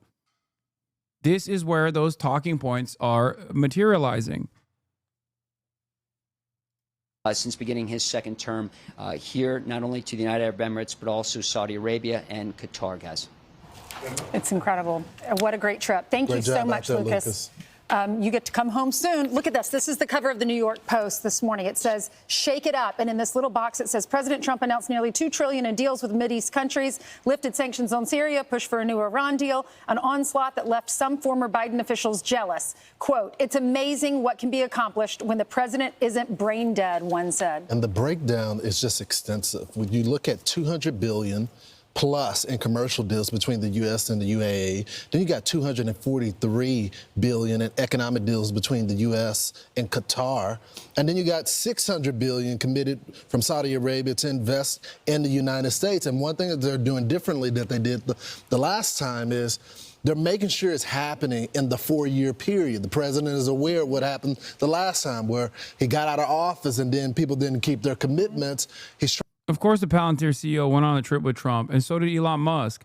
They also want to force American security contracts into these countries. They want Palantir to be working within these countries so they're easily fucking traced, so they can surveil these nations better. And in the short term, it's beneficial for Saudi Arabia to have Palantir because they think, oh, we'll just use Palantir against political dissidents in the country and easily fucking stop them from gaining momentum. What they fail to recognize is that that is a way for America to have a backdoor into all surveillance in the country, even more than they currently do. That's it. And the same goes for Elon Musk. They want Starlink to be everywhere. Why do they want Starlink to be everywhere? I think the reason why they want Starlink to be everywhere is so that they can have broad surveillance capabilities all around the planet. Okay, Starlink is, make no mistake, a defense contractor. Your ISPs have incredible amounts of data that they're collecting from you. Okay, incredible amounts. Data that you can't actually hide with a VPN even. Starlink is an internet service provider in that regard. This is America's, this is the United States of America's role in implementing mass surveillance around the planet. Get the ink there dry and say, hey, you got to do this timely and very quickly. And Brian, look at that. That's what he accomplished in a matter of a few days. That's jobs. When I see that, I see all these deals. Those are jobs here in America. Right. And they are going to build. They're looking to get a lot of power because they want to develop AI. And with them, they had the who's who of AI executives with them, from Elon Musk to Sam Altman, really conducted by David Sachs, who's well connected in the area. And they have a lot of defense contracts. I thought it was fascinating in Saudi Arabia. They're going to spend, they want $600 billion worth of defense, and they're spending the contracts across various companies to make sure they get it. So I just wonder if that helps Secretary Hegsted's budget. So if he's trying to get $1 trillion, okay, but if he's selling a lot of it, shouldn't those profits go to, I don't know, maybe allowing them to work it against the invoices? Right. You know, in order to get that $1 trillion, you sell off, you can make a profit from this at the same time. We build up our defense. Meanwhile, Marco Rubio is making it clear, I want all our allies to start spending 5%, including 5% of their budget on military spending. So he wants our allies to step up. He wants our tech centers. Israeli airstrikes have killed nearly 100 people in northern Gaza, according to Hamas-run civil defense teams. It comes after... These countries are always U.S. adjacent, but Trump somehow always pulls the leash better than the Democrats. Yeah, but not in a way that is like going against the previous administration's goals in the region. It's just in a way that it advances America's interests in the region, which are death and destruction. Like that's it. It's not. He didn't do anything unique. You guys understand that, right? Like the things that he did unique were uniquely corrupt and cutting out the middleman in terms of like setting side deals for American corporations. Instead, he just like lined his own personal pockets in a very obvious way, in a way that like people understand, people recognize as pure, transparent graft. Having said that, it's not like he snubbed Israel by not going to Israel in his Middle Eastern tour, and that pissed off a lot of arrogant, entitled Israeli leaders. Having said that, it's not like he reined Israel in. It's not like he told Israel, you're done, cut it out. No, not at all. He simply said, people in Gaza are starving. That's it. Imagine that.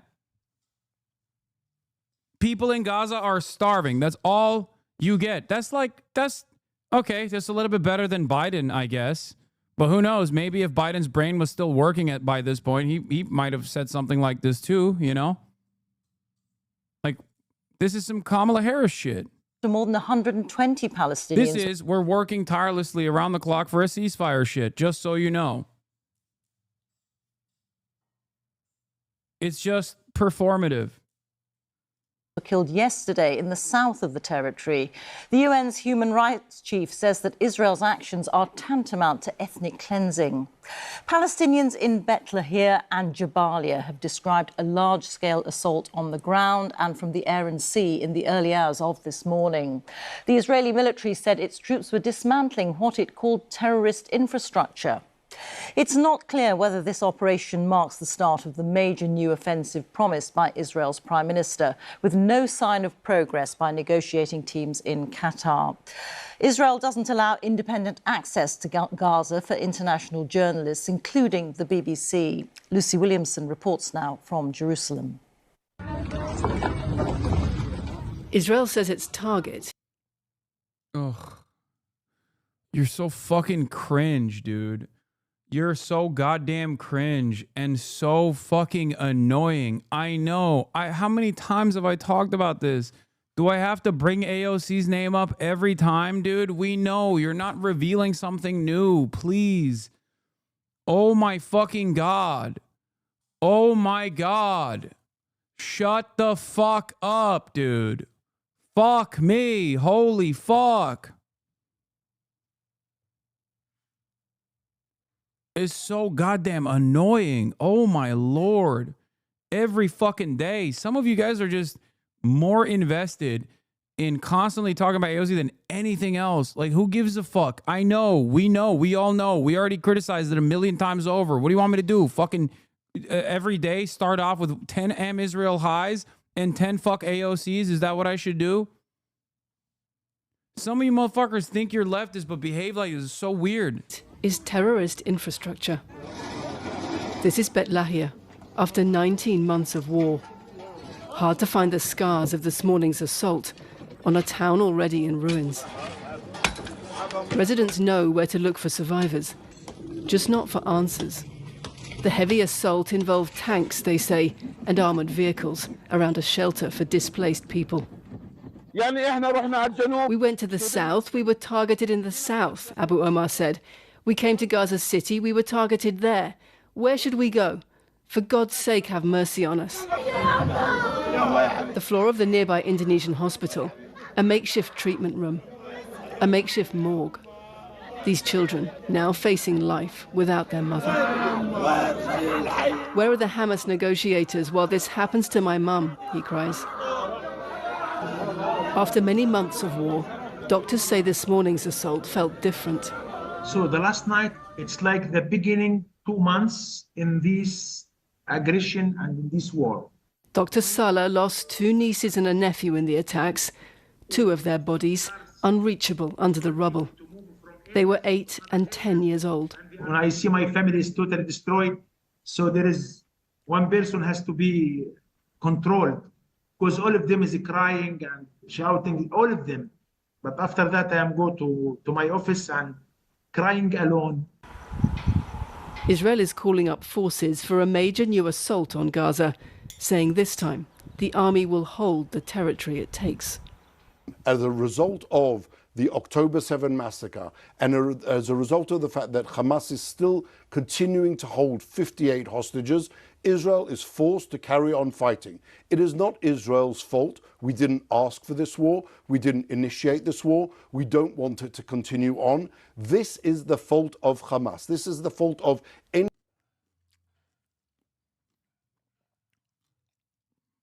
Insane.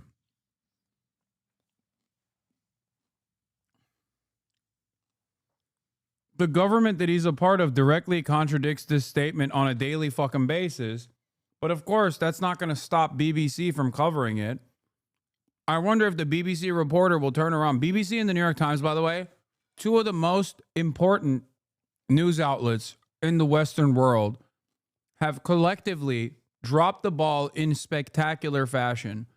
Like Channel 4 does decent coverage. You know, they also sometimes say ridiculous shit.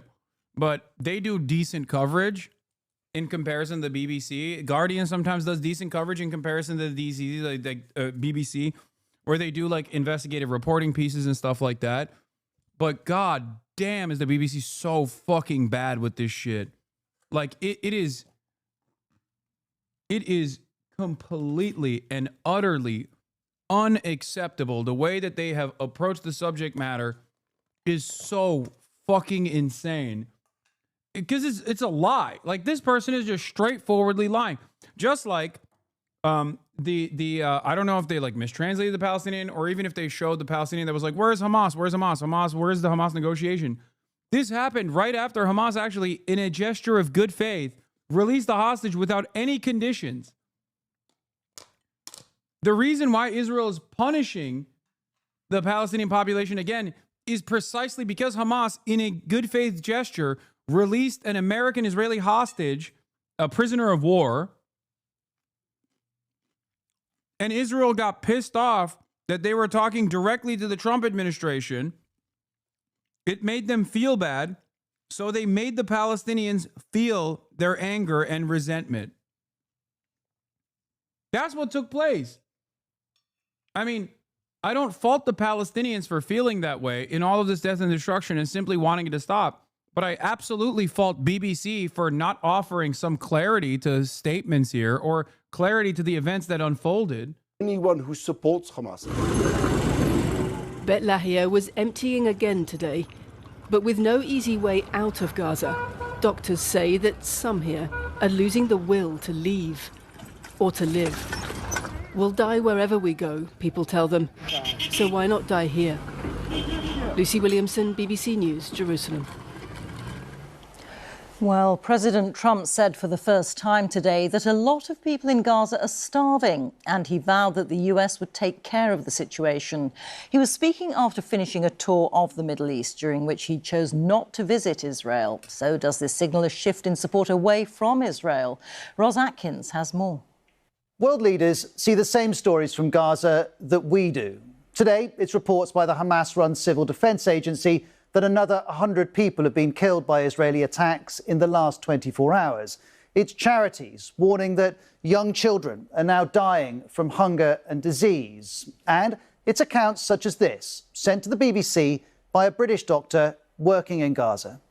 I'm sure it won't be long until we get to a situation where we're seeing pictures of them that image what we saw in the early 80s with the famine in Ethiopia.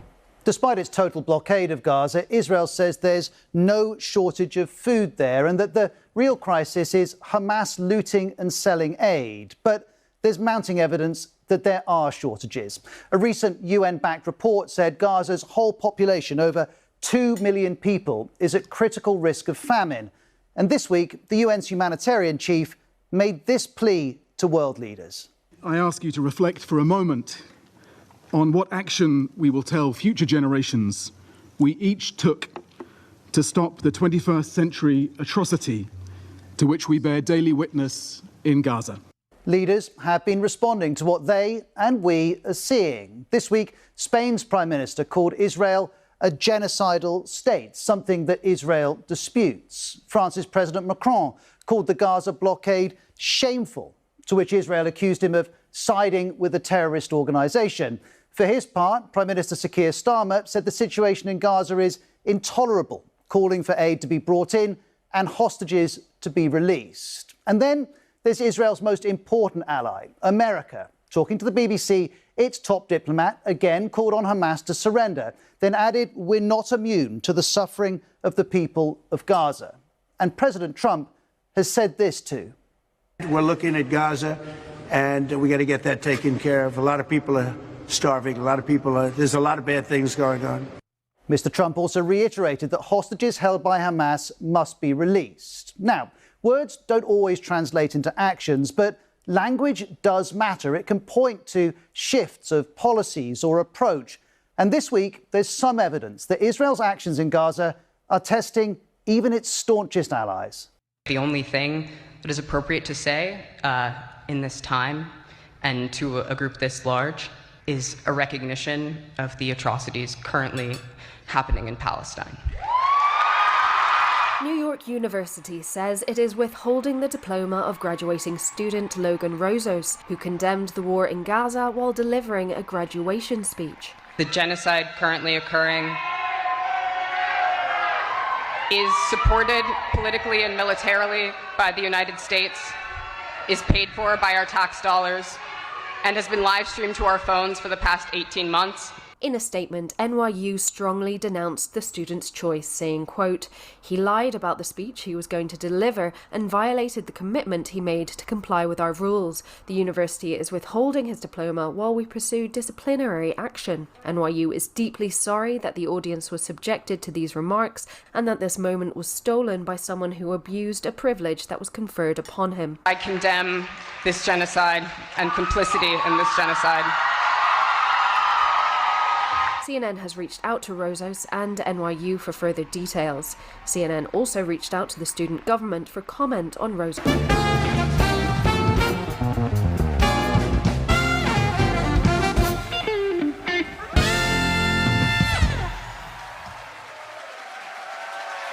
All of you know that this week we had a real chance to take important steps toward ending this war. If only Putin had not been afraid to come to Turkey. And I was ready for a direct meeting with Putin, whether in Ankara or in Istanbul, and not just for a meeting, but to resolve all the important issues to my mind. But he didn't agree to anything, Putin. And you can also see that the Russian delegation that came to Istanbul is of a very low level.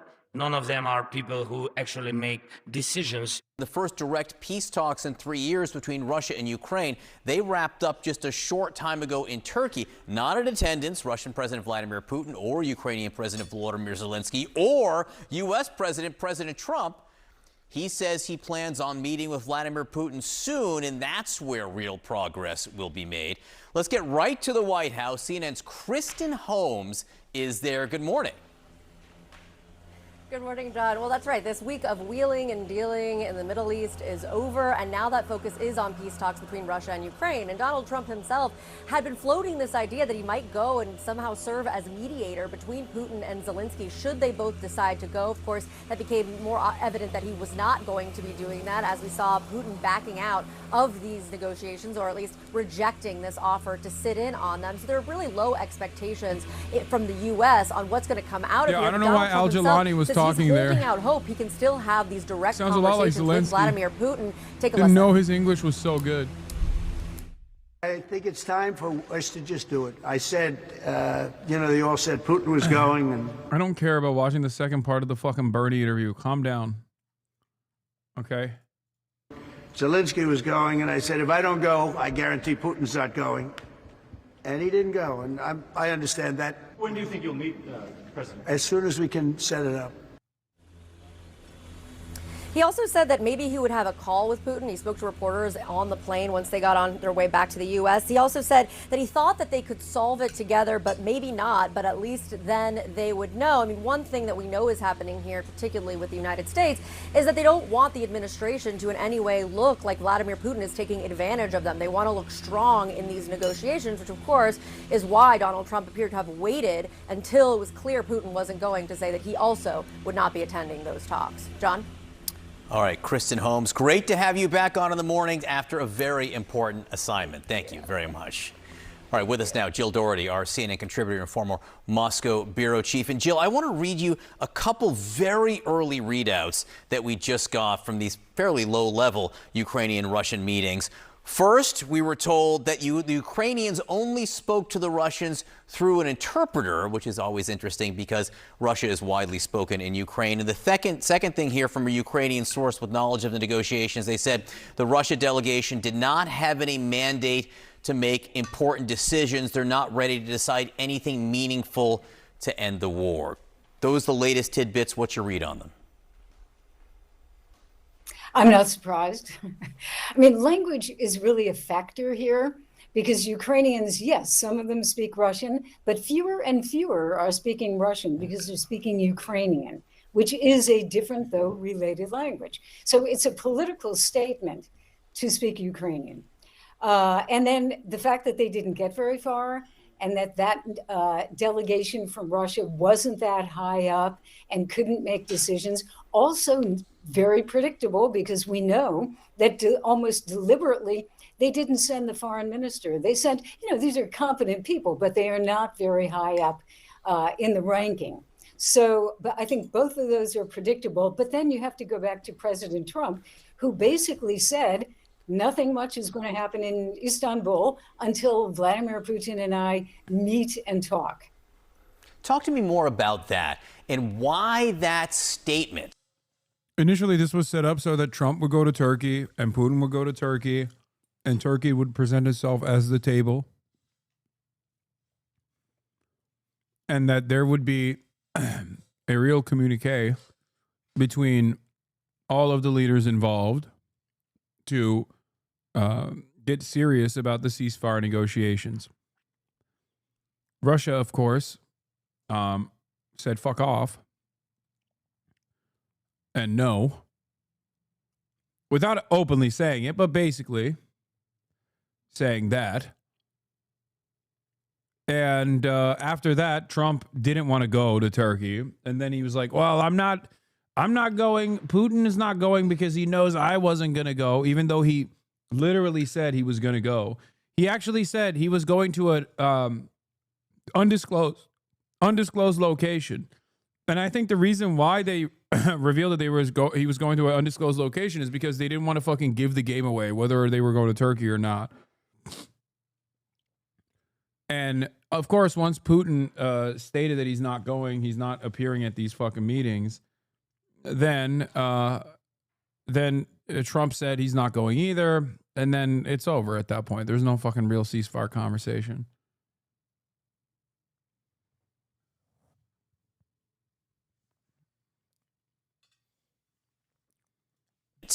Has implications not just on the meetings that just took place, but also on the broader situation here and how it's being viewed in Europe. Yeah, I think it's really important. Right now I'm in Tallinn, Estonia, and that is one of the countries you'd have to say right on the front line. Estonia getting a lot of play today.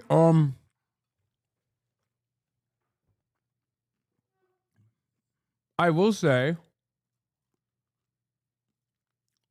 what Vladimir Putin is doing right now is disgusting. Like it's obviously disgusting in terms of like invading Ukraine, killing Ukrainians, all this stuff. But what he is doing to Donald Trump is insane.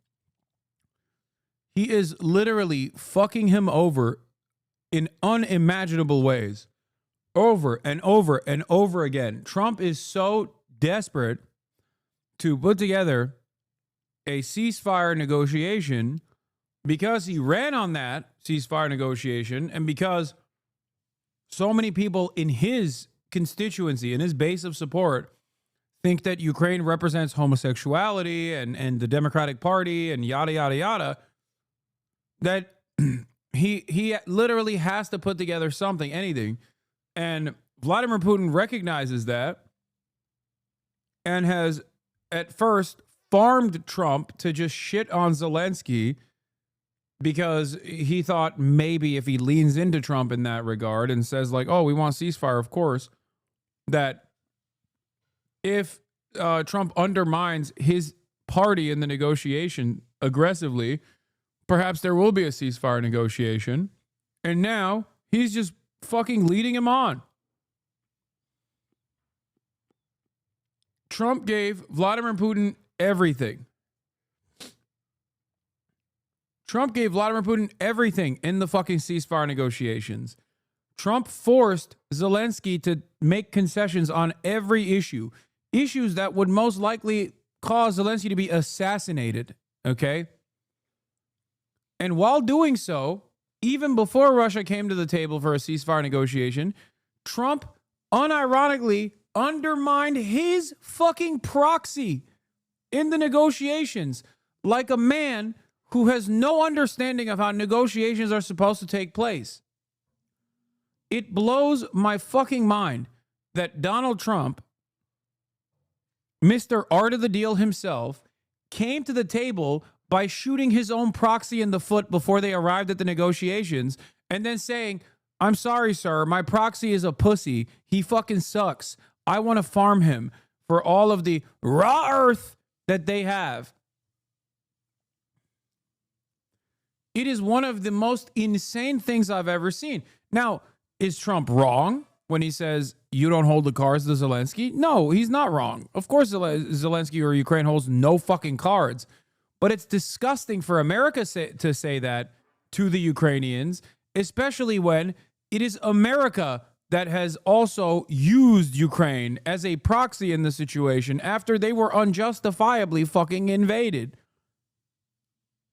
It is America that has consistently escalated tensions against Russia using Ukraine as a proxy historically. It is not Ukrainians that are at fault here, and yet it is the Ukrainians that are victim to these actions. You're such a liberal on Ukraine. Defend Ukraine for American interests is all you stand for. Lamafayao, Jesus Christ. No, you fucking moron. I just don't think that Russia is the based destroyer of Western liberal hegemony in the way that you approach it, because I recognize that it's a fucking a despotic kleptocracy. A despotic kleptocracy led by a fucking dude who wants to make a final impact and restore at least some semblance of the Russian Empire before he finally fucking passes away. There is also obviously some understandable security concerns that Russia has from a realpolitik perspective, perspectives that I agree with. Like I am not agree with necessarily, but like perspectives that I understand. Okay. But the reality of the matter is, in terms of fucking invading Ukraine, this was an idiotic move. Because Russia knows that American involvement in Ukraine presents a threat, but they know America was never going to let fucking Ukraine into NATO. What are you, crazy? Come on. Come the fuck on. Especially when you are directly an energy provider to all of Ukraine's other NATO nation partners that would have voted against Ukraine ever joining NATO. And look what look what happened to your energy deals now. Your fucking pipeline was blown up.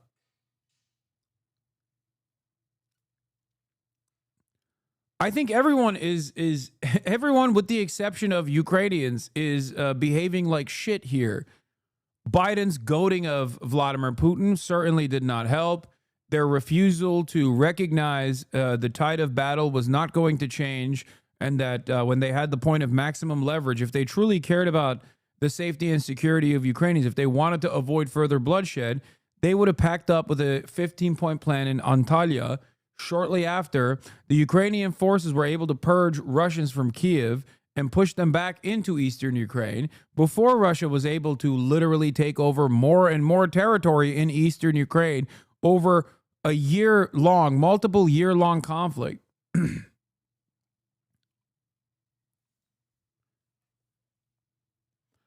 Incoherent position. If America hadn't funded Ukraine, their defense would have collapsed years ago. Europe had neither the will nor inventory to arm them.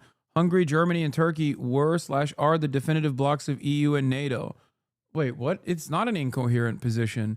I'm not saying that America did not have genuine interest by way of civil society organizations and NGOs and the Atlantic Council in changing Ukrainian politics. Changing Ukrainian politics in a way that actually... at a time when Ukrainians themselves were also frustrated partially because of nationalistic sentiment, frustrated partially because of racism, frustrated partially because of the incompetence of the Ukrainian leadership in perpetuity. Ukraine was an incredibly corrupt country, okay, and still is, obviously, but it was not exactly a beacon of Western liberal democracy before the fucking Russian invasion, okay? And those were very real. Very real points of resentment and anger towards existing Ukrainian nations, which the American interest groups obviously played a big role in galvanizing, and more importantly than that, took advantage of the existing popular momentum against the Ukrainian government. Russia looked at that and considered it to be a threat to their regional security. Russia did not want a country that is directly in its fucking ass cheeks to be NATO aligned. But Russia knows, as a very powerful country, that Ukraine was never going to be allowed into NATO anyway. That's it. Russia knows Ukraine was not going to ever be allowed into fucking NATO. That is insane.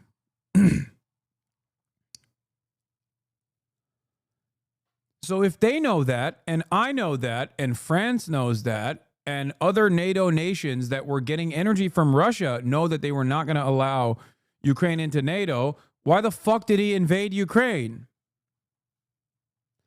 Why did he invade Ukraine?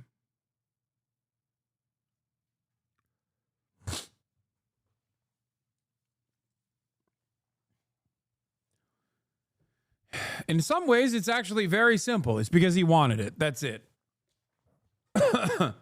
No, it was not to liberate the beautiful Russian-speaking population of Donbass, LPR, or DPR. No, that is not the reason. Don't be fucking ridiculous, okay? Such great liberation. Such great liberation that, like, the people that would have been sympathetic to Russia in the past, like those who were living in Kharkiv, now fucking despise Russia. Incredible move. Oh, it was to kill Ukrainian Nazis. Yeah, by using Russia's own nationalist, ultra-nationalist Nazi forces. Is that what it was? Yeah. Just like Israel. Just like Israel is denazifying Gaza, right? Get the fuck out of here. It's no different in many ways when you think about Russia's ambition here, or Vladimir Putin's ambition here is not all that different from Israel's ambitions. Obviously, I'm not making this comparison because one is a genocide of a in the aftermath of 77 years of brutal occupation and apartheid. This whole take is a bit of an L. Putin invaded because he trusted Western leaders to think like you and give up / negotiate quickly. No, he doesn't want to bring back the USSR. He wants to bring back the Russian Empire. It's not an appropriate analog. Putin is not a fucking socialist. Putin is a capitalist KGB asset that literally was a part of the rest of the ranks of the KGB assets that were American-backed movements that took control over all of the state's industrial enterprise and became the fucking rank of oligarchs that dominate the Russian economy, all that are all obviously operating on the whims of Vladimir Putin. The only thing that boomers like Putin actually like about the USSR is the fact that it was a dominant force. Okay, that's it. They don't actually care about like reinstating some sort of centrally command economy or anything like that, even though there are plenty of aspects, even within the oligarch structure that Vladimir Putin controls, there are plenty of aspects that are state dominated in the hands of one person, of course, not through any sort of real democracy or democratic process. Having said that,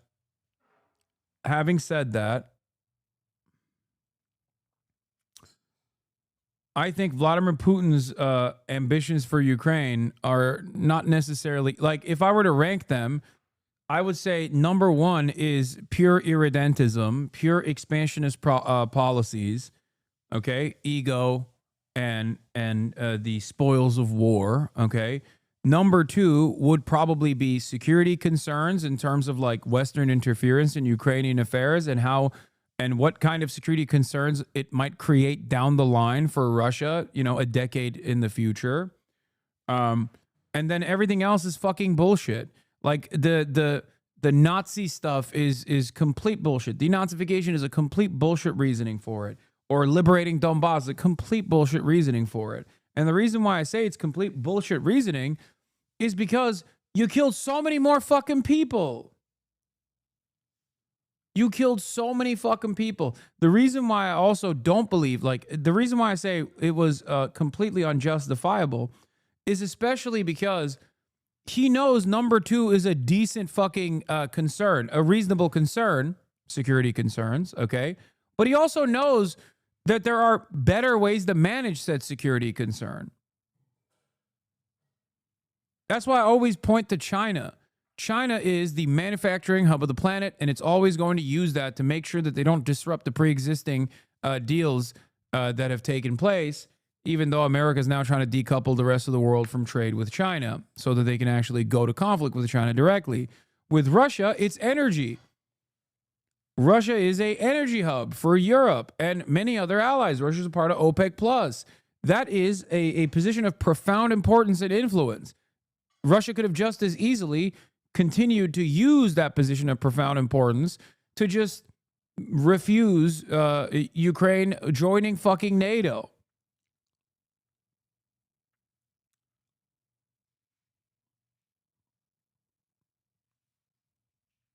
If you listen to Putin's critique of NATO expansion, he sounds valid. He just instrumentalizes it as a base to extend his own empire influence. Yes.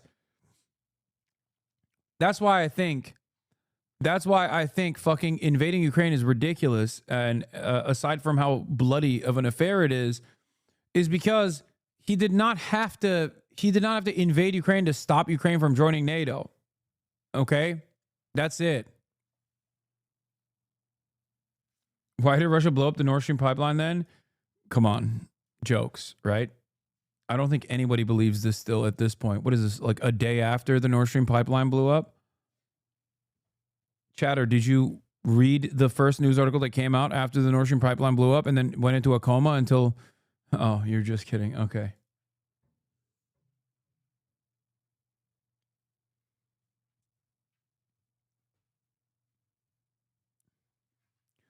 If Crimea, that is 98% Russian speaking and Russian in terms of national consciousness, according to you, belongs to Russia, then why is the Donbass, that is 80% Russian speaking and Russian conscious nationally, doesn't also belong to Russia? Great question. Because Donbass is directly inside of the pre-existing Ukrainian territory, and even Russia recognized that that would have been fucking ridiculous to permanently annex, which is precisely why the Minsk agreements did not demand the permanent annexation of Donbass, LPR or DPR, but instead simply wanted them to have some semblance of autonomy. That's the reason why. Okay? That's crazy. The comparison between Crimea and LPR and DPR is fucking stupid. And even then, even like the incursion into Crimea is already unjustifiable under international human rights. Like, I get it. The reason why I put it in a separate category as opposed to the Russian barbaric maneuvers in fucking eastern Ukraine is because look at the way they overtook Crimea as opposed to the way they are still trying to permanently fucking annex a place that they have no business annexing. Yeah. Sevastopol was already inside of fucking Crimea. Bad news for Canada. 85% of us speak English. No, it's not a direct it's not a direct comparison either, because when you say like Canada has like I guess it's like if people in Michigan were watching like Canadian TV and there were differences between, like, there were some differences between like the ethnic identification of people, where people in like the northern border were like, well, I feel very Canadian, you know what I mean? But even then, it doesn't fucking matter. It's still not appropriate at all, okay? So in the end, it just means to implement his wet dreams of returning the Westworld back to non-gay and family ideals and civilize us. Yeah, no, that's fucking stupid too. That's the dumbest. That argument is just for American. That argument is for Amerifats on Telegram channels that resented and hated Russia their entire lives because they were communists, only to like get flipped on Russia by reading 8 fucking Telegram memes directly beamed into their consciousness from a fucking KGB agent. Okay, that's it. That's all it took for some of these dumb Amerifats to turn on Russia and to become like the #1 dick riders of Vladimir Putin. God damn, Americans are so fucking stupid. It is actually mind-boggling how stupid some Americans are. They literally spent their entire life going, oh, Russia is fucking socialist. Russia is socialist. Post-USSR dissolution. Russia is still socialist. The socialist menace. We hate him. I hate him. I hate him. We got to nuke Moscow. Only to fucking have 3 Tucker Carlson broadcasts with like, only to read 3 different memes from a Telegram channel directly from an FSB agent, and like watching one Tucker Carlson video about Russia to turn into fucking Duganist for some goddamn reason. They're like, yeah, that's right. Have you noticed Vladimir Putin is actually a beacon of masculinity, whereas Zelensky is gay, a homosexual. Ukraine is trying to fight back against Russia because they're gay. They want transsexuals to dominate Ukraine. We don't want that in America. Like, how can you flip so fast? These guys are so dumb. I do legitimately believe that if China were to use the appropriate techniques of influence peddling by using the same fucking memes and shit, by using TikTok and shit, they could convince these dumb fuck boomers to be on board with globo homo communism, dude. I swear to fucking God. You just gotta be like, you know what's gay? Private enterprise in healthcare. That's gay as fuck, actually. Yeah. You know what's gay? Not advocating for homo communism. Globo homo communism. Whoa, what? What do you mean? We must become transgenders to fight back against the woke transgenders. That's why we need globo homo communism. It's the only way to defeat woke.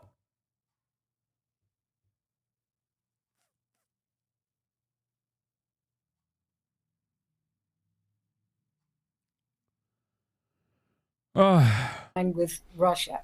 And it's a security conference, so believe me, everybody here is talking about exactly this issue.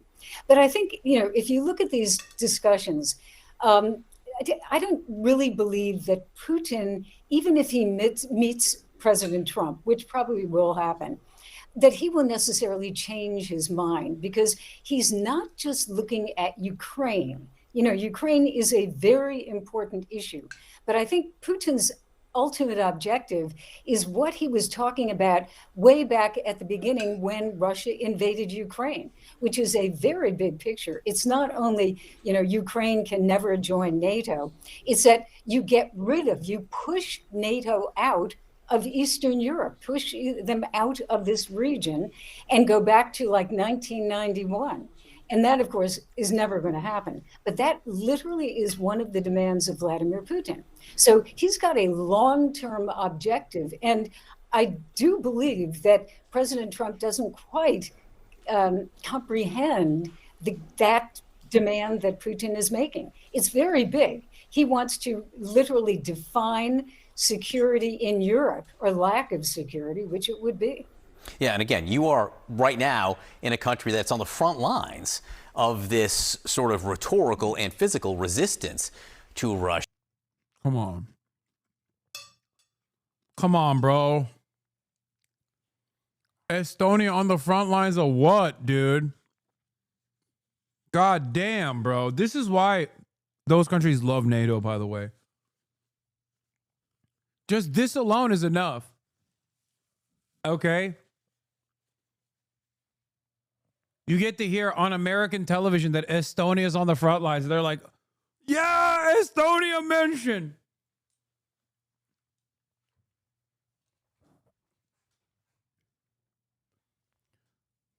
It's so funny because, like, the only reason why America would ever choose to defend Eastern Europe, which, by the way, I'm not convinced it even would, is if they, one, thought Russia was weak enough not to be able to take Eastern Europe, and two, and more importantly, not even two, the major reason would be to defend its power on the global stage.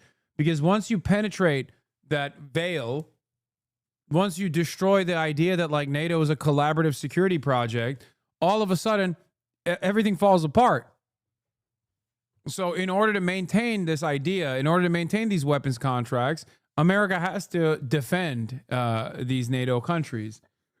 When in fact, if Russia was a more powerful enemy and it just rolled over Ukraine and then fucking rolled over Poland and Estonia, okay, I don't think America would actually defend any of these countries. I'm just being serious. I think the United States of America is incredibly fucking selfish. Okay? Unimaginably selfish.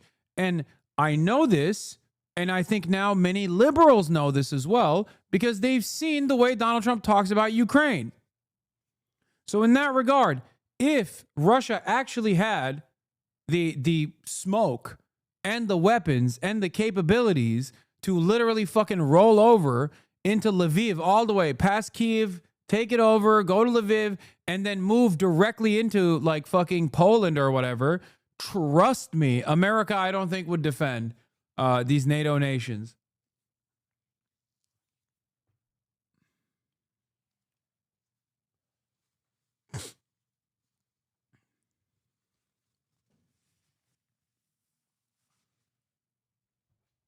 They just got their Estonian NATO airspace violated by a Russian Su-35 when they tried to detain a Russian Black Fleet tanker and nothing happened. Russia. What's the view from there? Hasanabi, I don't know. Eastern European liberals still think for the most part the USA actually cares about us, and not because they use us as a colony. But with Trump, it kind of feels like this is changing. But I don't know if for the better. Yeah.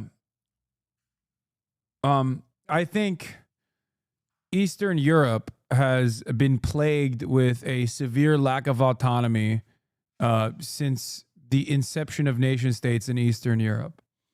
Okay? In the way that we understand the modern world, right?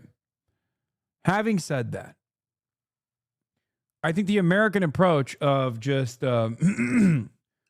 farming out weapons contracts with assurances of security is far better in the minds of Eastern Europeans, specifically because, like, post-USSR, a lot of these countries already had, like, their fill of Russian involvement in their affairs or Soviet involvement in their affairs. And there was a lot of reactionary counter movements in these countries that also were nationalist movements, right-wing nationalist movements. So, because of that reason, the American approach is much nicer, I think, from their perspective. They believe it. They believe the bullshit that America sells them.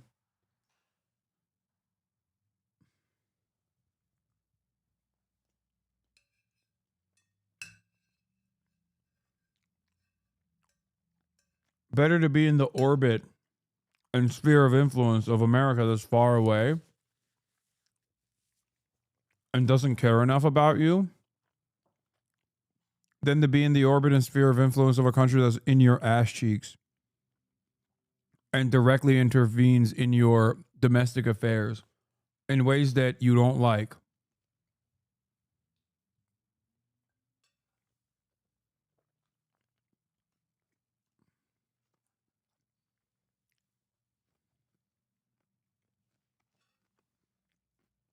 On whether there has been a back and forth swing on how the Americans are behaving. You know, President Trump for the first time had words that were construed by some as a little bit tougher on Vladimir Putin. Even J.D. Vance did.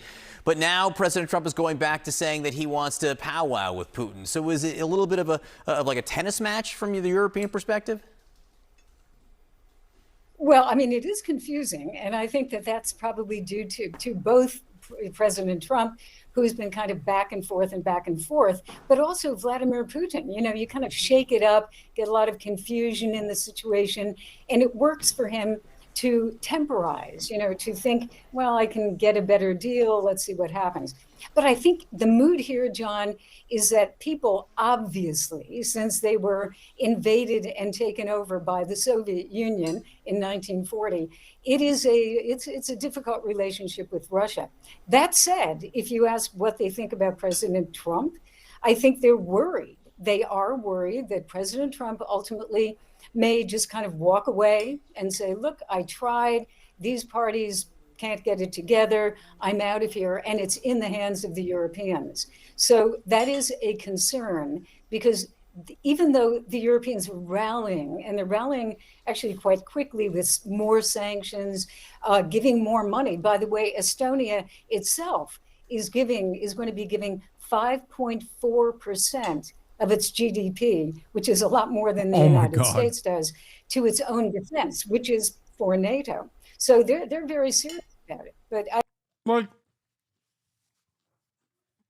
there's nothing funnier than this woman, this American woman, sitting there and talking about how one of its colonies is paying additional penance to the American mercenary force and the American military industrial complex to the tune of 5% of its entire national GDP. Okay?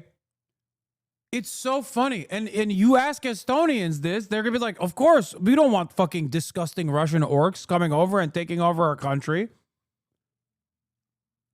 Like, this is literally a colony. This is what it is. They're saying, my lordship, we will pay you. How the fuck do you think feudal structures worked in the land of monarchs? How do you think this worked? It was exactly the same. The king has an army. Half of the army is actually the very same peasants that are working under the feudal structure. The army is comprised of the peasants, but the army also pays taxes to the king, so the king will protect them.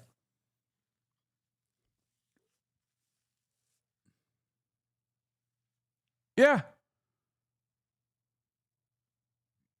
In the modern world,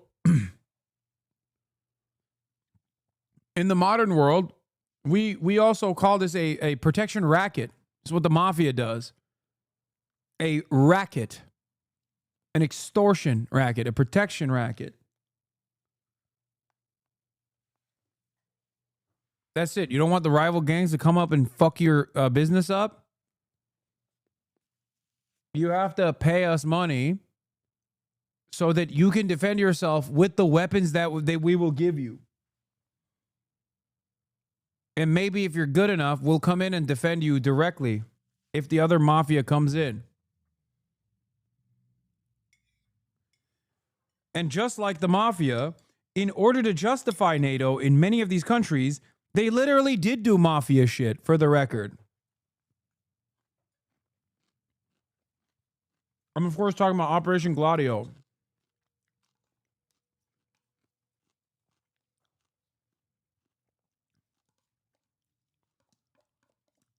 So, yeah.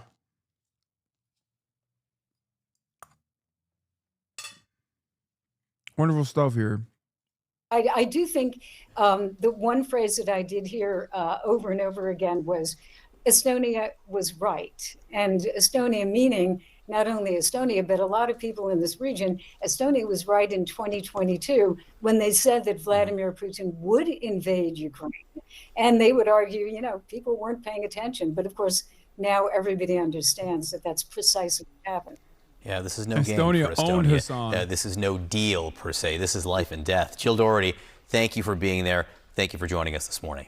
All right, with us now, CNN Global Affairs analyst Kim Dozier. So, Kim, what does that do? There are low-level meetings happening right now in Turkey between Russia and Ukraine. But what does it do to those meetings if President Trump says, you know, the only way this is going to get done is if I meet with Vladimir Putin? Yeah, this feels like a cakewalk where Putin keeps pulling the chairs out from underneath Ukraine, and Trump just lets them. Across Europe and in Ukraine, where I just was, they're feeling like Trump always sides with Putin. To be fair to Trump on this, Trump has all the motion on the planet, okay, to literally do a deal with Israel. And it doesn't have to be a deal. It's just Trump has to say the words to Israel, which is stop. Instead of saying the words, am Israel high? All he needs to do is say the words, stop. Okay? Like, you know how he said, Vladimir, stop. And we all laughed at that. He could say that to Israel and Israel would stop. Part of the reason why I thought maybe there is like some chance in the incredibly hyper unlikely off chance that there could potentially be a ceasefire. The reason why I said it could potentially happen was because he has no shot at doing this with Russia. He has no control over Russia, but he has full control over Israel. So in order for him to like seemingly get a W, I thought maybe he would try to dial the fucking violence back. He didn't even take that. Okay?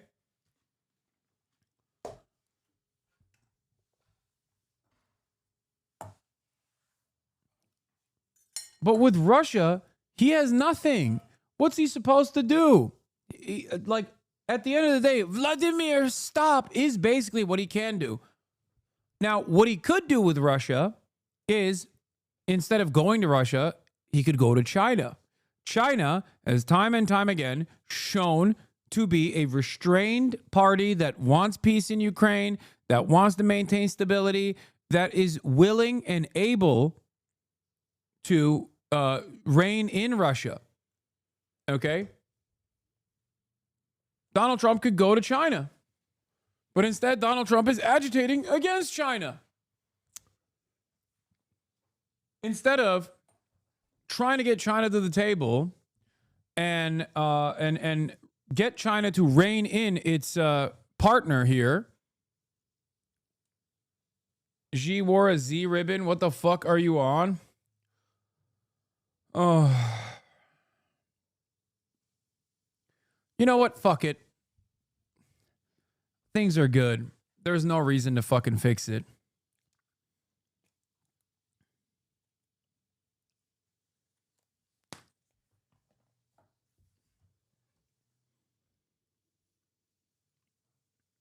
Russia is not a partner to China. It's their colony. No, it is a partner to China.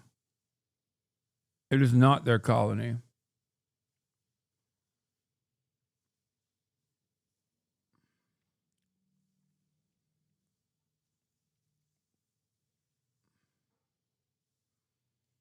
You're dumb as fuck.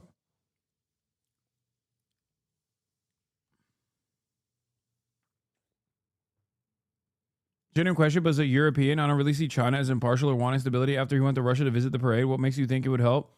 Wait, first of all,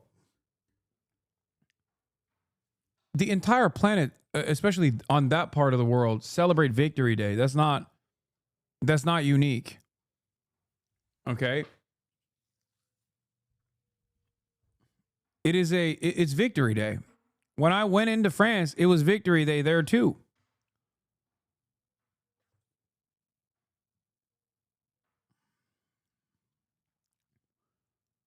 Like Xi Jinping going to Russia or going to Moscow for the fucking Victory Day parade is meaningful. Yes, it's China showing support to its ally, to its partner. But it's you know, their perspective on the matter is I think their perspective on the matter is basically, and this resembles the Global South's framework as well, because you'll see some people that are like pro-Russia and then pro-Palestine, and you're like, why the fuck is this happening? Why are so many people pro-Russia and pro-Palestine? The reason for that is the same reason why China is a partner to Russia in this endeavor. Because Russia is seen as a fucking weapon to wield against Western interests.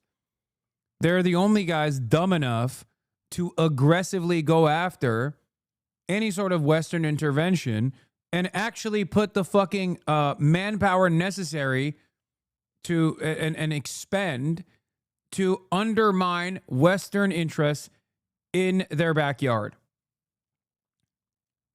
That's it. Because every single one of these countries that is outside of the periphery of the West and Western powers has their own fucking Ukraine. Okay? That's it. So for them, even if they don't fuck with what Russia is doing, and not because they care about the humanity of Ukrainians, no fucking state cares about human beings, let's be real. They don't even care about their own safety and security, the safety and security of their own human beings. They care about politics. They care about distribution of assets, resources, power.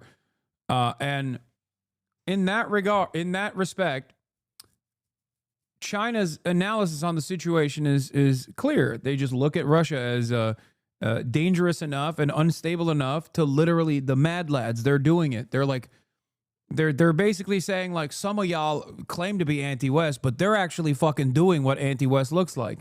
That's what it is. And it's totally understandable for them to take a campus position. I know someone said campus in here earlier to describe it, but it's like, yeah, no shit. That's because they are literally in the enemy camp in the eyes of the United States of America. So I guess technically, yeah, they're campus. Campus is what you say to an American who is fucking against the West unconditionally, no matter who the fucking groups that they're aligning with are.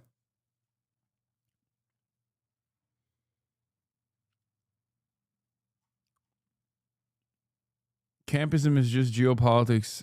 No, I'm using it as a joke. But in Ukraine, the idea is if we just keep showing up, if we show that we are the willing party here, eventually, hopefully, Trump will see that Putin is playing him and the rest. You say fucking Victory Day parade? Are you fucking crazy? You should apologize. Wait, apologize for what? What?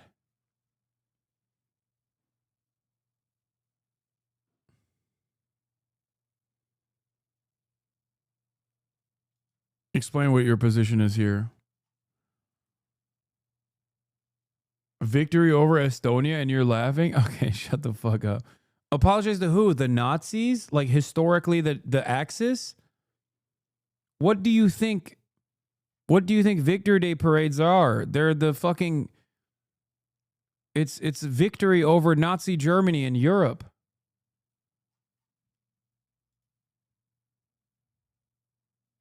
What the fuck?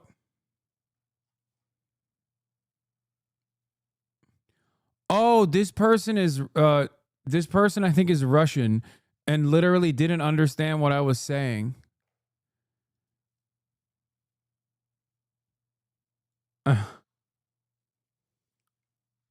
Oh my God. This person thinks I was shitting on Victory Day, not realizing that I was making fun of a chatter who was like, why did she go to the parade in Russia, not realizing that it was a fucking Victory Day parade.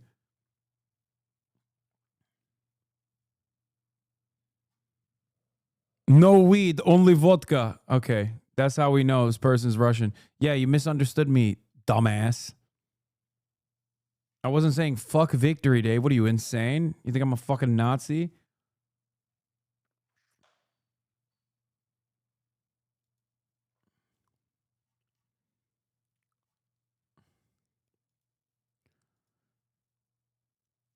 Once again, we have a situation where chatter doesn't understand what I'm saying and then makes it my fucking problem.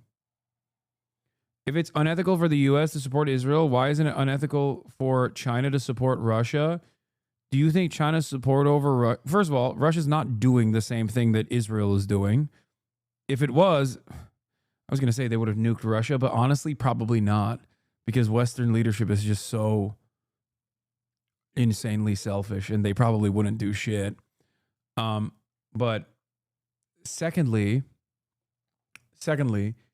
America's involvement with Israel is entirely different. China did not invent Russia, okay? In the way that England, the British Empire initially, invented Israel whole cloth. You think there was no, like, you think there was like indigenous nomadic tribes living there? And then fucking China came in and put these Russians there and Russified the entirety of the USSR?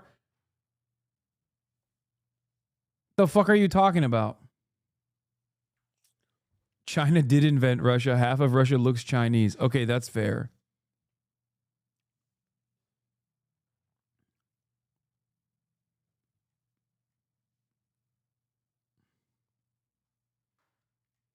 Do you not think Russia is committing a genocide?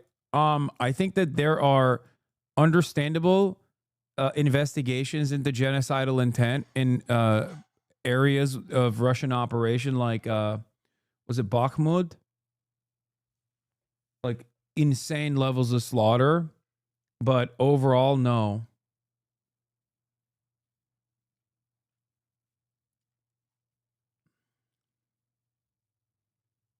Not Bakhmut. Sorry, Bucha. I apologize. You're right.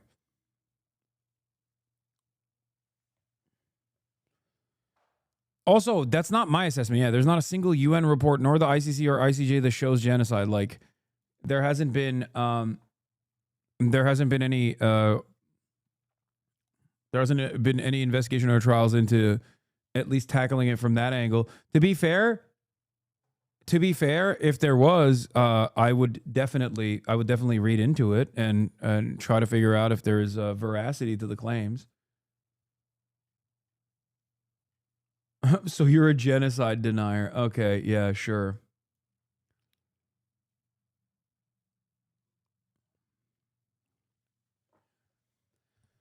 Like, I think there is a level of war that goes beyond war. That's why I say, like, what America did in the Korean War is it amounts to a genocide, certainly. And I think I think that would be considered a genocide if it wasn't America doing it, you know, and a coalition of the willing.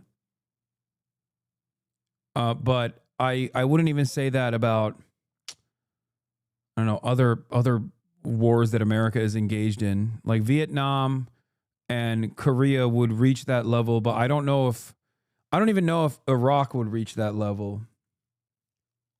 Like, I don't know if it would be considered, but I don't know. Maybe. All of this is certainly immoral regardless.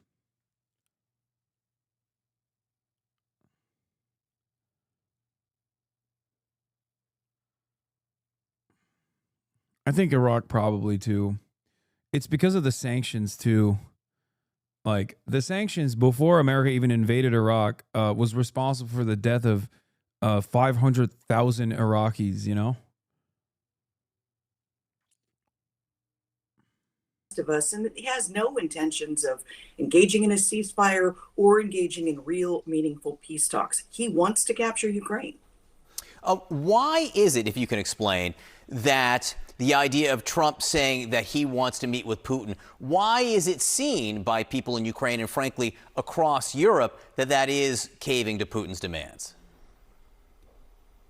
Because in the run-up to this, remember, a number of European leaders took the long train ride into Kyiv, and together with President Zelensky, they agreed that a ceasefire would start this past week, and that Putin had to comply with it or face Genocide deniers, so the killing of indigenous people would be considered a just war? Wait, what?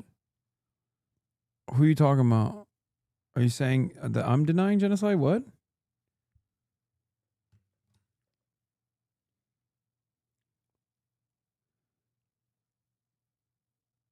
I'm confused. massive sanctions.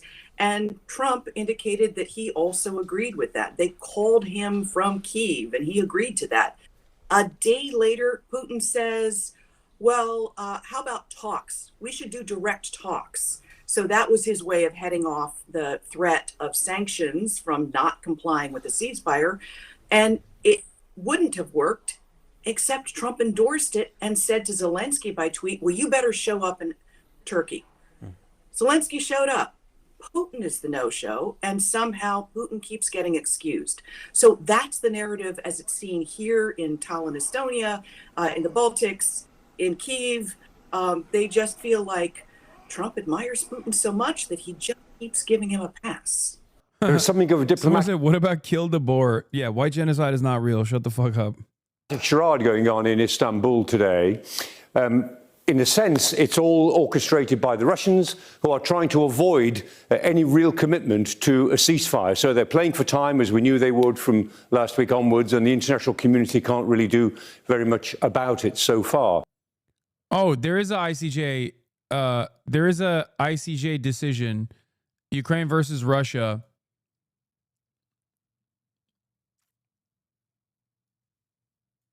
In 2022. Ukraine made international law a centerpiece of its war effort since Russia's full-scale invasion on February 24, 2022. It came as something as a shock. Then to see the International Court of Justice deal Ukraine's legal effort 2 blows and a pair of disappointing decisions last week. In both cases, Ukraine didn't lose entirely, but the wins were so modest that a thoughtful observer called the results a huge loss for Ukraine and a major disappointment in its lawfare efforts against Russia. First case is irrelevant because we're talking about Russia's current invasion. Second case, which garnered far more attention, was filed by Ukraine against Russia shortly after Russia's full-scale invasion of Ukraine in February 2022. There, Ukraine had employed an exceptionally clever legal maneuver. Because there is no international court with jurisdiction over the violation of the UN Charter committed by Russia when it invaded Ukraine, and no international court with jurisdiction over the crime of aggression committed by Russian leaders in Ukraine, Ukraine instead used the dispute resolution provision in the Genocide Convention to bring Russia to court.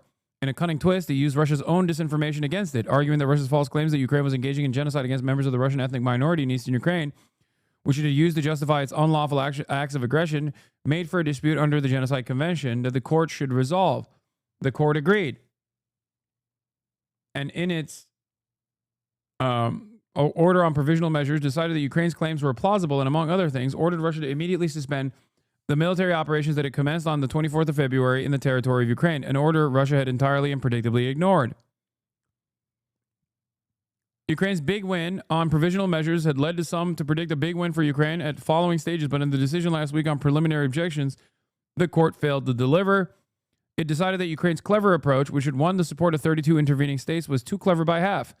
It upheld Russia's objection that Russia's uses of force based on allegations of genocide, even if false, fell outside of the scope of the Genocide Convention and thus outside of the court's jurisdiction. But it did not kill the case entirely. It decided that it will decide whether there is any credible evidence that Ukraine is responsible for committing genocide in violation of the Genocide Convention in Donetsk and Luhansk oblasts of Ukraine.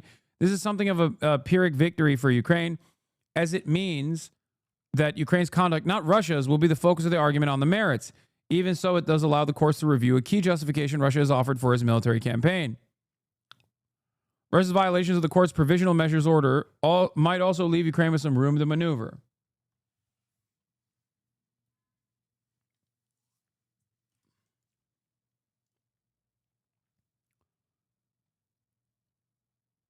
I hate people to just keep fucking slamming at Grok in the chat. We get it. Y'all are funny. Okay? Let's continue. In a way, Marco Rubio, the American Secretary of State, said about a month ago, we'll have no more negotiations about negotiations, no more talks about talks. Well, that almost certainly is what they're going to come out with today, negotiations about negotiations. It isn't taking us very far in the direction of a ceasefire. Meanwhile, the war itself keeps on moving. And so the Russians have put a great deal of effort into attacking always on the southeastern front, that big semicircle in the southeast. And in this area, they're replacing their battlefield losses now. They're bringing people in with only a month's training and throwing them straight into the front. And that whole front has been alive now for many, many months. Now, as we get into the campaign season, the Russians will push even harder. And so they're making some gains around Lyman. They're making some gains around Toretsk, but the Ukrainians are pushing back. The Ukrainians are still holding Pokrovsk, even though the Russians have tried to get all the way around it, but they still can't. And the Russians themselves still can't take Chaziv Yar, which is a really important center for going northwards to take the whole of the Donbass. Here's the key thing. Over a year ago, in February last year, February 2024, the Russians took Avdiivka. That was a really important strategic gain for them, a really important strategic loss for the Ukrainians. Over a year later, 15 months later, they're only 30 miles further on. They still haven't taken Pokrovsk. That tells you all you really need to know about what's going on in the war. It's a bit of a stalemate. So during this time, we were living in Chambers Road, and there were documents related to the Penn Biden Center or the Biden or the cancer shot or your book. Where did you keep papers that related to those things that you were actively working on? Well, I don't know. This is what, 2017, 18, that area? Yes, sir. Remember, in this time frame, my son is either been deployed or is dying.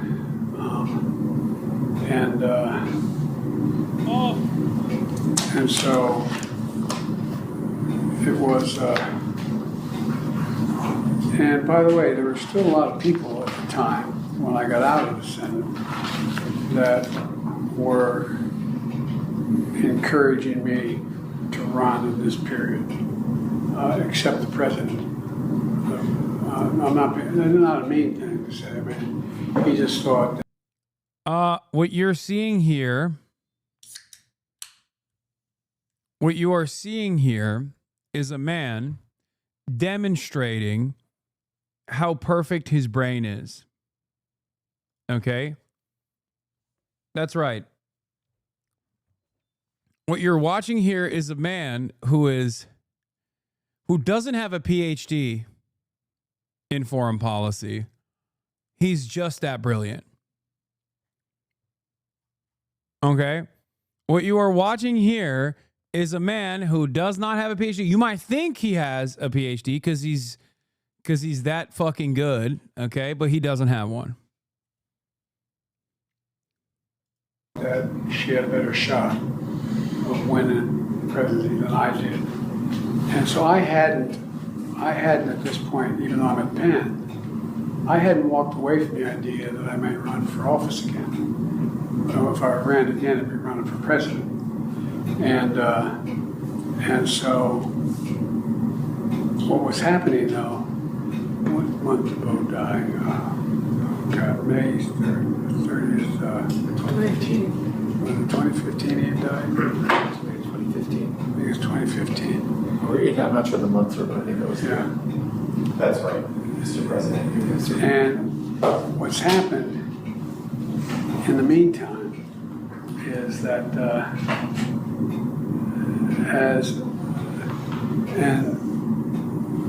Trump gets elected in November of 2017? 2016. All right. So. Dude, I hate everyone involved in this. It is so crazy. What do you think her thought when he heard this shit?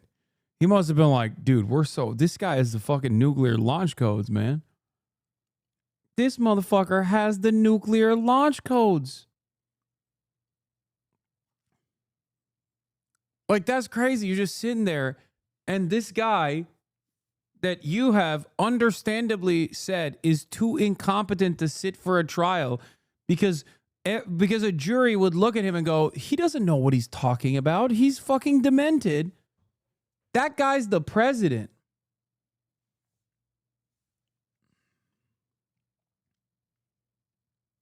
Maybe that's why Trump kept talking about the auto pen, because he's like saying that Biden is so brain dead that he doesn't even know what he was fucking signing.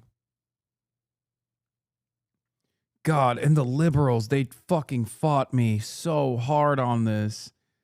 God damn. They fought long and hard. God damn, they fought so much. They fought every step of the way on this. Do you think the hair feels nice on the back of his neck? Like right here? Yeah. He has such a weirdly shaped head at this point because it's like he's just so old.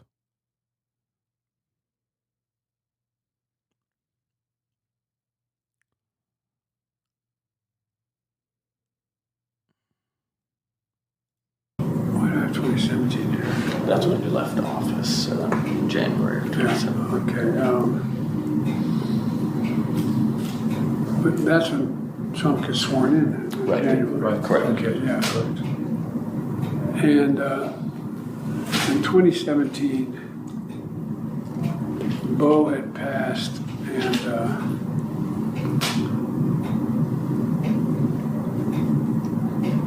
this is personal. The genesis. The audio shows that the transcript lacked Biden's dry whisper voice and the long silences as he struggles to speak and remember details. Those often were supplied by his attorneys who acted as caretakers of his memory. There's also a clock on the background as a metronome. That's crazy. Tick, Bo had passed. Tick, tock, tick, tock, tick. This is personal. Tick, tock, tick, tock, tick. The genesis. Tick.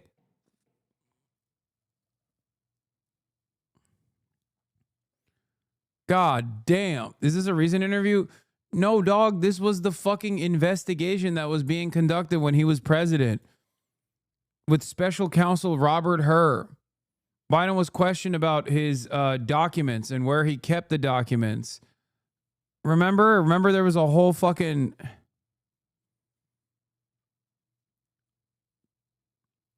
This is in 2023.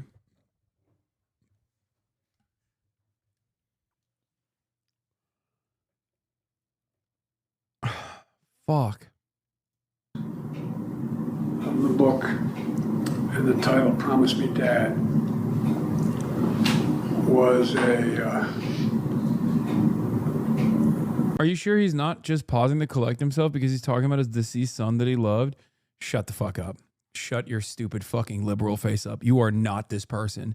No one is this person. I am refusing to entertain that there is a person like this right now at this stage that still maintains the position that Biden actually was just simply emotional.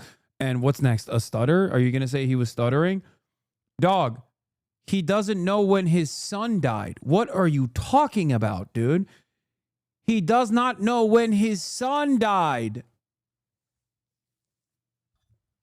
He didn't know what year Donald Trump was elected.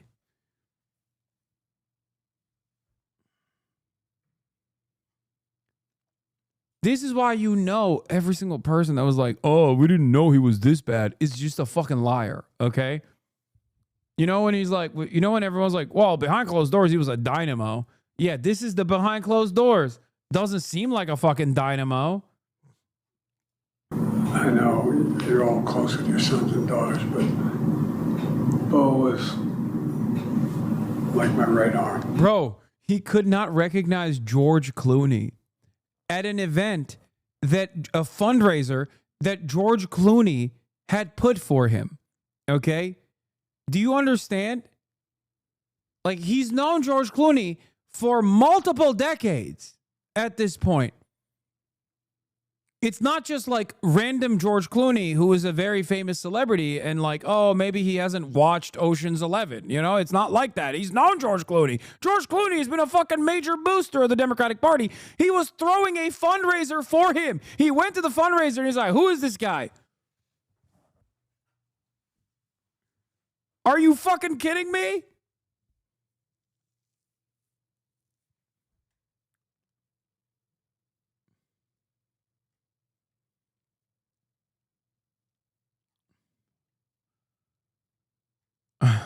And that was my left. These guys were a year and a day apart, and they could finish each other's sentences. And Bo, I used to go home on the train in the period.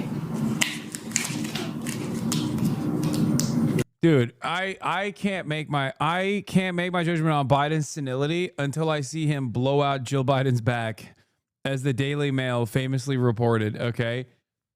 Is he a sexual dynamo or not? Okay? Is he making that ass quake? Because then I will reserve my judgment until I know with conclusive evidence that he is blowing backs out, okay? That I was still in the Senate. Anyway, just remember. There was not pressure. Bo knew how much I adored him. And maybe this sounds so. Everybody knew how close we were. There was not anybody in the world who wondered whether or not. Anyway. And so. Sir, I'm wondering if this is a good time to take a break. Briefly. No, let me just keep going to get it done.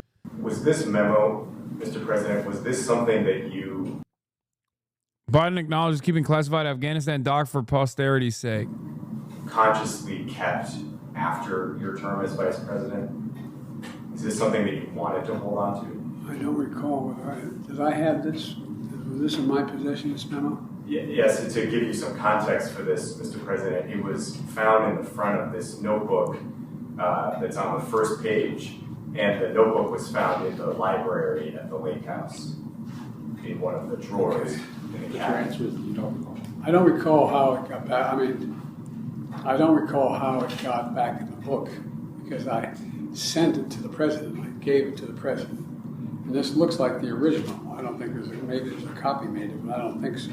It was faxed, just to give you Oh, some okay, context. that's why. Yeah. All right, now I got it. I wasn't sure whether I handed it to the president. It was faxed to the president, which I had the copy. Right. Okay. You had the original. Yeah, I had the original, and I just put it in the book, and that was it. Okay. Is 5D Chess, he knew he was in the wrong, so he played senile to avoid prosecution, and it worked. Hashtag Dark Brandon. Were you aware that you had kept it after your term as vice president? That's right. Did you know that you had it? I don't know that I knew, but it Watch me. It wasn't something I would have stopped to think about. The reason I ask is it's been written about. Bob Woodward wrote about it in one of his books. Jules Whitcover wrote about it in his biography of you. So that's the reason I asked, is if it was something that you wanted to hang on to because it was going to be the subject of reporting or history. I don't want it to be subject to reporting, but I wanted to hang. I guess I wanted to hang on to it just for posterity's sake. I mean, this was my position on Afghanistan. I've been of the view, from a historical standpoint, that there are certain points in history, world history, where fundamental things change using technology. For example, without Gutenberg's printing press, Europe would be a very different place. Literally a different place, because countries would not have known what was happening in other countries, other parts of the country. You know, think about a stupid idea, a notion. Nixon probably would have been president where he used to television, but where he's sweating, I mean sincerely, he was sweating so profusely in that debate. A lot of people thought he won the debate, but he lost the debate because of his demeanor. Yeah, he was there, dude. Gutenberg, I was there. I was there when radio killed or was killed by the video star. 99 Theses, Martin Luther, not the black one, the other one. Good guy. Came up to the door of the church with a nail, said, "Watch me. I'm going to nail this like Jesus was nailed on a cross." Now, I'm Catholic, so I didn't like it when he did that. I'm Irish, Jack. That's what I said.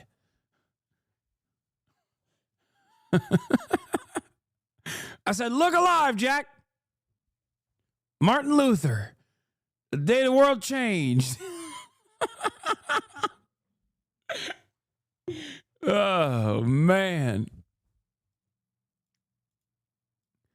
Does it make you feel big and strong making fun of a man suffering from dementia? Is this really okay? My grandma died of dementia and you're disgusting? You ain't special, bitch. So did my grandma. Fuck you. Okay, guess what? She wasn't running the state. Okay? God damn. Dumbass. We wouldn't let her behind the fucking wheel of a car, let alone give her the nuclear launch codes, dumbass. That's the reason why I'm making fun of the situation.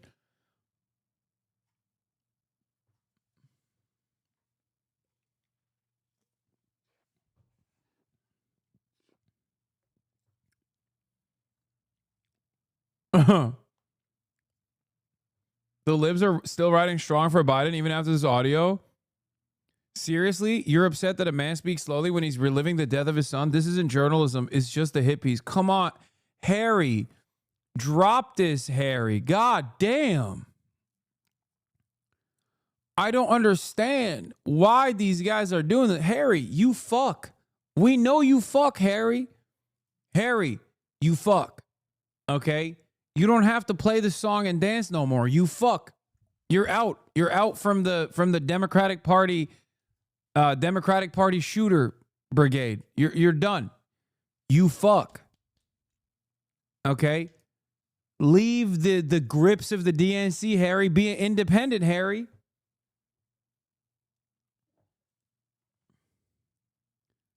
Nobody thinks you're gay no more, Harry. They know you fuck. And a lot. Quite a bit, as a matter of fact.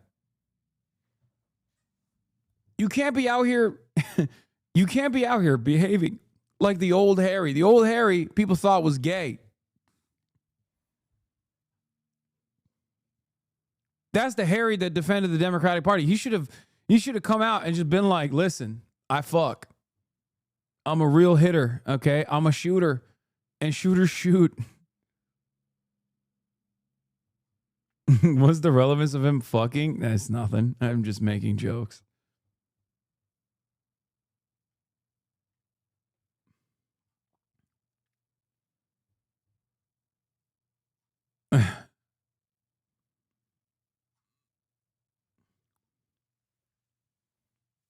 Charlie Brown does indeed have hoes.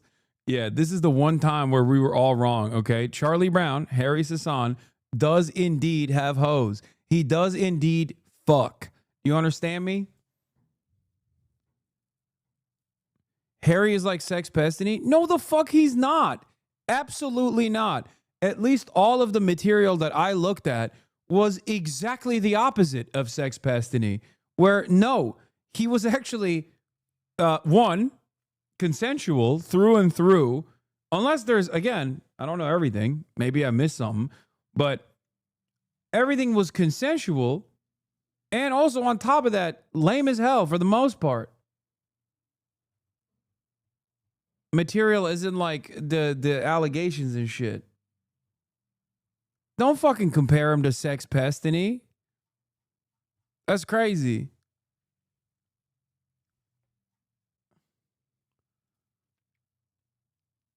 Yeah, he was breaking people's hearts. That's it. That's like, that was his biggest failure, biggest problem.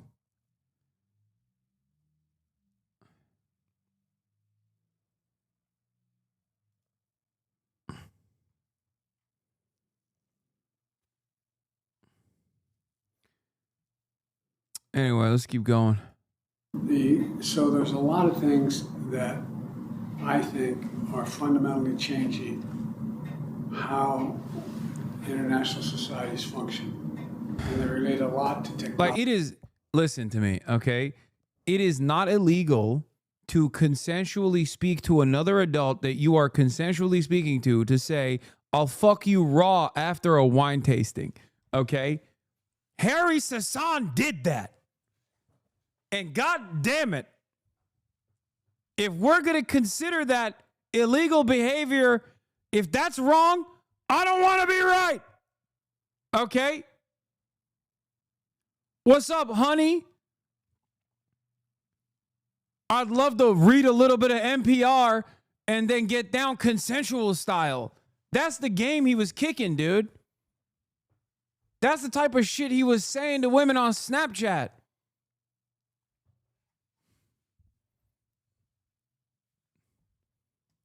That's crazy. That's crazy. Oh, yeah. Damn. That ass is fat. From the hot tub, too. Let's NPR and chill. And one of the things that I was of the view that a lot has changed in terms of everything from the internet to the way in which we communicate with one another, to that has fundamentally altered the ability. I've had this discussion with the press. Mr. President, I'm sorry to interrupt you. No, I'm sorry. Anyway, that's what I wanted to do. I had really, nothing to do with Afghanistan. Okay, that answered my question. And Mark, just really quickly, I promise it'll be brief. I just really would like to avoid, for the purpose of a clean record, getting into speculative areas. When the president responded and said, I don't recall intending to keep this memo, You then said, well, might you have thought it was important to keep him, whatever? And he said, well, I guess I could have. His recollection, as I understand it, is he does not recall specifically intending to keep this memo after he left the vice presidency. And I want these questions to be as clearly answered and recorded on the transcript as possible. I think we should take a break at this point. All right. Okay, this story, it's sparking a wave of anger. We're back to the fucking dark woke versus soy right, folks.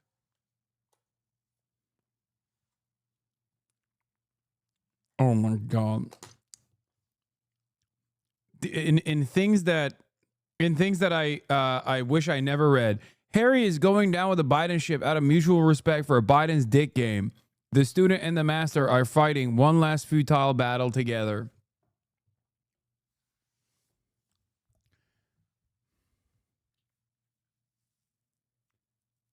I mean, I'll take credit for developing a fucking degenerate audience like this, okay? What is this? Harry Hassan Snapchat manipulation scandal.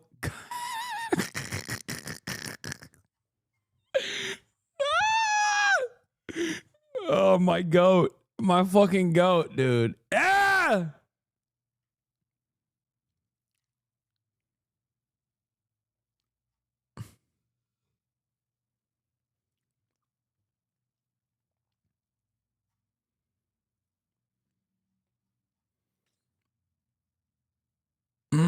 God, that ass is fat.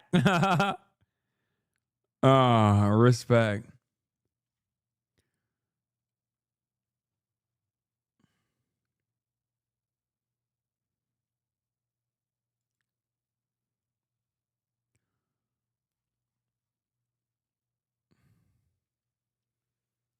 Wait, what?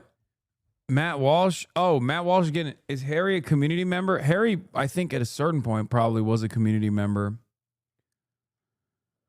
Okay. We're moving on from Brandonian nonsense. We're moving on from Brandonian nonsense to nonsense that pertains to dark woke going to war with the soy right. Now, a lot of you know I've been talking quite a bit about the soy right, which is what we're calling the right wing now, because now that they're in positions of power, their endless cries have yet to cease. They still act like they have nothing because, I don't know, I guess they're not getting all of their wishes or something. But also, you have this new emerging movement called dark woke, where some liberals have decided to basically behave like Republicans normally do. For example, what do? They every now and then they'll believe in like their own version of QAnon theories. Like there was that one guy that claimed that JD Vance was like a serial rapist of children, like a known rapist of children in the state of Ohio. And he was like, I'm coming out with all this information, like, just you fucking wait. You know, that kind of thing. It's different than, like, the dirtbag left. Dark woke is very different than the dirtbag left, because the dirtbag left is usually a group of people that just don't really fuck with identity politics too much, right? Or have, like, a class-first politics. But they're not necessarily like anti-representative politics in general, but they will, you know, they'll behave in ways where the average radlib will consider that to be problematic and that you're a fascist. Dark woke, on the other hand, is like still very libbed up. Like dark woke is very libbed up. I would probably be in the dirtbag left category to a certain degree. Dark woke, on the other hand, is like super duper libbed up and most likely will punch left if push comes to shove. They haven't recently because they're too busy attacking the Republican administration. You're just making up titles for things now? No. First of all, I do that, but right now I'm not doing that.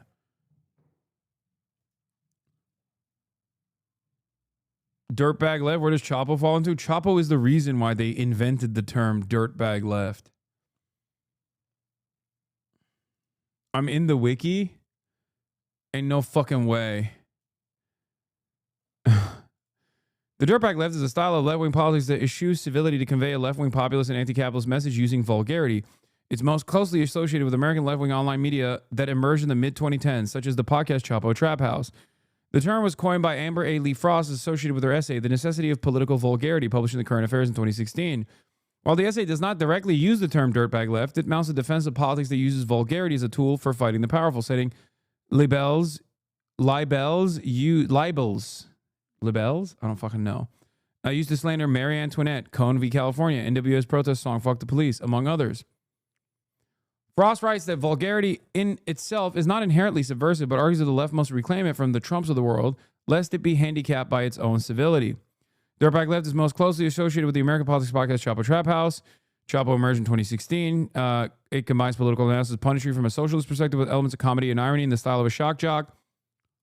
Beyond Chapo, media outlets that have been linked to, described as, or identified with the dirtbag left include podcasts Street Fight Radio, TrueAnon, Red Scare, Failed Verification, Stavi's World, and Cumtown. The publication is The Baffler and Current Affairs, and internet streamers Hasan, Piker, and Vosh. Oh, no! Oh, my God! No! No! Up until this moment, I'm like, oh, these are all my friends, except for Red Scare. I don't know how they get there. Oh! No! No! It's over.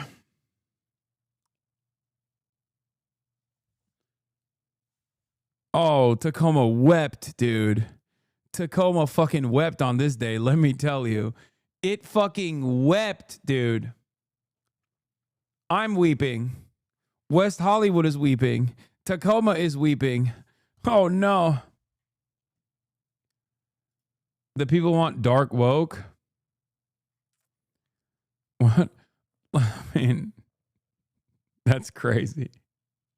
Oh, God. Now that I briefly clicked on this meme, there's going to be 11 hours of commentary from crying right-wingers who are going to cut away from their normal broadcast of constantly talking about how women ain't shit and how rape is actually fake to talk about how unimaginable of a slight that I engaged in by clicking on this fucking meme. Oh, brother.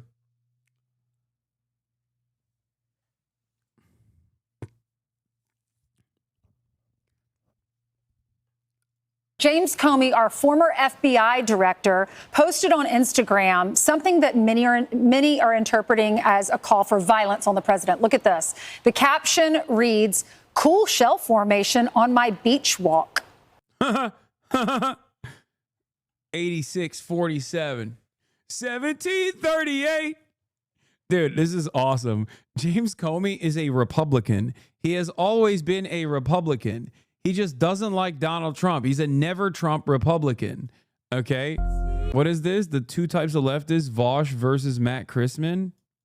Donald Trump and other prominent members of his administration are announcing to us that they intend to commit a coup in the United States. So I wanted to talk about something today. I wanted to talk about what I heard from a friend.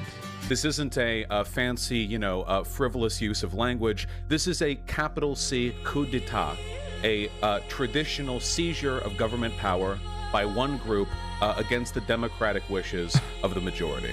I heard from a friend who heard it from a friend who heard it from another Trump is stealing the election. Down, down, down. They have been broadcasting their intentions now for quite some time. And it is clear to me now that they are committed to the following plan.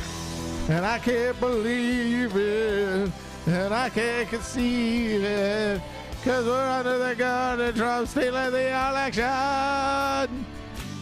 That is what is going to happen in 5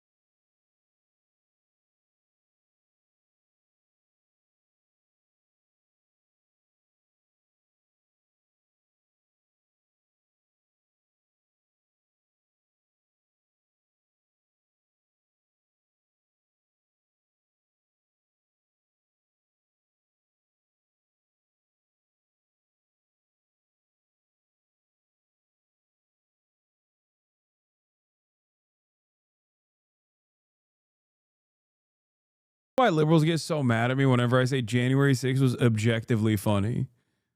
Like, because like January 6th has to be a pivotal moment. And in some ways, like, yeah, if you care about those sorts of things as like adult Americans were supposed to, and then you still vote in Donald Trump into office, it's still pretty funny, but it's also kind of damaging. But again, it was funny, objectively funny. You will never, and as I've defended over and over again, you will never have me tell a lie that diabetic, heart diseased, HVAC business owners climbing up the walls of the Capitol Rotunda, okay, live on camera for no real reason, with no like genuine objective beyond stopping a process that is purely fucking symbolic, terrifying the shit out of every American congressperson, and then just smearing their shit all over the walls once they actually breached the halls of Congress. And then every politician saying this is like a million 9/11s that took place in eternity, just constantly repeating this over and over again in perpetuity. Amazing. It was fucking hilarious. Only followed up by the Brazilian January 6th, which was also hilarious. But I feel like the American version was still funnier because it's closer to home for me. The crowd's going crazy. And then, you know, I thought that would be cool. No, sorry, Matt, Chrisman, and Train on talk shit about you. No, I didn't. What, on Twitter or over their podcast or something like that? Yeah, no, that Vouch guy, people want me to debate him, and I've looked. What's the debate? What would you want me to jangle keys in front of his face? He seems like the dumbest people I've ever encountered.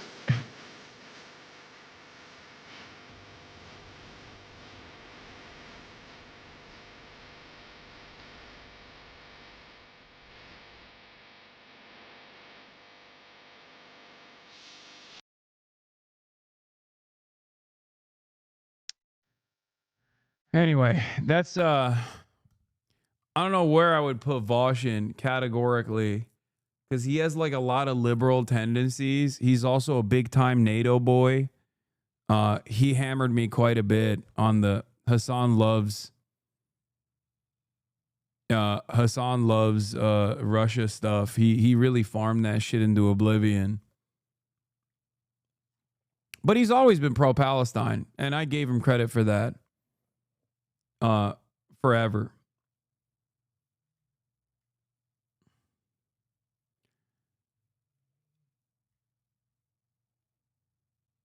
He's definitely not dirtbag left enough.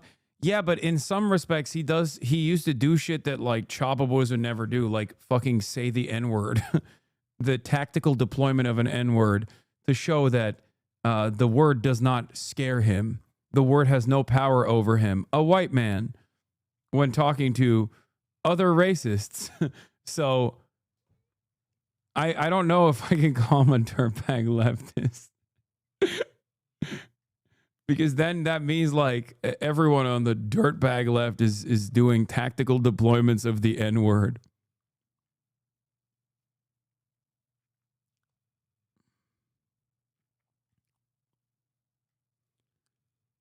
Even though he did get banned off Twitch for saying not so nice things. Ironically enough, Vosh, despite being a hardline NATO liberal, okay, said something that I would never say. Said something on Twitch that I literally use as an example of what not to say about Tel Aviv. I'd go so far as to say what he said about Tel Aviv and what to do to Tel Aviv, even fucking Bad Empanada does not say, for the record.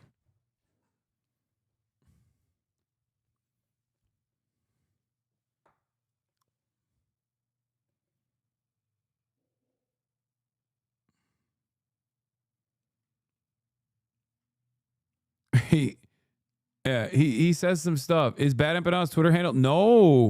No, he went beyond.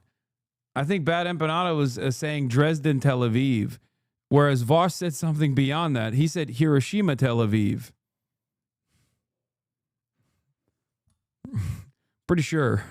Pretty sure Bad Empanada only says Dresden, Tel Aviv, whereas Voss said, the N-word, but this time not the N-word that you've heard from him in the past, tactically deployed. This is the other tactical N-word, nuclear.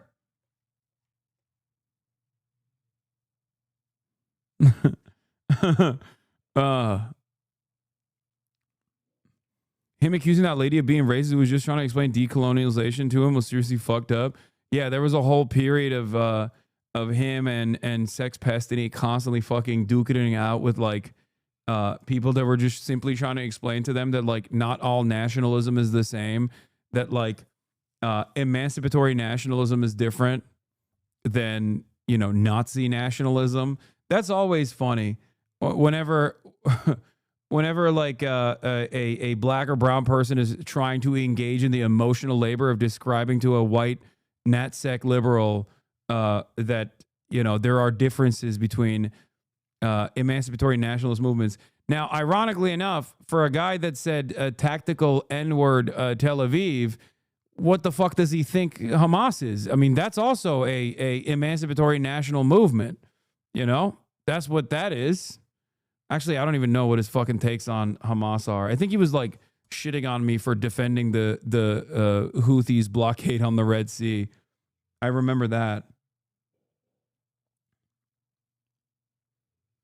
Which I also find really strange. Again, an untenable, unsustainable position. Israel's doing a genocide, and he literally got banned for saying, once again, I will not say this, you know, Hiroshima and Nagasaki Tel Aviv, but also simultaneously, he's like, you know what's a bridge too far? Implementing an economic blockade on the country that you said to nuke the capital of. Like, it doesn't make sense. It's like where is the consistency is just gone.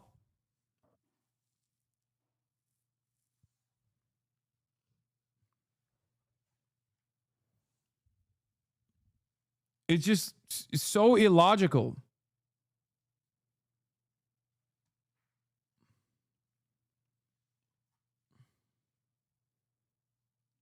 Yeah, he was acting like the Houthis were just targeting random ships. Yeah, they're just like barbaric. They're just what do you call it? Barbaric rapist monsters who just want to rape the ships. That's what the Houthis are doing. They want to do ISIS-style beheadings of the ships. They want to cut the heads off the ship.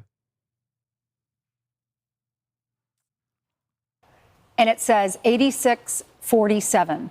So this is what the former director is saying in response to this. It literally makes no sense, but here it is.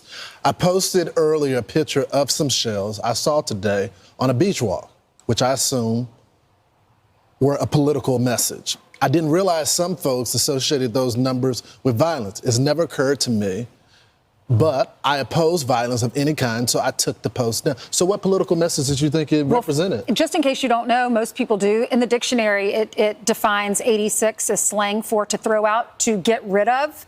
And dude, this is awesome. Oh my God, this is like almost 500,000 views in 10 hours. Oh, dude, imagine a boomer watching this and just like whipping himself up into a frenzy to have an aneurysm because they're so scared of their beautiful president getting assassinated. Oh, that's so funny.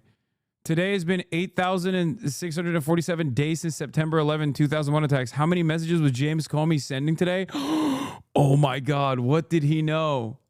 Oh my God. Wait, Jack Posobiec, 8646?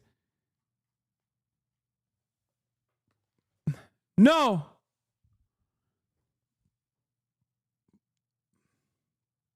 What did he know?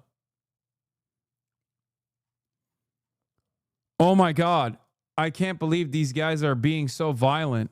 and to refuse service to. A lot of restaurants use this. When I was a waitress, they would put 86 green beans on the chalkboard, so you knew we were out of it. But like when it comes to law enforcement, a lot of times 86 means death. That's they kill right. him by 86 to him. He's dead. So we thought the head of the FBI has to know what 86 can be used. Why would you post that? Number one, who cares what James Comey thinks?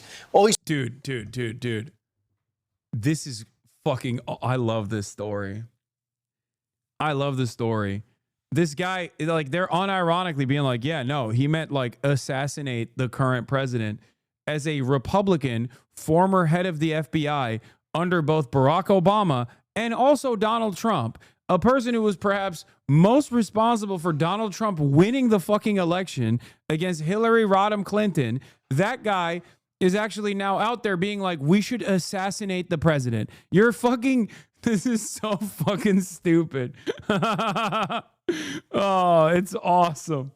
Oh, that's great, man. That's what's going on. Brian Kilme confused 86 with 187. he spends his time on the beach. I'm wondering, did he do that rock formation? Right, I was wondering that too. Or do you think he just walked on and thought you'd share it? So this caused Don Jr. stumbled on it first and said, are you calling for the assassination of my dad? Yeah. So here's the president. Of my dad? Dude, you're like 50. You're not allowed to say that. Just say the president. Okay? He's everybody's dad at this point. If you're like a 50-year-old man, you can't be like, are you calling for the assassination of my dad? He's the president, man. Am I wrong about this? Am I crazy for taking issue with Don Jr. and this statement here? Not my daddy.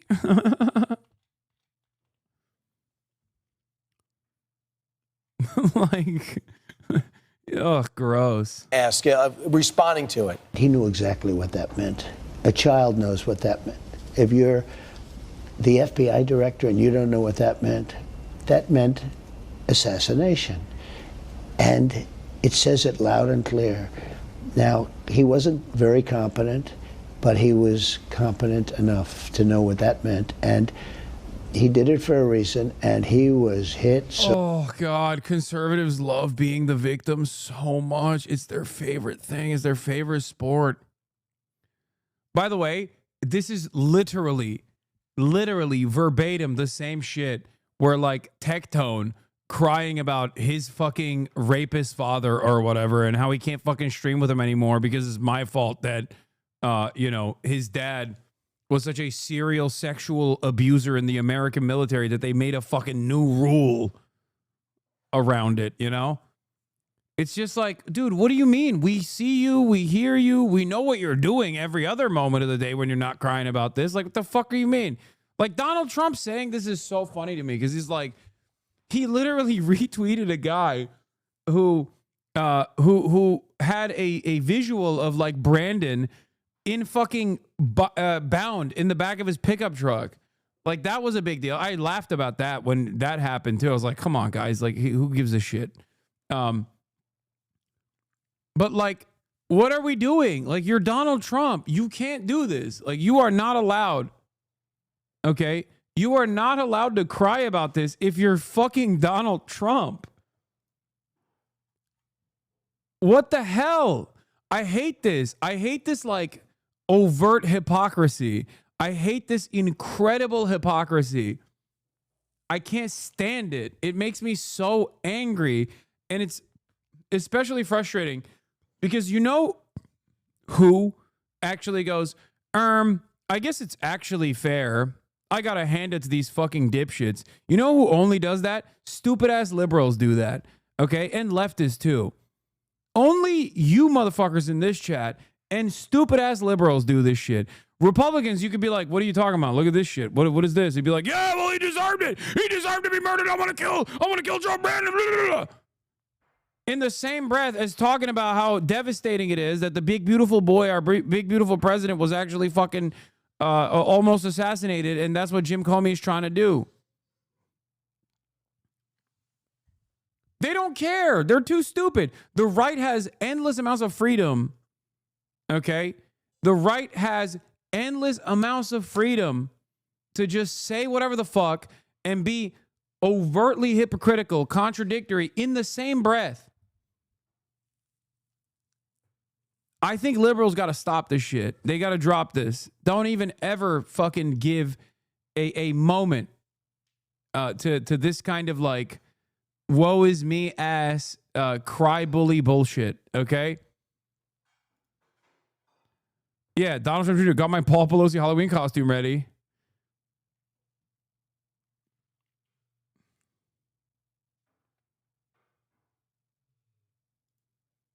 No love lost for Liz Cheney, but the right just forgets this shit. All these Republicans pretending Comey was threatening to kill Trump is pretending to be mad that it was totally fine with Trump saying Liz Cheney should be put in front of 9 barrels shooting at her. Let's see how she feels about it when the guns are trained on her face. No, this is also bullshit. This is not even an appropriate line of hypocrisy baiting because Donald Trump very clearly was calling Liz Cheney a chicken hawk in that situation. Like, you would know because you're the king dog whistle. Mountains out of molehills, a classic reactionary tendency, says you. Bro, you do that when you said Russia wouldn't invade? What? Let's go, Chad. Is Friday debate? What the fuck? What? I'm so confused. How is that even applicable in this circumstance? Anyway.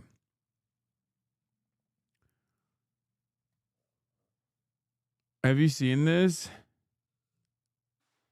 What's going to happen in the future? I'm saying to you, we have not called for the killing of white people, at least for now. I can't guarantee the future. I love that it's called crossing the line. Oh, that's hilarious. I mean, you'd understand somebody watching that, especially as it gets shared on Twitter, they freak out. It sounds like a genocidal call. Cry babies. Cry babies. I'm not calling for the slaughter of white people, at least for now. I can't give you a guarantee of the future, especially when things are going the way they are. Subtext. Especially if things are going the way they are, there will be a revolution in this country, I can tell you now. Okay, dude. Okay, dude. He's doing the Trump thing where he's like, things change. I don't even know if this interview will end. I don't know how this interview will end. Ed Krasenstein got visited by the government. Here are more details about how the Trump administration had the Secret Service show up at my home, simply reporting 8647, followed by an explanation in that thread saying I'm not calling for violence. No, not my goat. Not my goat.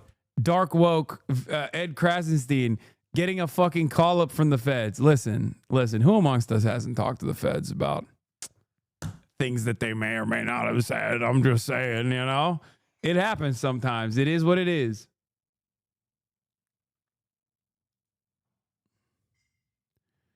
New York Post should retract this despicable false smear. It's just not true that he refused to officially condemn the Holocaust. That's not debatable.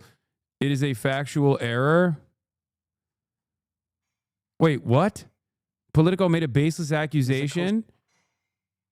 New York City mayor candidate Zohran Mamdani refused to officially condemn Holocaust / support Israel. Sponsor on a resolution. When you run for mayor, you face a lot of baseless accusations. And The I try fuck? to ignore as many of them as I can. Uh-oh. They saw the polls where he's rising up. He's actually a threat to Cuomo. Here we go. But this morning, Politico accused me of something that I take very seriously. They released a story falsely claiming that I refused to condemn the Holocaust. Their evidence? My name wasn't listed as a co-sponsor on a resolution I proudly voted for. In this election, we're seeing the real crisis of anti-Semitism and the pain of Jewish New Yorkers being weaponized as a political talking point. Here's the truth. In January, I told my assembly staff not to co-sponsor any resolutions that were emailed to our office. If I'm on a resolution, it's because I was automatically added. I created this blanket policy because I wanted to focus on the substance of legislation. It had nothing to do with the content of the resolution, but I understand this has caused pain and confusion for many, so I want to share my actual record. I have voted every year for the Holocaust Remembrance Day resolution, including this year, to honor the more than 6 million Jewish people murdered by the Nazis. I have repeatedly supported allocating millions of dollars in the state budget for Holocaust survivors. And my campaign has proposed the largest fiscal commitment of any candidate to combat anti-Semitism, an 800%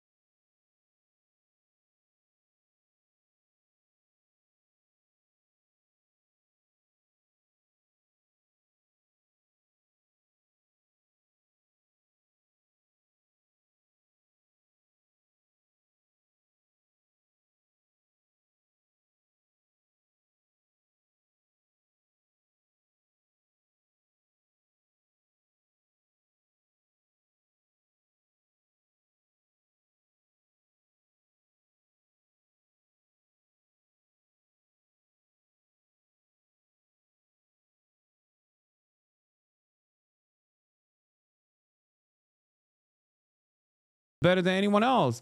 In our conversation, if you listen, the real fucking constituencies that he needs to penetrate now, he needs to fucking target are the black and brown aunties. And they are always, especially older people, are always going to go with institutional Democrat Party corrupt charlatans. Always. Old New Yorkers are always going to go with, oh, Andrew Cuomo, I've heard a lot about him. Well, I don't know. He seems like a good guy. Name recognition is a major player here. Name recognition definitely is an issue here, okay? For Zoran especially.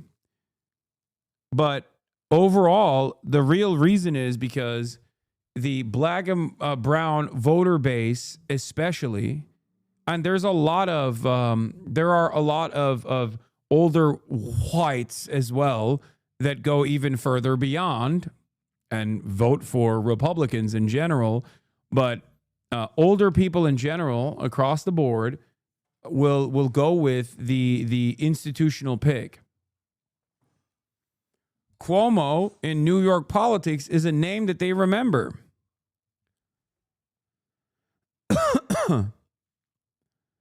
The problem is, of course, when you tackle the subject matter from the perspective of like old aunties being a little fucking conservative within the framework of the Democrats and oftentimes like leaning on whatever the institutional candidate is, people call you a racist. But those very same people that call you a racist will literally fucking run around screaming obscenities at fucking Latino and black people that vote for Trump.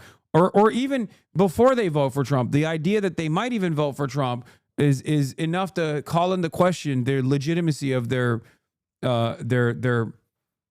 race. Like, it's fucking crazy. Do you think Zoran actually has a chance to win? Dude, what is up with these fucking people? Why did they write the name of a fucking, like, lolly enjoying possible pedophile in the chat? You should be fucking embarrassed, dude. I don't understand it. So this is literally turning into the Sam Hyde shit. Brother, I know you're trying to test something so you can be like, so you can go back and be like, oh, this guy banned me because he can't stand criticism. No, I can't stand you because you enjoy the content of a fucking moron who literally watches lolly porn and shows it to other people. Like, that's it. And also on top of that, he's a fucking Israel supporter. It's the same principle behind why I banned mentions of Sam Hyde for the longest fucking time, because his also pedophilic neo-Nazi fans would fucking come in here and straight up constantly be like, oh, Sam Hyde. It's like, no, it's embarrassing. It's embarrassing to know that, like, my fellow human beings are this dumb and this willing to fucking openly admit that they watch someone who is gross as fuck like this.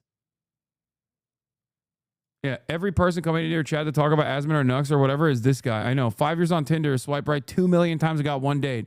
It's time to Thailand max, bro.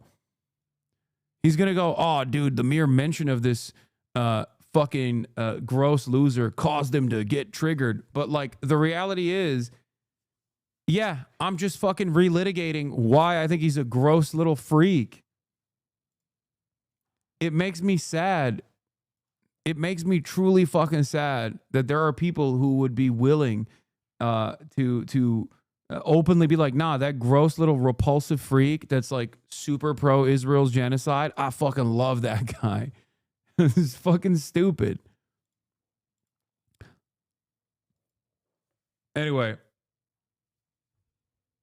Yeah, he got you by revealing that he loves pedophiles. How are you going to come back from this intellectual defeat? That's what I mean. This guy swiped right almost 1% of the entire American population. What is this? So I have to try it. Nuxenor said if anyone says his name in your chat, they would be banned, so let's try it. Bro, this is what I mean. This is what I mean. Like, you should be embarrassed.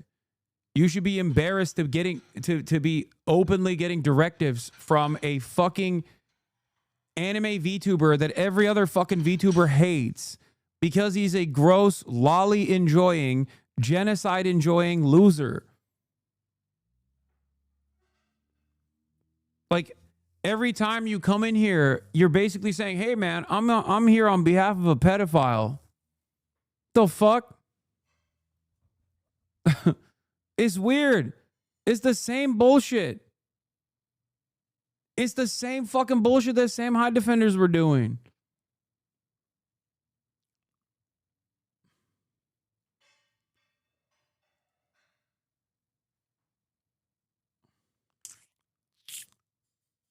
There's another VTuber being a white supremacist that made headlines. Yeah, I saw.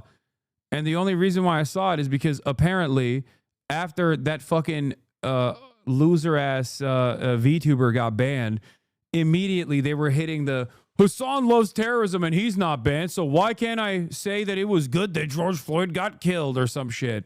And it's like, I don't know, maybe because you're a fucking gross little freak.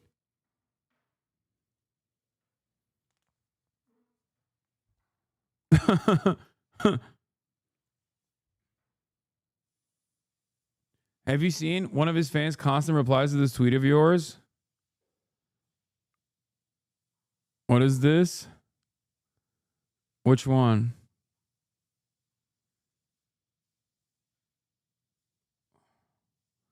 What?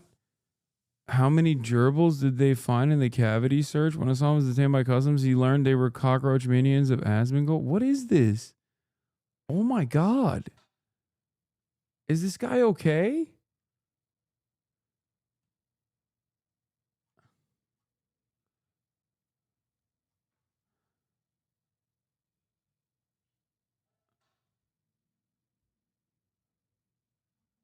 What the fuck? Don't tap the glass? Bro, this is fucking crazy. What is this? Look at what this loser looks like. Who's the guy? Who's this guy?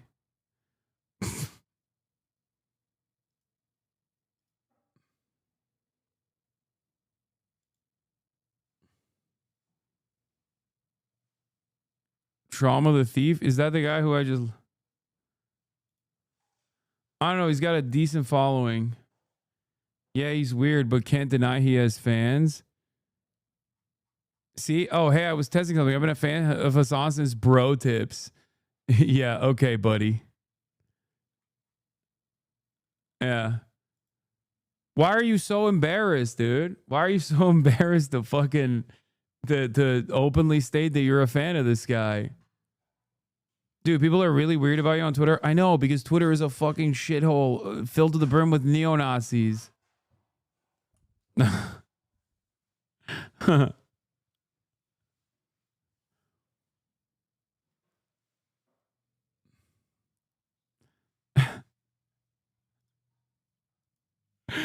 I do love actually seeing.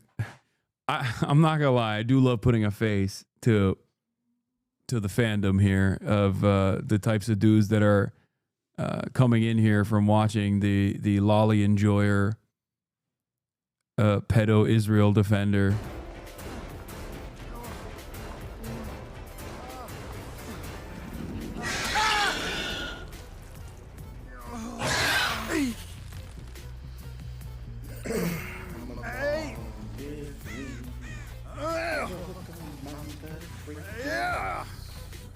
Bro looks like that fucking TikTok filter that one guy posts all the time when he's like, this is your manager who's trying to flirt with you on Snapchat. Oh my God. He literally looks like that TikTok filter. You know the one I'm talking about? No way. Hold on. I have to find it. Someone in this chat knows exactly what I'm talking about. This segment is perfect for Soy Right. Many tears will be shed now. I know. Hogwatch is turning into Soy Right. Soy Right Watch.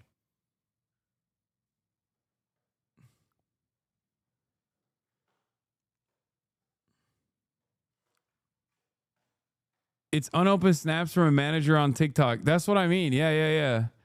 Please fucking link it to me. Please. I can't find it myself. Please. We don't use TikTok. We are old. Okay, you need to be subscribed to be able to send me TikToks. Yeah. You know, I heard you called out again. I'm not mad. I was off today too. But it is a nice rainy day, so if you called in because of the rain, that's okay. We want you safe.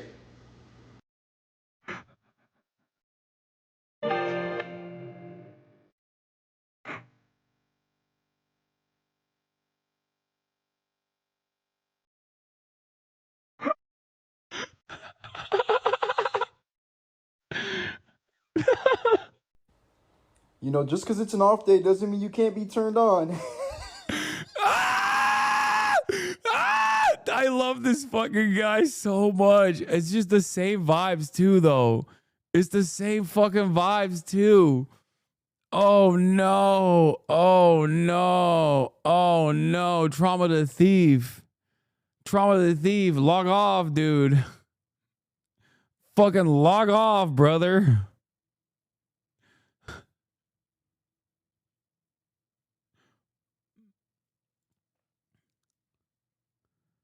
Openly fascist here. While I don't agree with most of what Hasan says, I feel personally that ban was stupid. Openly fascist here? He started off with openly fascist here? Ain't no fucking way, right? No.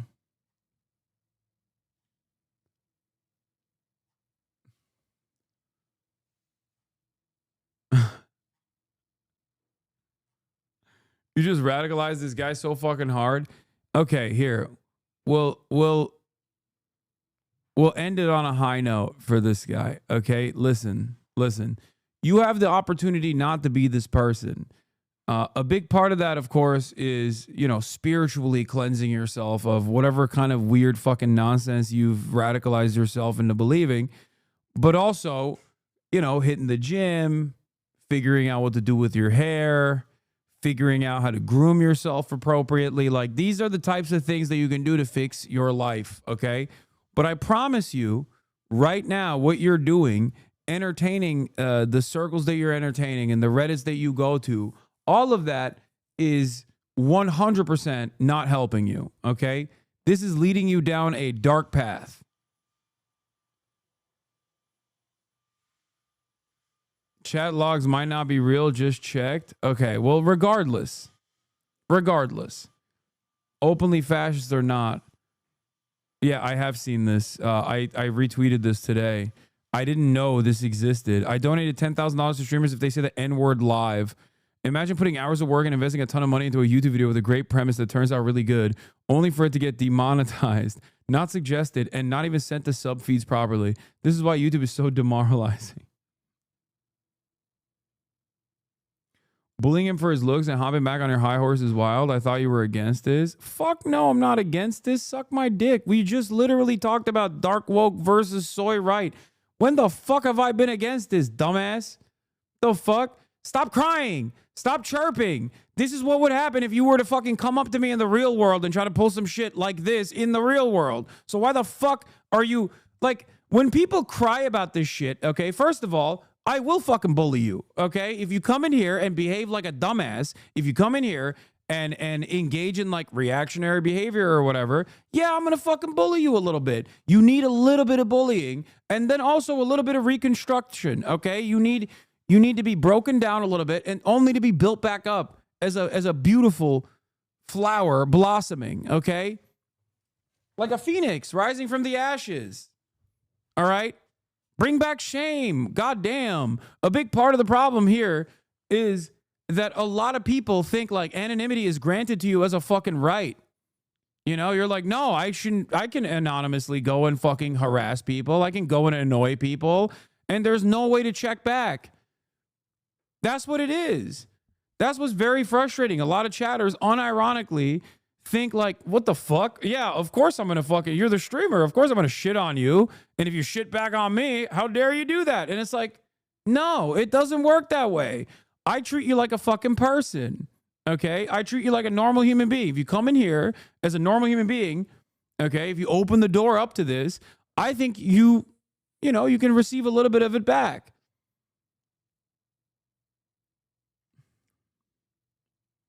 Yeah, let 1,000 soy flowers bloom. Exactly. That's what Mao said too.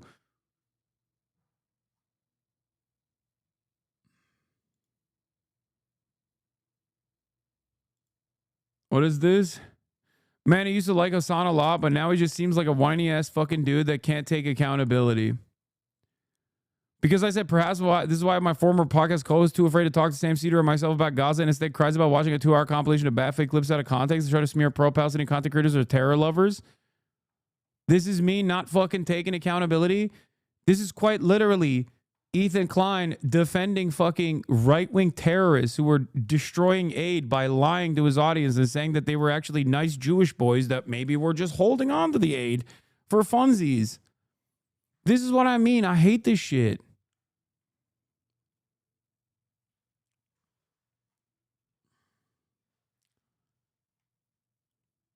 Don't fall for this bullshit, okay? Don't fall for this bullshit, the whole customer's always right mentality. It's fucking bullshit. Okay? Chatters are not always right.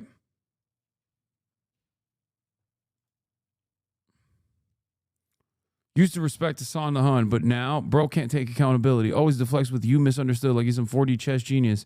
Now he's out here supporting terrorists? What a fall from grace. Bro's a bad faith loser who will never take accountability. Yeah, I don't think this person actually liked me, for the record. I think he's just one of those guys who says that.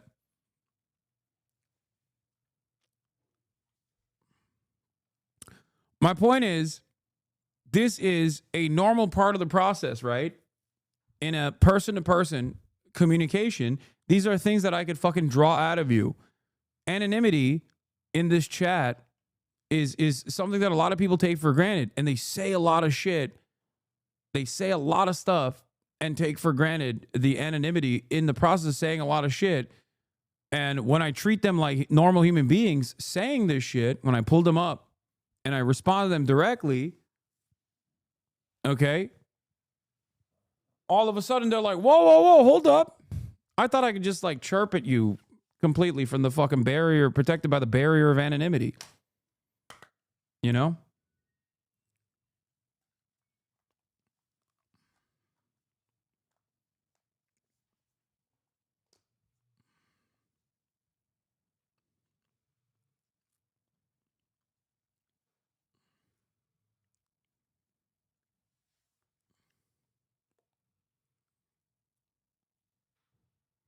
Anyway.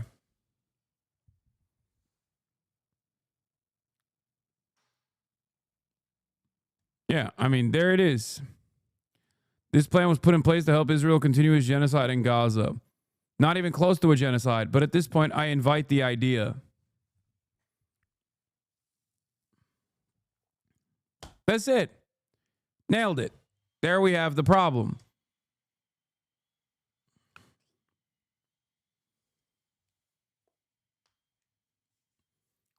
And yes, Space Ace is correct. It really sucks that if people actually genuinely approach you with good faith while disagreeing with you, you will engage and spend time to be polite and explain things, but they choose to be like this instead for cheap internet points, and then they fucking cry when they get a fraction of it back. Okay? That's it. If you genuinely had a disagreement with me, I mean, on the issue of genocide, it's like pretty crazy. That is a little bit heated, you know? But if you were to come in here, and even in that situation, if you were to come in here and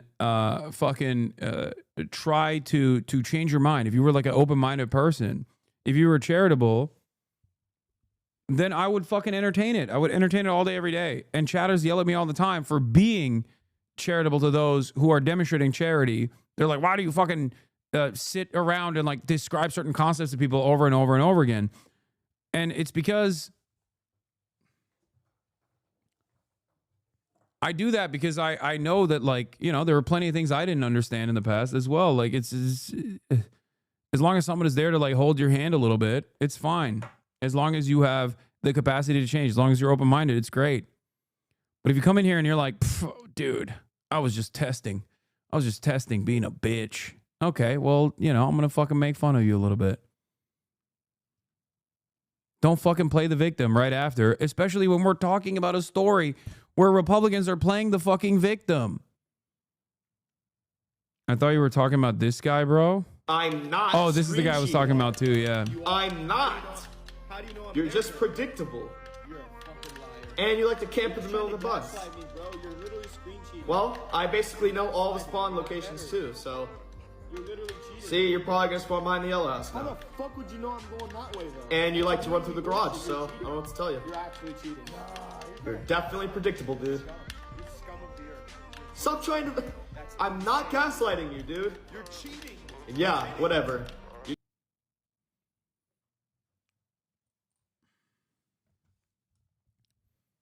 Anyway. I don't know. Read the rest. When did he bully you? You come off as a bit of a piece of shit here for attacking his lugs. Chatter.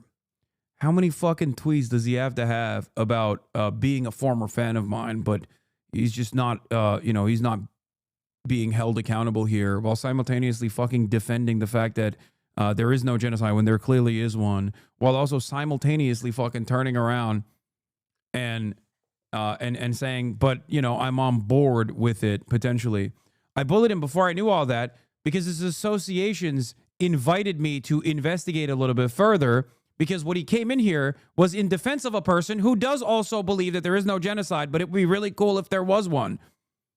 If someone comes in here and says, I'm a big fan of the pedophile neo-Nazi Sam Hyde, if someone comes in here with that mentality, would you have an issue with me doing the same exact thing?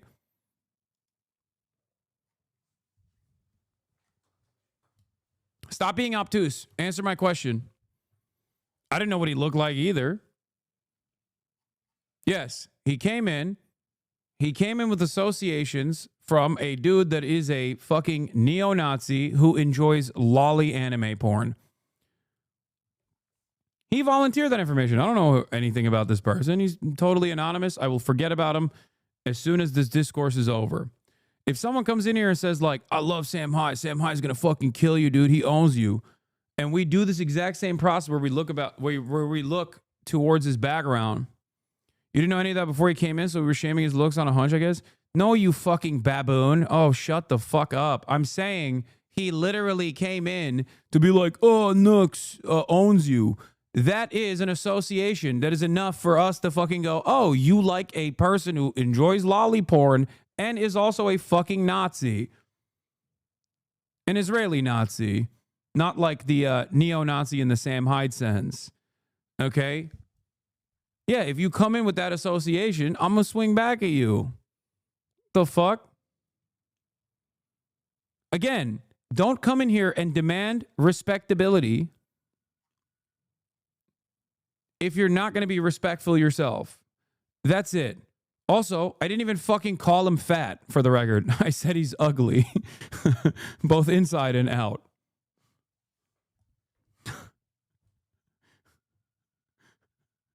You called him fat, you fucking moron.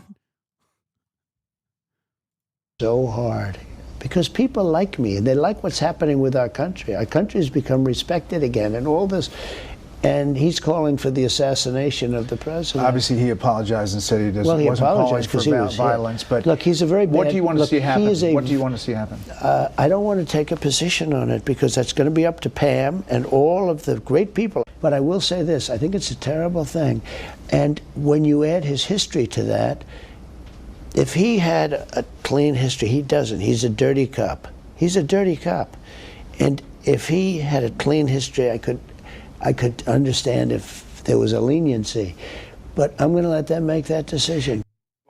Tulsi Gabbard was asked, do you believe that Comey should be in jail? She said, I do. Any other person with a position of influence that has people who take him very seriously with a guy of that stature, his experience, and with propaganda media has built him up to be. She's very concerned. So Secret Service is now dispatched to investigate. And Don Jr. said, Have you also noticed that you and other left streamers like Mike from PA are treated by haters as if your politicians are running for a campaign? It's always supercharging imaginary, mean-spirited points of contention to bring you down and never get it back when there is no way to actually do that, as you are not running for any election to lose.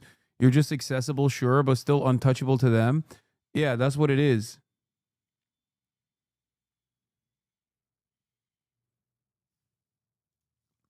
That's precisely what it is.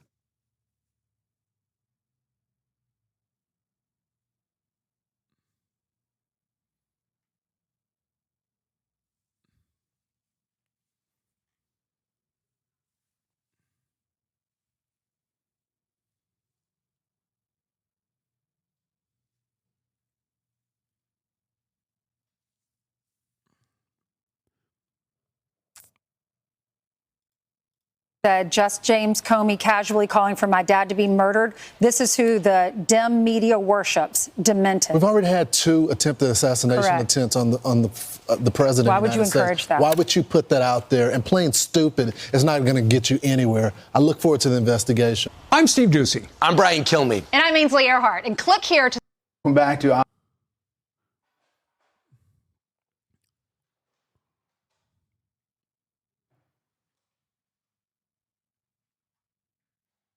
Comey is hated by Republicans and Democrats both at this point is not true. Dems love him. They think he's a fucking...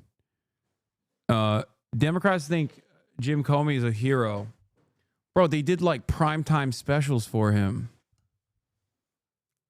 Have you seen this yet about your detainment? No, but also, why the fuck would I ever take seriously pirate wires? Abu Dhabi, Mr. President. Thanks for the time. Thank you very much. First of all, congrats on becoming a grandfather for the Yes. 11th time. Most importantly. Tiffany, baby Alexander. They're a really good couple, great couple, I think. And the baby is perfect. I'll let you know about it in 21 years. But the baby. Pirate wires is like a Peter Thiel operation, you fucking moron. Why would you link that to me? It's like saying, hey, did you see this 4chan thread calling for your execution? No, but I'm sure there's plenty of them out there. You know what I mean? Why the fuck would you link me a Peter Thiel operation? What, because it's called pirate wires and it looks legit? Is that what it is? You're too dumb to actually fucking do a little bit of investigation, to engage in a little bit of fucking media literacy, to recognize whether or not the outlet that you're sending me is actually not a serious one. Anyway. Let me fucking restart this video.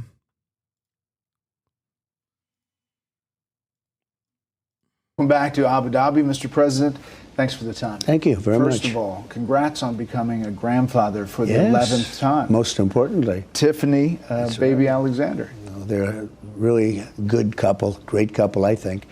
And the baby is perfect. I'll let you know about it in 21 years. But the baby is good, so we're happy about that. I look forward to seeing the baby. Seeing you with those grandkids. This is a big trip. This is seen, especially in this region, as a major, major success with the interaction between each one of these countries. How do you see it today as you wrap it up? Well, I always considered it to be a very important region. I know all 3 leaders, as you could see, very well. In all 3 cases, I knew them long before I ran for politics, which is sort of something. It makes it a little bit more special. They're great people. The 3 of them, they're great people. And it's a great region, but it was never treated properly, and it was certainly not treated well by Biden, who didn't know he was alive, frankly, so, you know, you can understand that. But he was not, they didn't treat this group well. And I think they were being, and I guess you know, because you've reported on it, they were being coaxed very strongly by China, because that solves China's fuel problem forever.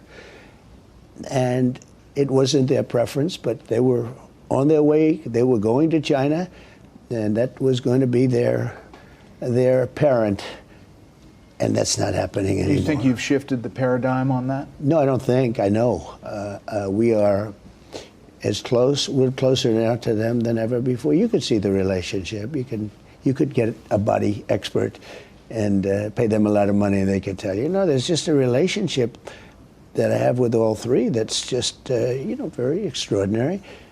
I was even saying, I mean, we're like so friendly. Not a normal situation where you're okay with a leader or whatever, but this is a very important region. This is the energy capital of the world. They have, massive amounts of energy and other things. They've invested wisely, and they're looking to do other things. I guess in Saudi Arabia, they said in another couple of years, there'll be more than 50% other businesses represent more than 50% of the take. And it's pretty amazing what all of them have done. You have a massive amount of business investment coming back to the U.S. Right. And they're still adding it up Which, in by each the way, country. most importantly, that's why I came here. I didn't come here to say, gee, you guys are rich and you have a lot of oil. They have a lot of money, and I want them to spend the money in the United States. And we set records. There's never been a trip like this by any president or anybody ever before. And I'd ask them, how about doubling it up? Okay. Oh, I should have asked for more, because they said, okay. They're good people, and they love our country. And look, they have great danger because of Iran. That's their primary danger. And that makes them vulnerable. But I don't see them as being vulnerable, because I think we have the greatest military in the world. And we're adding to it now at levels that nobody's ever seen. We're going to build the Iron Dome. We deserve an Iron Dome. See, we call it two names. So I was going to call it the Iron Dome because that's the name everyone has heard of for years. But to me, it was old-fashioned. So we changed it recently to the Golden Dome. Dude, I can't wait to fucking remove people from Medicare so that we can pay for a Golden Dome. Which, of course, implies that we already don't have anti-air missile defense capabilities on U.S. soil, which, of course, would be a ridiculous thing to fucking claim, which you would know if you are the president, I suspect. Like, the idea that the United States of America is just completely unprotected from potential missile systems, like potential attacks from who? Fucking Mexico? Canada? Who is going to lob small arms and like fucking little bathtub rockets over the fucking borders? Is it going to be Canada? Is Canada going to fucking send RPG rockets? Is that what's going to happen? Because that's what the Iron Dome is. The Israeli defense systems comprise of the Iron Dome, and then there's the Arrow system. There's a bunch of different anti-missile systems, right? Like, the Iron Dome one is the one that gets the most play because the Palestinians don't have access to actual fucking missiles. Okay? Yeah, you have the David Sling, you have the Arrow systems, and then you have Iron Dome. But even then, the Iron Dome is there for RPGs and tiny missiles, okay? Nothing that another country has within its arsenal.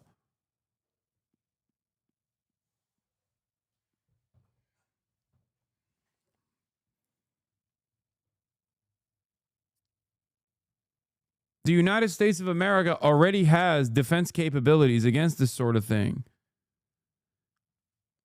It's so stupid for him to just say, we need a golden dome, like an Iron Dome, but more golden. Beautiful Golden Dome. And matches Ronald the golden Reagan, age. Ronald Reagan wanted that many years ago, and he was... If you lived in a border town, you'd feel different. Yeah. I live in Vermont, brother. Let me tell you how terrifying it is, them goddamn Canadians. As a man living in upstate New York, every day is a struggle.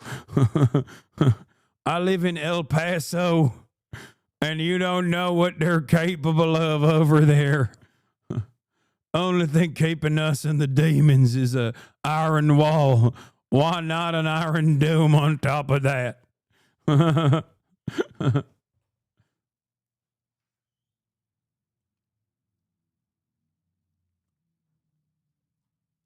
Was right, except you didn't have anywhere near the technology. I want to talk about Israel. I mean, the first trip in the first administration, when you came over to the Middle East, you did do a stop in Israel on the way back. Not doing it this time. Obviously, the Israel-Hamas and what's happening in Gaza is driving a lot. How do you see that? Are you? I had no clue what the Pirate Wire was. This is why I'm asking if you had seen it. Don't exactly have time in my day to fully investigate the funding behind every single right-wing Twitter account. I'll do better though, sheesh. No, the investigation that you should be conducting is whether or not this is like a fucking actual reliable outlet by simply looking at what the angle of the fucking commentary is. If they are following the notes of a bunch of fucking rabid stalkers online by literally denying the Customs and Border Patrol's own admission of my detention and instead trying to make it seem as though that did not happen, then you have enough brain processing power to go, hey, I don't think this is a reliable outlet, because what it's saying is that, you know, this guy is lying about his fucking detention. That should probably ring some alarm bells in your brain before you go, hey, look at this. Okay? Stop trying to fucking bait. It's all right.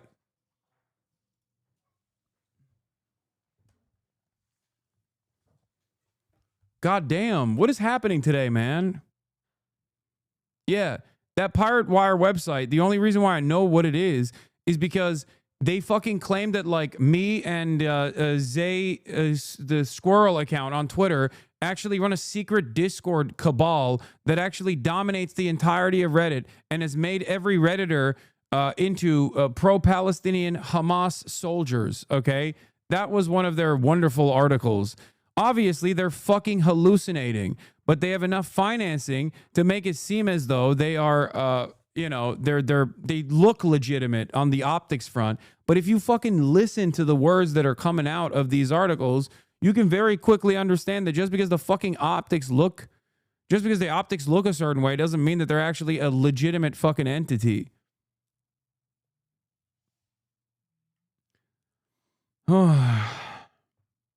Frustrated at all with Prime Minister Netanyahu? No, look, he's got a tough situation. You have to remember there was an October 7th that everyone forgets. It was one of the most everyone forgets October 7th, famously. Violent days in the history of the world, not the Middle East, the world. When you look at the tapes, and the tapes are there for everyone to see. So he has that problem. That problem should have never happened. Now, if I were president, that problem wouldn't have happened because Iran had no money. They were stone cold broke, and they weren't giving money to Hamas. In fact, I remember in your show, like a year before that, you were saying there's no money for Hezbollah, Hamas. There's like 28 different groups. The Houthis. But they have 28 groups that we know of, and none of them, they were all breaking up because there was no money. And then Biden came along, he took off all the sanctions on Iran. I mean, I put sanctions that were so strong. Anybody that did business with Iran could not do business with the United States. So everybody took a pass, including China.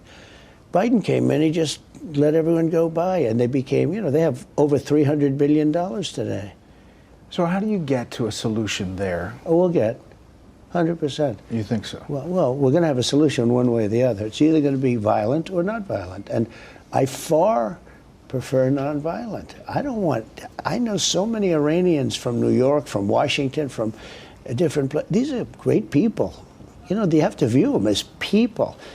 And I don't want it to be a violent thing, but they're not going to have a nuclear weapon. But you said it was close the other day. You said it was close to a deal. I think it's close. I think, so does that mean that they're going to enrich enrich at any level, like a civilian level? No, I think they want to make a deal. You know, you say to yourself, they have massive oil, by the way. They have oil that lasts for 300 years. Massive oil. They have a lot of oil. People don't realize they're one of the biggest in the world. And it's very good oil, meaning it's pure. It's very good oil. Perfect stuff. They don't have to, you know, spend a fortune on gases and energy in order to melt the rock and everything. They have pure, unadulterated, good oil. And you say, why does somebody that has that kind of oil, other than being politically correct, but when you have unlimited amounts of oil and gas, why are you putting up, why do you need civil nuclear? I just don't see it. But I mean, are you going to call for it all? And I think nuclear is fine. I think nuclear is fine for civil if you have a country with no oil. But if you're sitting on one of the largest piles of oil in the world, why are you talking about putting up nuclear? I love this. Countries that are sitting on a pile of big, beautiful oil are not capable of entertaining a civil nuclear power grid. I mean, we're sitting on a fucking pile of big, beautiful oil. We have some nuclear power in this country. Like, what do you mean? Also, wait a minute. Isn't he trying to give Saudi Arabia nukes? Who's sitting on a pile of big, beautiful oil? And you're not even trying. What the fuck? Wait, he's like, they got unlimited oil, and it's the most beautiful, pure, unadulterated oil, and they need nukes. What's civil nuclear? He's trying to say like a nuclear energy program as opposed to a nuclear program that can yield nuclear arms. Okay? That's what he's talking about. And to be fair, I don't really fucking know if a civil nuclear energy program, like an energy grid, a nuclear energy grid can also yield additional research and development at the behest of nuclear arms. I feel like there's a distinction there, and it probably doesn't.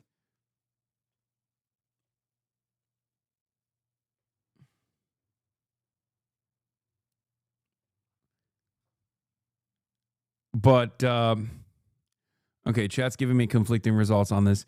Bunch of nuclear scientists in the chat. Okay, so basically they just don't want Iran to. His claim is that Iran is trying to engage in nuclear enrichment for nuclear arms. Which, ironically enough, he's trying to give nuclear enrichment to Saudi Arabia. Which is why this argument kind of falls apart from his perspective. Civil. I call it nuclear civil. And so Bibi Netanyahu is not convinced that a deal would be good for the region. Is that fair to say? I think I can say that Bibi... Have they ever said it's not for arms? Yes, Iran always says it's not for arms. But that doesn't stop America from also punishing Iran for even doing any kind of testing or any kind of attempts at building a nuclear energy grid.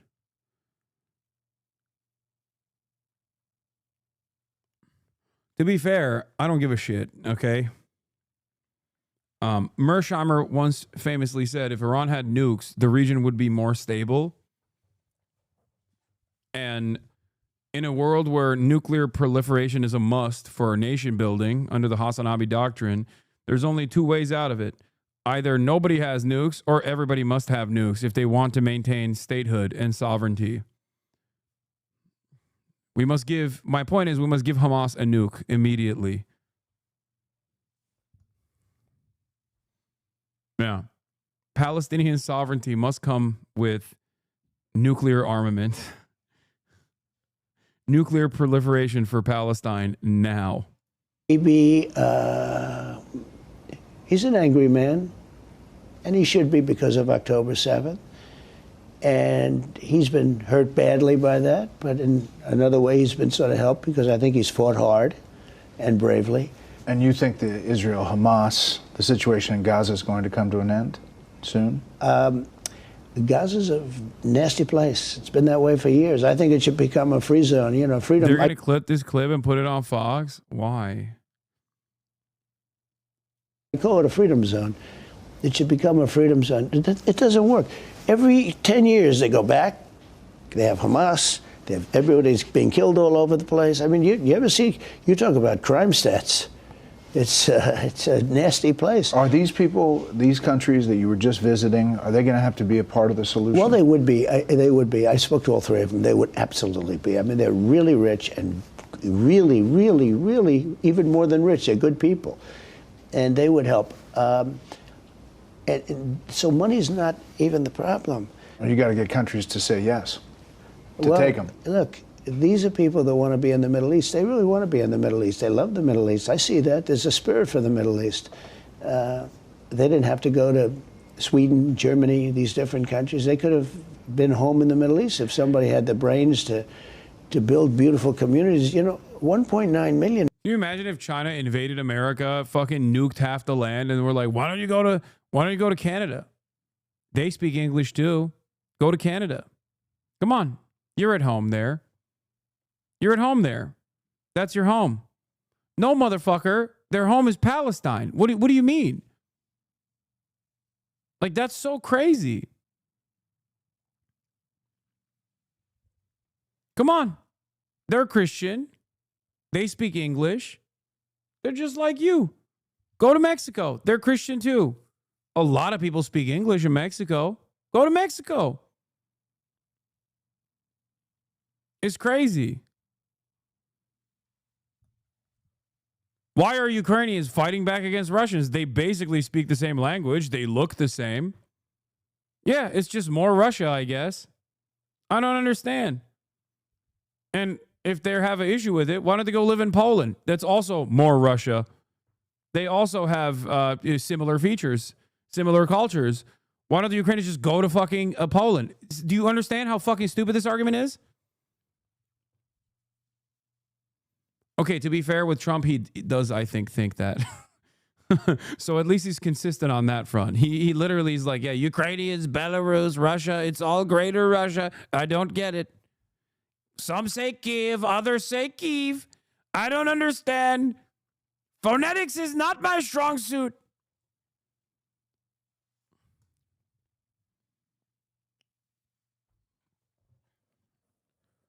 Motherfuckers that live in Texas don't even want to believe in living in a more urban part of Texas, okay? Motherfuckers that live in rural parts of Texas think living in Austin is like a death sentence because there's, you know, mass rapes and crime being committed in big cities every goddamn day and nowhere to park their fucking lifted pickup trucks. Meanwhile, you're like, oh yeah, Palestinians, come on, uproot yourselves and go to the fucking open air slave market having war-torn Libya that's in the midst of a fucking civil war. 1 million of you. Let's just send your ass over there. It's ethnic cleansing. It's fine. Just a little bit of ethnic cleansing. Like, that's crazy. That's crazy. Is a lot of people, but it's not a lot of people, relatively. You know, you had a couple of foreign policy successes even right before this trip. You picked up the phone and called 2 nuclear powers, India and Pakistan, and you got them to step back from the brink. That was a success as you got on the plane heading over here. A bigger success than I'll ever be given credit for. Those are major nuclear powers. Those are not like a little bit. And they were angry. And the next phase was probably, did you see where it was getting? It was tit for tat, and it was getting deeper and more. I mean, more missiles. Everyone was stronger, to a point where the next one's going to be, you know what, the N-word. You know what the N-word is, right? Nuclear. Yeah. Thank you. Thank you for the clarification. I figured you'd. Oh my God, what a fucking clown show. What a fucking clown show.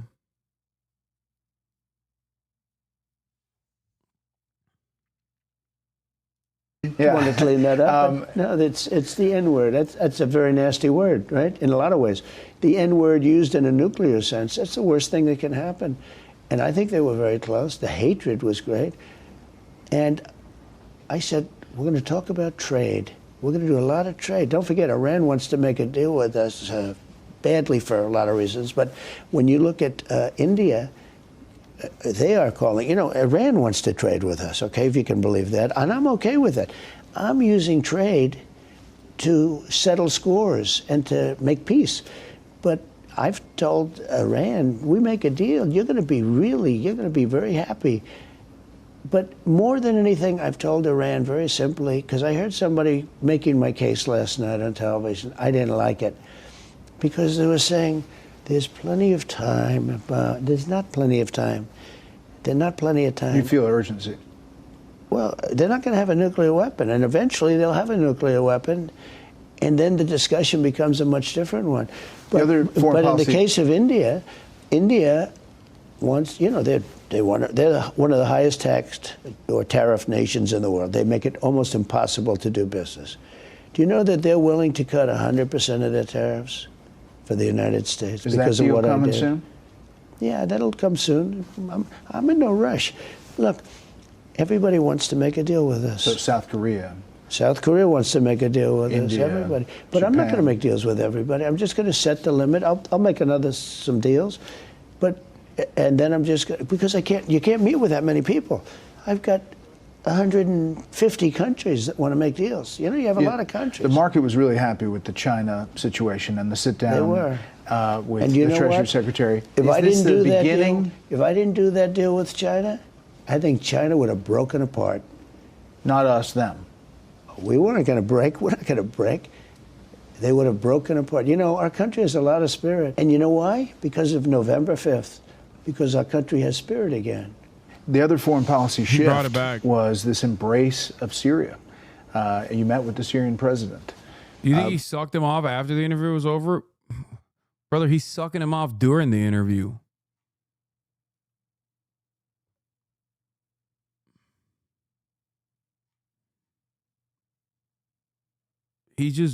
Trump has just whipped it out, and he's sucking the whole time.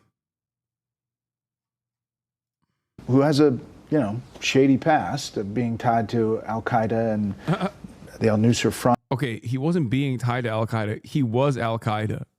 Okay? It's like talking about Osama bin Laden.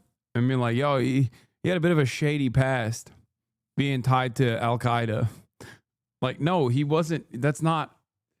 I guess that's one way to describe it. What the fuck? Front in Syria. But you see promise there. Well, before I talk about that, just one word. Yeah. Also Pakistan.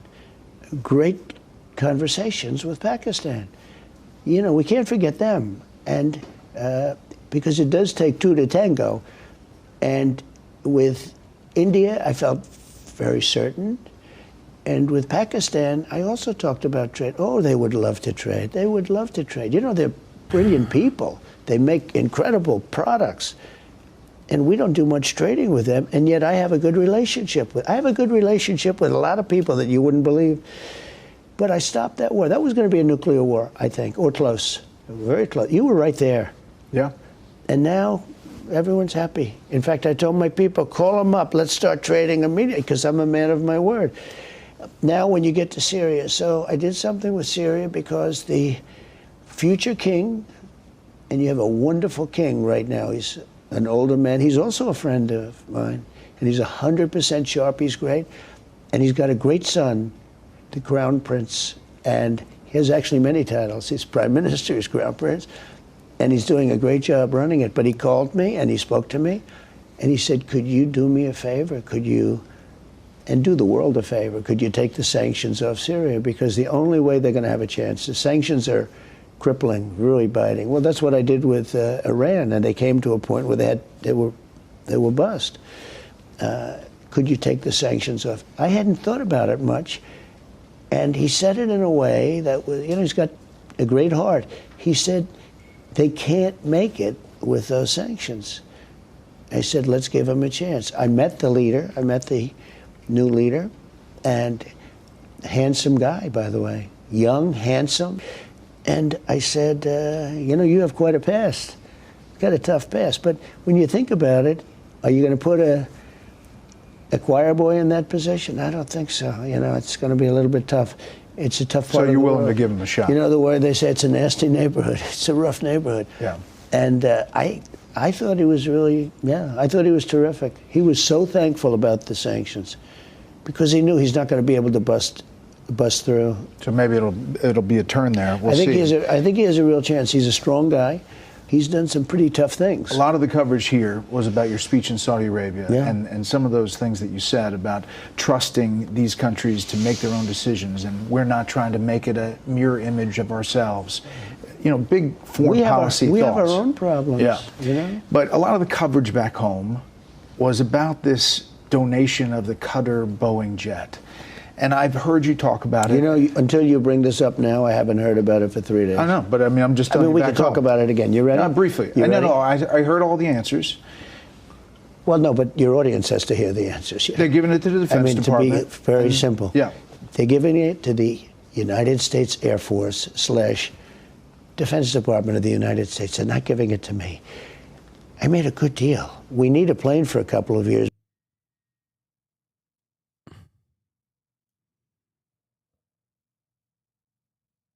What? Israel isn't a terrorist? What do you mean? Does he agree with anything? Can you just start saying the same shit Kanye is saying at this point? Your chat rides your meat so hard, it's crazy. I'd go up to Hasan and say the N-word. Israel defenders, dude. Every fucking time. I didn't even know this person existed. He was just chirping into the fucking wind, and he didn't get the attention that he wanted. So instantly, he's like, no one asked him. He came in, said Israel's not a terrorist. It definitely is. And then he couldn't get what he wanted out of this. And it was like, yeah, I'm just going to come up to you and say the N-word. Like, why are you volunteering this information, dumbass? What the fuck? So many of these people, man. Before we get the other ones, because Boeing is very late. Boeing is sadly. Did you talk to the CEO while you were? I did. I said, let's get, in the meantime, I got him 160 planes to build. I said, how about the two that you're supposed to build for our country? Now, they are different. They're extremely complex, and I'm not going to go into it, but they're not like a normal plane. It's not like building a 747 normal. I mean, we could put people on the moon before but let me tell you, the Boeing Air Force One is People knew I was angry at Boeing. A lot of people know. These people know. They're very smart down here. And they suggested if we can do anything at all to help, because we have 40-year-old planes right now. Our Air Force One is actually two planes. It's 247, 740. This plane shit is so funny because, like, I don't think he's allowed to fly in the Qatar plane for at least until the end of his term, if he even stops being president at any point. Because, like, they have to retool it. Like, I don't get it. Is he just going to fly around in a fucking Boeing plane that he got from Qatar without, like, proper security checks and retrofitting it to make sure that it's up to standard for Air Force One capabilities? He's not going to be able to fly it. I'm not even talking about sweeping it for bugs, chat. Do you guys understand how complicated Air Force One is? My brother checked me on this, by the way, because I said it has refueling capabilities so we can withstand a nuclear holocaust. The new ones don't, I don't think.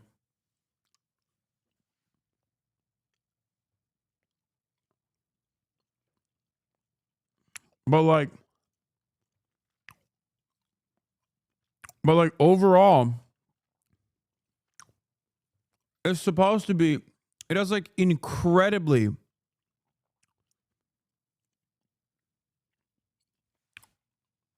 it has like all of this stuff is public knowledge, by the way. It's not like a secret. Air Force One capabilities are crazy.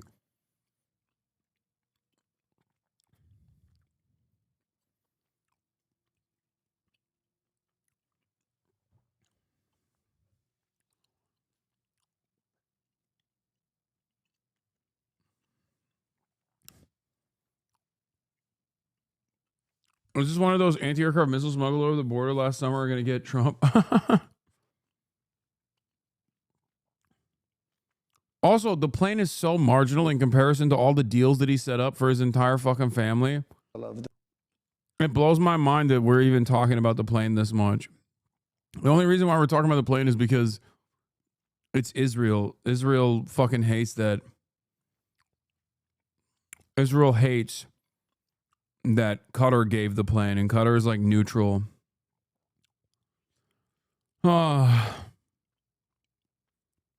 I want to watch this. I was in Ethan Klein's and Hasan Piker's debate. Ethan played a clip of Hasan reacting to a video of mine in which I refuted Ethan's dishonesty and omission surrounding the Nakba. We'll get back to this, but let's just say there's a reason why Ethan cut my clip off where he did. I'm going to be making this quick and hopefully short video to disprove Ethan's mischaracterizations of the Nakba and the events that contextualize it, his dishonest representation of... It's not a skip. This has nothing to do with Ethan and everything to do with a major point of contention about the Nakba and the double Nakba theory. Iraqi-Israeli historian Avi Shleim and his book From friend Three of the Worlds, show, and to Overzealous. contend with the blatant racism Ethan displayed during that segment. I'm not going to get into iDubbbz's content cop or the whole swastika sword that is and isn't a swastika mess. It's not a swastika, and you know it's not a swastika. I mean, it literally is a swastika. I genuinely thought it was a swastika memorabilia. Do you think I would keep it in my house? Dude, you're being so obtuse. I know it's not a swastika. I'll pass on Schrodinger's swastika and stick only to Ethan's ahistoricity. Right off the bat, Ethan falsely conflates the Nakba, the ethnic cleansing of Palestinians, with the emigration of Jewish people from the MENA region to Israel. Why are you soy liberal chat is afraid of decline in the Raider? They're understandably fucking annoyed listening to Ethan Klein over and over again and seeing his face over and over again. I get why. Made this claim in his content nuke. After all, Israel is a country of refugees. If the Jews didn't come from Europe after the Holocaust, they came from the surrounding Arab countries that expelled them in massive amounts. I have family who fought in Yemen, seen the sites firsthand, been on the ground myself. Even they dislike the Houthis and will fight them, but they can agree with you, myself included, about what you said about the Houthis. Appreciate you for the honesty. Yeah, I know people from Yemen. They're not Shia. They're not exactly fond of the Houthis. Their family members might have even fought the Houthis at a certain point. There's a reason why Yemen is united on this. The only guy who doesn't agree with me that's from Yemen is that one guy who lives in Israel now.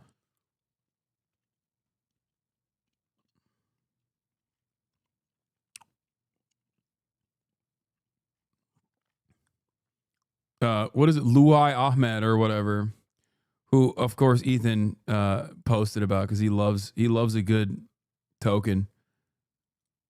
Or Sweden. Following the 1948 war. In fact, there was more Jews displaced than Palestinians during the Nakba. 1 million Jews. And decided to stand by it during his debate with Hasan. You said, in the context, puke.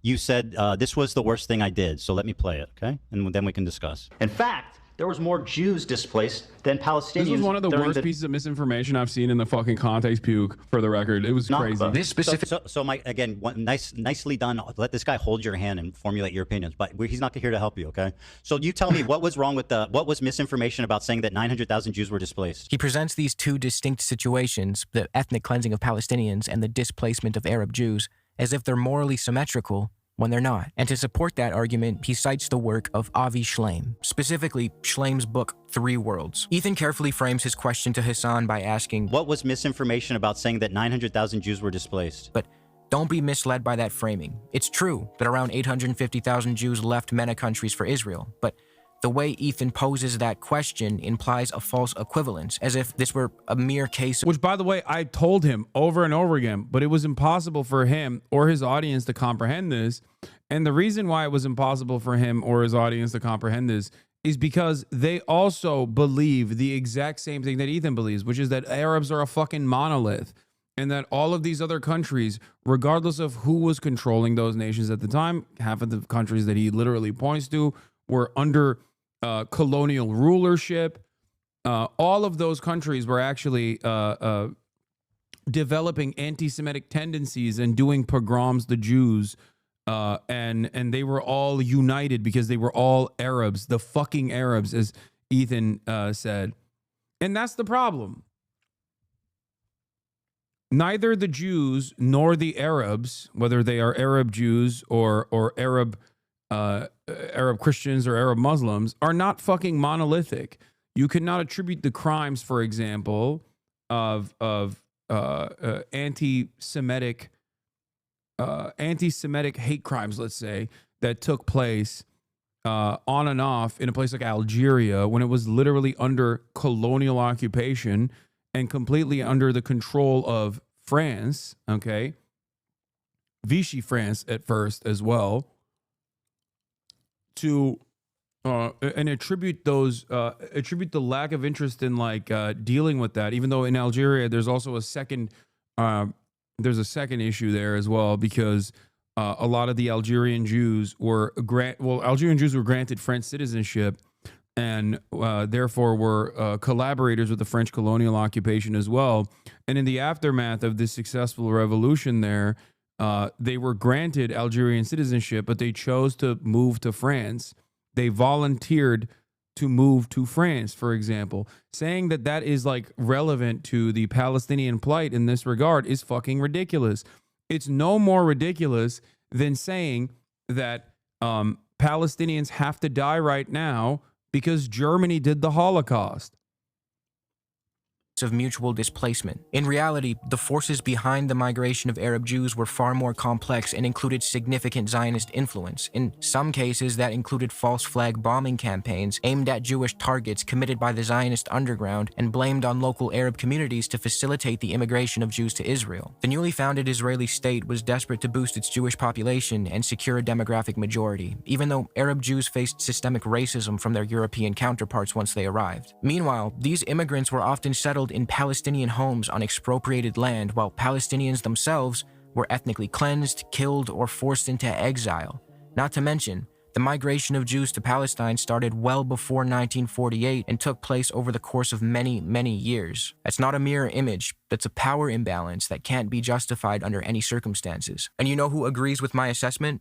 Avi Shlaim, the guy Ethan is mischaracterizing. Shlaim literally makes that point in his book, 3 Worlds. Klein even condescendingly asks Hasan if he's ever read the book, to which Hasan replies that he hasn't, but he's read Shlaim's other works. 3 Worlds. Have you read that book? No, I have not read 3 Worlds. Okay, well, you're using a lot of source from it. It's a book that he wrote about his migration. It's not the only book he wrote about this. But go on. Have you read any of the other ones? Yes. Really? Which ones? The book that I'm referencing is from the Iron Wall. Then Ethan goes on to heavily imply that he himself has either read the book or is very familiar with its contents. 3 Worlds, okay? He writes about his time in Iraq. He writes about his time in Israel. He writes about his time in the UK. However, the events that follow prove that Ethan has no clue what Avi Shlaim's thesis is, nor has he actually read the book. Ethan seems to believe that Avi Shlaim, an anti-Zionist Arab Jew who supports a one-state solution, agrees with him that the exodus of Jews from Iraq and other MENA countries was morally... Guys, stop. It was just a take? No, he wasn't. That wasn't a take. He kept trying to make fun of me for stuttering before I even said anything. And I think it was because he wanted to catch me slipping and make fun of him back in retaliation, which I never did, so that he could clip it. Like the entire conversation was basically just him farming for clips so that he could like find anything he could to just clip after the fact to release upon me, provoking me at every step of the way, which I never really entertained until the very end, where I got frustrated with him being like insanely fucking racist. Like even the conversation around sexual violence that took place post October 7 or during October 7, where his initial point is like there's mass rapes led by Hamas. That's obviously not the case. That did not happen. There's no evidence for it. He was desperately trying to fire off a powerful clip where he could call me a fucking rape denier. And he couldn't even get that clip that he wanted. So his audience basically just kept repeating that point over and over again. And then it basically fell on fucking deaf ears, especially because Ethan shortly thereafter openly admitted that he was fucking lying about my position. He wasn't interested in actually winning that conversation at all, or even understanding my position at all. He was simply there to try to get a clip, any clip he can, to make me look bad after the fact that he could just like blast everywhere. But because he was not able to do so, over the course of basically a 5-hour and 30-minute conversation, all of his gotchas fell flat.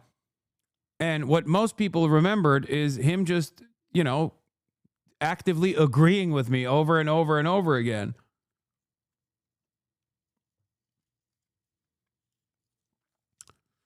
That's why they keep doing the picture it didn't happen shit. Like, that wasn't my point at all.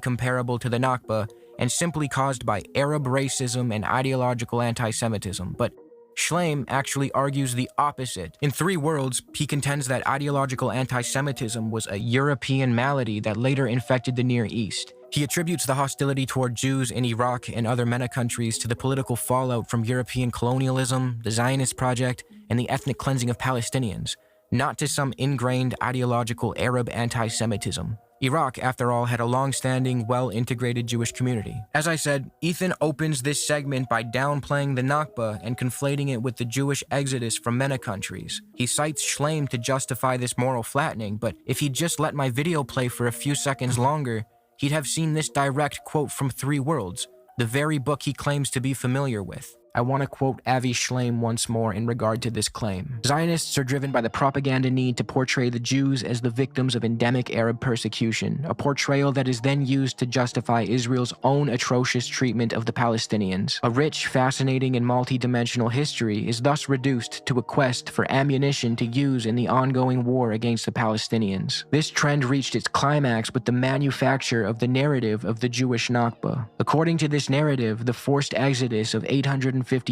Jews from Arab countries after 1948 amounted to a catastrophe, a Jewish Nakba, at least on par with, if not more devastating in its consequences than the Palestinian Nakba. Variously called the Forgotten Exodus, the Forced Exodus, or the Double Exodus. I think Ethan genuinely lied about reading the book. How could you possibly misinterpret this? No, of course he didn't read the book. What are you, fucking stupid? No. He got someone in his Discord server that is like all of the loner box and Bad Empanada haters support group Discord server to basically feed him certain lines. He clip-chimped everything. He clip-chimped Nelson Mandela. Some of the things that he actually clipped out of context, I was very familiar with, so I was able to immediately go play out the rest of the fucking clip. You think he fucking sat down and read Three Worlds? If he did, he would be a fucking anti-Zionist.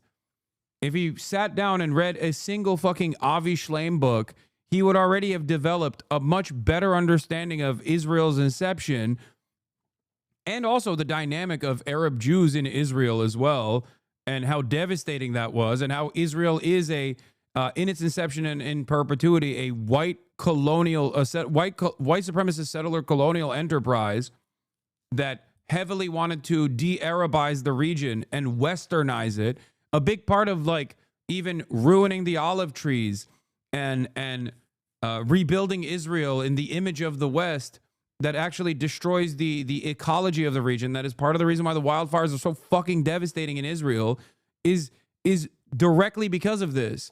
They don't just like remove Arab words and slap on Hebrew to the neighborhoods. They also burn down the fucking villages in their entirety and engage in ecocide and plant European trees that dry up way faster than the natural olive trees would, the natural fauna would, which cause way more devastation when wildfires take place.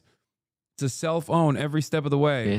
The purpose of this narrative is to create a false symmetry between the fate of two communities. This narrative is not history, it's the propaganda of the victors. Honest history has to acknowledge the part played by all the governments concerned in causing this man-made tragedy. The main difference is that the Palestinian refugees, for the most part, were ethnically cleansed by the Israeli armed forces, whereas Arab Jews, with a few exceptions, were given by the Arab governments the option of leaving or staying. So right fauna or animals, sorry, flora. Fuck. ESL. Schleim argues against Ethan, and since this specific quote was inconvenient for Klein, he acted as though it didn't exist.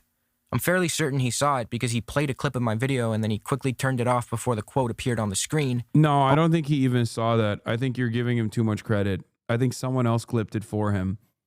Also, it's literally only 17 pages into the book. Ethan, you only had to actually read one chapter. On the page prior, Avi says that the history of the Mizrahim has been deliberately distorted to serve Zionist propaganda, and Ethan is proving his point. Avi's central argument is that the But I knew the basic thrust of the fucking book from one, knowing about Avi's previous works, and also listening to him talk about the book because he's gone on a book tour since he released the book.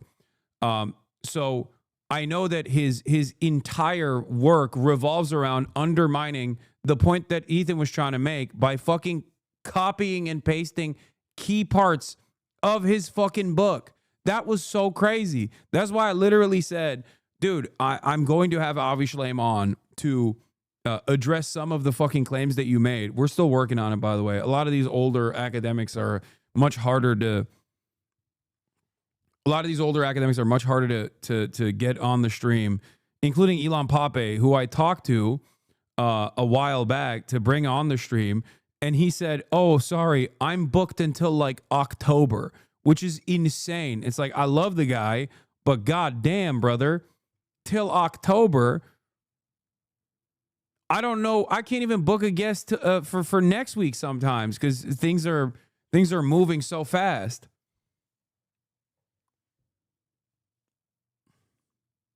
He also probably has no fucking clue who I am, so that's part of the reason why. Zionist movement played a major role in fueling hostility toward Jewish communities in the MENA region, and that the subsequent migration of Jews to Israel should not be equated with the ethnic cleansing of Palestine, as doing so is historically inaccurate. Ethan pulls one quote from Shlaim. He said, we did not leave Iraq because we were Zionists. We left because we were no longer safe. And assumes that Shlaim is on his side, but as we will see, this is not true. One thing I want to make abundantly clear before we go any further is that there absolutely was hostility toward Jews in MENA countries, especially post-1948. Which is also not even a point that I contest. I know that that is the case. I have talked about this. I even asked Ethan, I was like, Ethan, have you ever heard me speak on this before? Because this is something that I also talk about.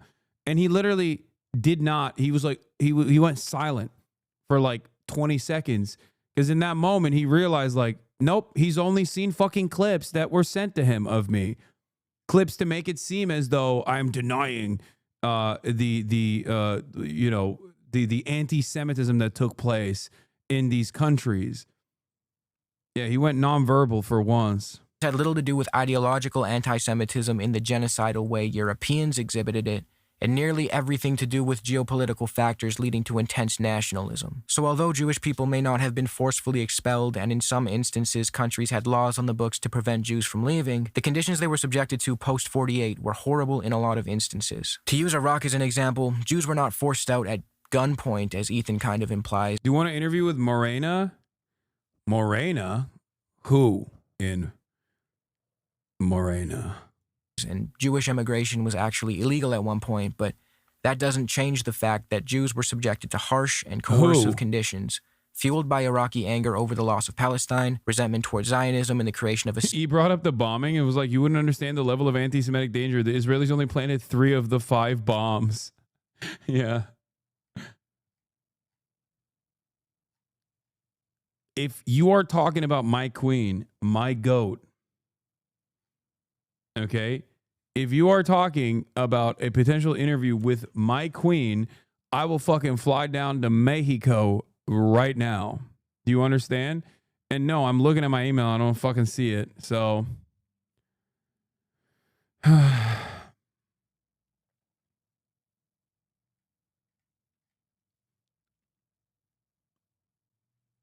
Don't be crazy. Settler colony in the Middle East, and the perceived connection between Jews and the British, whose colonial legacy was widely despised in Iraq. It may seem like a small thing I'm harping on here, but it's imperative to understand the distinction between the genocidal ideological anti-Semitism of Europe and the hostility toward Jewish people that arose largely as a response. By the way, this is yet another glaringly obvious example of it takes a fucking second to tell a lie and an hour to tell the truth or to correct said lie. It's like this conversation, this back and forth took place. I brought up virtually all the points that he's making. Obviously, it did not have the time and space or the additional knowledge of reading the book and citing directly from the book, as Overzealous is doing here. But the conversation that took place in that back and forth with Ethan trying to steamroll with like clips directly out of context was not a productive one. It was probably one of the worst back and forths I had, even though it led to Ethan openly demonstrating his anti-Arab racism. Not that it fucking matters, because if everyone is anti-Arab racist, then he comes across as the normal one, and I come across as the manic one in the eyes of all of those people. Response to external political elements in the MENA region. The depth of dishonesty in which Zionists are willing to sink to further their narrative is astonishing. Another example of this is how Ethan lies about the nature of the Iraqi bombings. When Ethan is discussing the false flag bombing campaigns in Iraq, mostly carried out by the Zionist underground to convince Iraqi Jews to flee the country, Ethan falsely and smugly claims that 100,000 Jews were already registered to leave Iraq before the bombs went off. Before the bombs went off, 100,000 of the 125 Jews were already registered to leave. Do you want to explain that? However, this is a blatant lie. Schleim explains how Zionist groups were formed for the expressed purpose to speed up Jewish emigration from Iraq because the turnout of Jews registering to leave Iraq was underwhelming. Following the passage of the denaturalization law, a small group consisting of Israeli envoys and local Zionists was formed to speed up the process of registration and emigration. The response of the Jewish community to the law was slow and hesitant. Only hundreds came forward in the initial phase. The Israeli authorities were seriously disappointed by this response. Consultations took place, and a decision was reached to take action to encourage Jews to give up their Iraqi citizenship. Israel needed the manpower both to build the country and to boost numbers in the army. At the same time, Israel's population was tiny, only 600,000 people, while surrounded by Arab countries with a combined population of tens of millions. There was an urgent need to increase numbers on the Jewish side of the demographic equation. It also says, Zionists exploited the bombing incidents, issuing warnings to the Jews to hurry up and leave the country before it was too late. It's also worth noting that just because someone registered to leave under the denaturalization law didn't mean they actually intended to. Quote, many of the Jews or even that they were in fear of their lives, and that's the reason why they wanted to fucking do it either. Like, some were, but that doesn't change that. That doesn't, you can't use that as a reasoning for across the board, like, double Nakba theories, which, while also simultaneously using Avi Shleim's work to make this fucking incredulous claim, when his work is entirely going against the double Nakba theory. Who registered under the law had not finally made up. It's like trying to fucking clip chimp Noam Chomsky to be like, the media actually voluntarily talks about the truth on purpose. Like, that's the reason why they cover for the State Department, because they love to do it, and there's no invisible incentives built into the structure of the media at all. We've moved on from clip chimping Twitch streamers to clip chimping historians in a way where it's not, not manufacturing consent. You're just manufacturing the truth. Famously, that's what Noam Chomsky was talking about. Up their mind to surrender their Iraqi citizenship.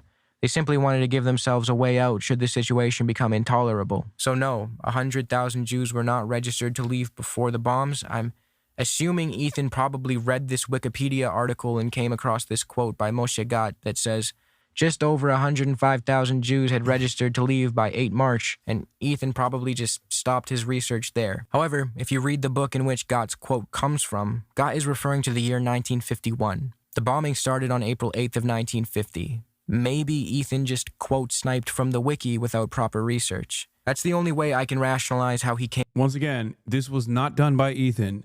You are assuming that he does any of this research. If he was capable of doing this research, he would have put up a stronger front. He was not. Someone else fed these quotes to him, and they also are not very good at doing research, but at least they're good at doing nefarious quote mining. Oftentimes, this is the Sexpestany method. Not saying that it was Sexpestany that gave him these quotes, okay? Not saying that at all. But this is a method that he engages in where he relies on the other person not immediately being able to recall exactly what quote you have mined in an effort to present himself as the foremost authority on the subject matter. This is how you develop a level of intellectual authority in this conversation, because the overwhelming majority of people that are having this conversation are completely oblivious. The reason why it doesn't work on every single person, however, is because there are some people out there, like Norm Finkelstein, who do actually either A, write the books themselves, or are insane fucking readers. So when you try to do something like that to a guy like Norm Finkelstein, it doesn't fucking work. That's why Sexpestany looked like a fucking loser and an oblivious moron when he tried to do that. Why does he do that? Is there a reason why he doesn't read? Why would he fucking read when this does nothing to him? Reading doesn't help him at all. It doesn't aid him in his ultimate goal.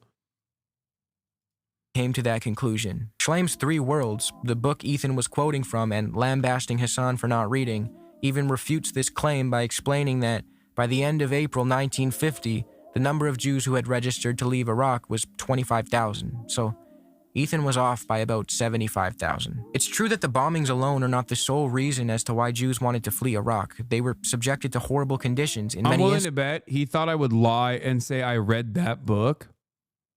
Okay. And that would have probably been his like big reveal, like to make it seem like he actually read the book. But because I was honest, because I have no reason to fucking lie, and I told him I didn't read this book, it kind of fell short of what the intended goal was. That's what happened there. Of course, Ethan never read the book either, obviously. And I know more than he does about Avi Schleim's work, which is precisely why I was confident in pushing back against his claims, saying that he was, clip chimping Avi Schleim and actually undermining the overall point that he was trying to make. There were numerous occasions where he just he had pre-established gotchas.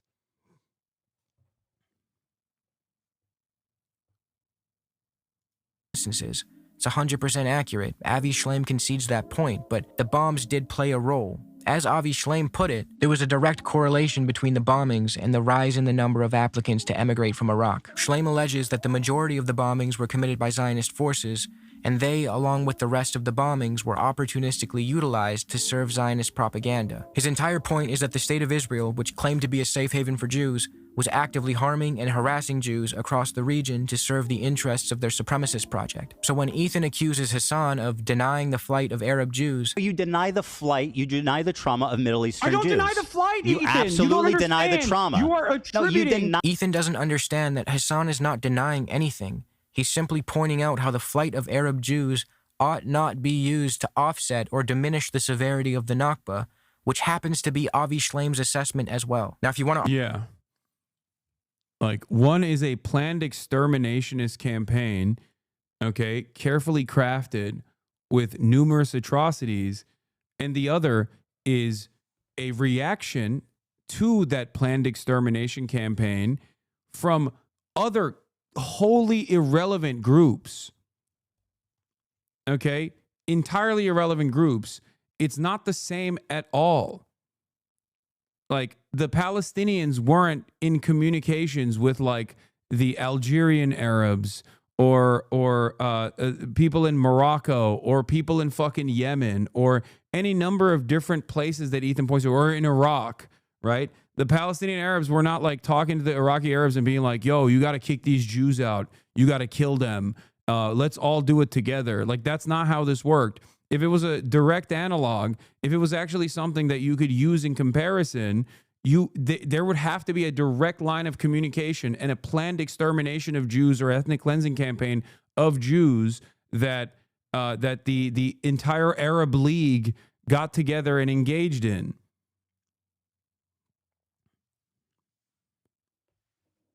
This reaction was not systematic ethnic cleansing in the same way that Planned Dalit was. The Mena Aliyah is not comparable to the Nakba. It reminds me of the double genocide theory in the USSR and Nazi Germany. No, that's exactly what I said. That's what I said after my review of the debate. It's the same as the double genocide theory. That's exactly what it is. It's the double genocide theory that fucking Holocaust revisionists and shit love to use to make it to soften the impact of Nazi Germany's Holocaust, which was very quickly discredited by historians to begin with. But the idea that USSR and Nazi Germany both did their own versions of the genocide, which is the double genocide theory, and it's comparing apples to oranges, centralized atrocities against diffuse violence and poor conditions in an effort to make one side's atrocities look more palatable, look more normal in comparison. And if you actually extend it to its logical conclusion, you arrive inevitably at the opinion that, well, guess what? way more people died under communism. The USSR killed 7 quintillion people, as opposed to the Nazis only killed like 15 million in the concentration camps. Obviously, the Nazis weren't the bad guys. That's the logical conclusion that you are trying to arrive at in a very sinister, cynical way, in a place where it's like illegal to fucking say such things.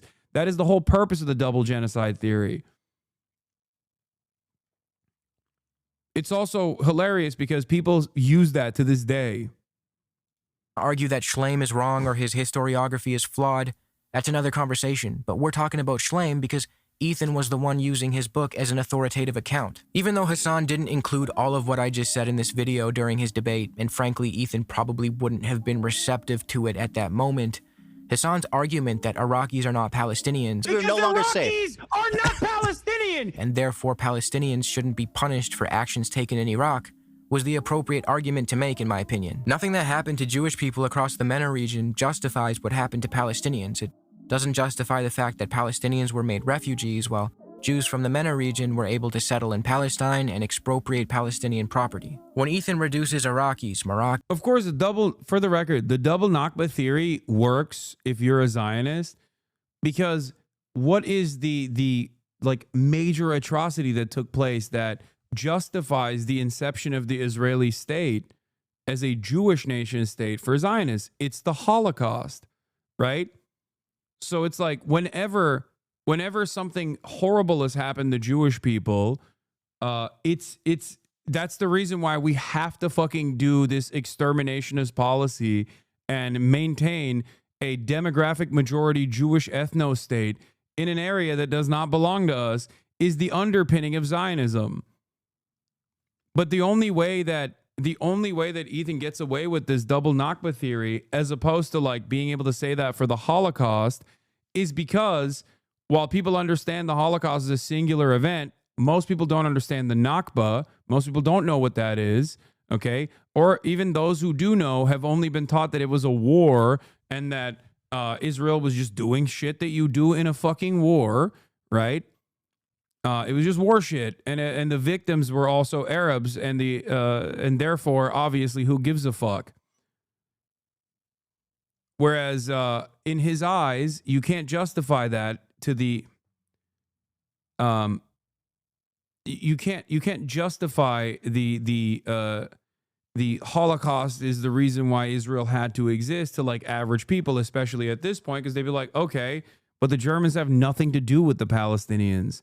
But you can at least make it seem like the Arabs and the response to the Nakba, or the pan-Arabic nationalism that took hold in the entire region as these countries were being developed and statehood was being re-examined for the first time in a post-colonial way in these countries, you can at least sweep the entirety of the region under the brush of Arabs to say, well, Palestinians are Arabs and so are these fucking guys.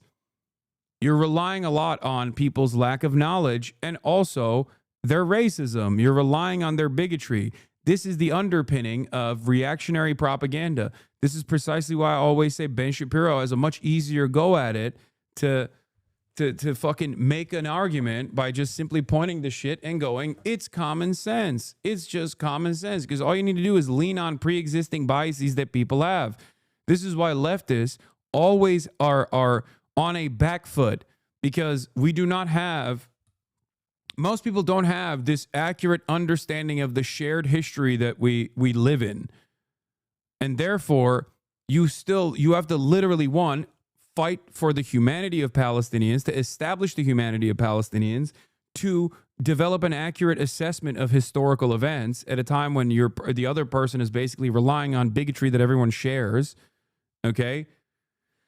And you have to be able to do so in a way that is charismatic and not convoluted, and also will penetrate the consciousness of a lot of people who have been primed to fucking assume that all Arabs are a monolith and scary and Muslim and barbaric. Not to say that because it's difficult, you shouldn't try, but, you know, just explaining to you the structural hurdles of leftist thought and leftist debate in general. Egyptians, Palestinians, and others into a single monolith calling them simply fucking Arabs, anti-Semitic Arabs. Go. He tacitly justifies the crimes committed against Palestinians by lumping them in with other groups and making them pay for the wrongdoings of others. This is also a tactic used by the Zionist project to avoid responsibility for compensating Palestinians for the property they lost and are still owed. Ethan actually does this exact thing in the debate. He equates the loss of Jewish property across the region to the ethnic cleansing of Palestinians and the expropriation of their property. How would they go back and reclaim their lost assets, their lost property? Even though the ethnic cleansing of Palestine had already begun well before the Nakba. Quote, Israel came under strong international pressure to allow the 750,000 Palestinians who became refugees in 1948 either to return to their homes or to receive compensation. Israel flatly rejected the right of return. This left the alternative of compensation, but this too is... The reason why they were reluctant to concede on compensation was specifically because this would require them to take recognition, ownership over the Nakba, and that would yield additional legal complications down the line. Israel was extremely reluctant to concede. In this context, the idea arose of offsetting the property left behind by the Palestinian refugees against the property of Iraqi Jews. Again, Arab Jews got Palestinian land and property. Palestinians got ethnically cleansed. It is not the same. Also, it's worth mentioning that many of these MENA countries were under European colonial rule during this time. The fact that Ethan actually tries to make this double exodus Jewish Nakba point in both his content nuke and in his debate with Hasan. You brought that up deliberately to say more Jews were displaced than Palestinians I think that's were. an interesting fact that you clearly don't fucking ever want to mention because it Why would really you bring messes up your fact? beautiful little narrative. All while citing Avi Shlaim, who openly detests this conflation, is a testament to either Ethan's stupidity or his dishonesty. It's important to understand that reducing this issue down to mere Arab anti-Semitism overlooks the actions of all the actors involved and flattens the complexity of the situation in a way that plays a role in justifying what happened to the Palestinians. To show you once more what Shlaim said about conflating the Jewish plight with the ethnic cleansing of Palestine, the purpose of this narrative is to create a false symmetry between the fate of two communities. This narrative is not history, it is the propaganda of the victors. The main difference is that the Palestinian refugees, for the most part, were ethnically cleansed by the Israeli armed forces, whereas the Arab Jews, with a few exceptions, were given by the Arab governments the option of leaving or staying. Poor form of Ethan to skip past this while bastardizing Avi Shlaim's book. I don't think Avi would approve of this conflation while also claiming that the Arabs were responsible for creating Zionists. The Arabs created 1 million Zionists because they're anti-Semitic. In reality, the Zionist project, underway since the 1800s, was one of the factors that contributed to the rise of pan-Arab nationalism, not the other way around. Again, my point here is not that there was no hatred toward Jewish people in the MENA region. It is not that the Iraqi bombings were the sole reason for Jewish flight from Iraq. My point is simply to illustrate how Ethan... By the way, the reason why I present the Iraqi bombings by the Zionist underground is not to say that that was the reason why all of the Jewish people chose to leave Iraq. The reason why I mention that, and is the same reason why Avi Shlaim mentions that, it is because it shows with conclusive evidence that a mass exodus of Jews from all of the MENA region was an absolute necessity, even though Israel reluctantly were bringing the Jews in because they were Arab Jews and were considered lesser than, what was Ben Gurion's initial take on it? Like, they were like the dust of the desert or something. But they needed more manpower to develop the ethno-state. They needed a larger population to maintain their demographic considerations, to maintain their demographic goals. The reason why I bring that up is to suggest that this was beneficial, if not sometimes directed by the Israeli government itself. That's it. And it's not the only instance where Israel actually did this from other countries in the MENA region as well. is an unreliable source on these topics. He cites Avi Shlaim, invokes his authority, and then bastardizes his work so thoroughly that he ends up arguing for the exact opposite of Shlaim's thesis. The comparison between the Nakba and the Jewish flight to Israel is deeply flawed. The Zionist project had been underway for decades prior, and pan-Arab nationalism was largely a reaction to it, as well as to broader European meddling. Jews who fled MENA countries were able to settle in Palestine and expropriate Palestinian homes and property. Palestinians, on the other hand, were violently displaced, denied return, and are still denied that right to this day. These are asymmetrical situations, and trying to force a false equivalence between them amounts to Nakba denialism. Anyway, this shit is agonizing to go through, but before I end the video, I want to quickly move to another topic that Ethan and Hasan briefly touched on, the comparison between Israel-Palestine and apartheid South Africa. I don't want to get into the whole would Nelson Mandela support violent resistance debate. It feels kind of awkward and distracts from the more important point, which is the conditions in apartheid South Africa were significantly different from what we see in Palestine today. As Noam Chomsky argued, the conditions Palestinians are subjected to are worse and more violent than those imposed on the indigenous people of South Africa. The black population in South Africa was relied upon for labor, whereas the Palestinian population is treated by the Israeli state as something to be done away with. And if you don't want to accept that argument from Chomsky because he didn't live under apartheid, then take it from Desmond Tutu, the South African bishop who said that what Israel does to Palestinians is, in many instances, worse than what occurred in South Africa. The Bantustans weren't routinely bombed, nor were they systematically targeted by snipers. There was absolutely violence and horrific, unforgivable atrocities committed against the black population of South Africa, but they were still needed alive for labor. They didn't experience the kind of regular, indiscriminate assaults that Palestinians face today, the so-called mowing of the lawn. This difference alone makes the Nelson Mandela comparison inapplicable in my opinion. The conditions Palestinians are subjected to are far more violent, and as a result, the response is bound to be more violent as well. It's an unfortunate reality, but the blame ultimately lies with the occupying force. Those who maintain apartheid structures and uphold an oppressive system are responsible for the violence that system produces. As Frantz Fanon wrote in the opening line of The Wretched of the Earth, decolonization is always a violent event. Anyway, I am done talking about Ethan Klein unless he responds to one of my videos. Funnily enough, the only one who responded to the last one was the fucking cartoon guy. So I mean, good on him. But anyway, that'll be all for today for me, folks.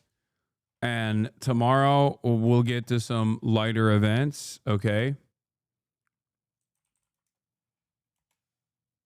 Yeah, there's a lot going on in the world, so oh fuck. I suspect that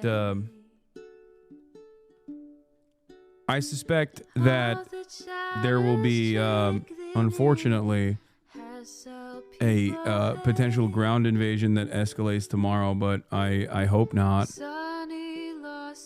But in any case, love you guys, and I will see you tomorrow. Peace. Starlock to the topic just begun. There he is again. Hasan is streaming. Hasan is streaming. There he is again. Hasan is streaming. Hasan is streaming. Reviewing the P.O. box. Uncle Uger's face. Sudden discord at your prop. Great names take embrace. Tiny Bernie Sanders, LGBTQ Air Force.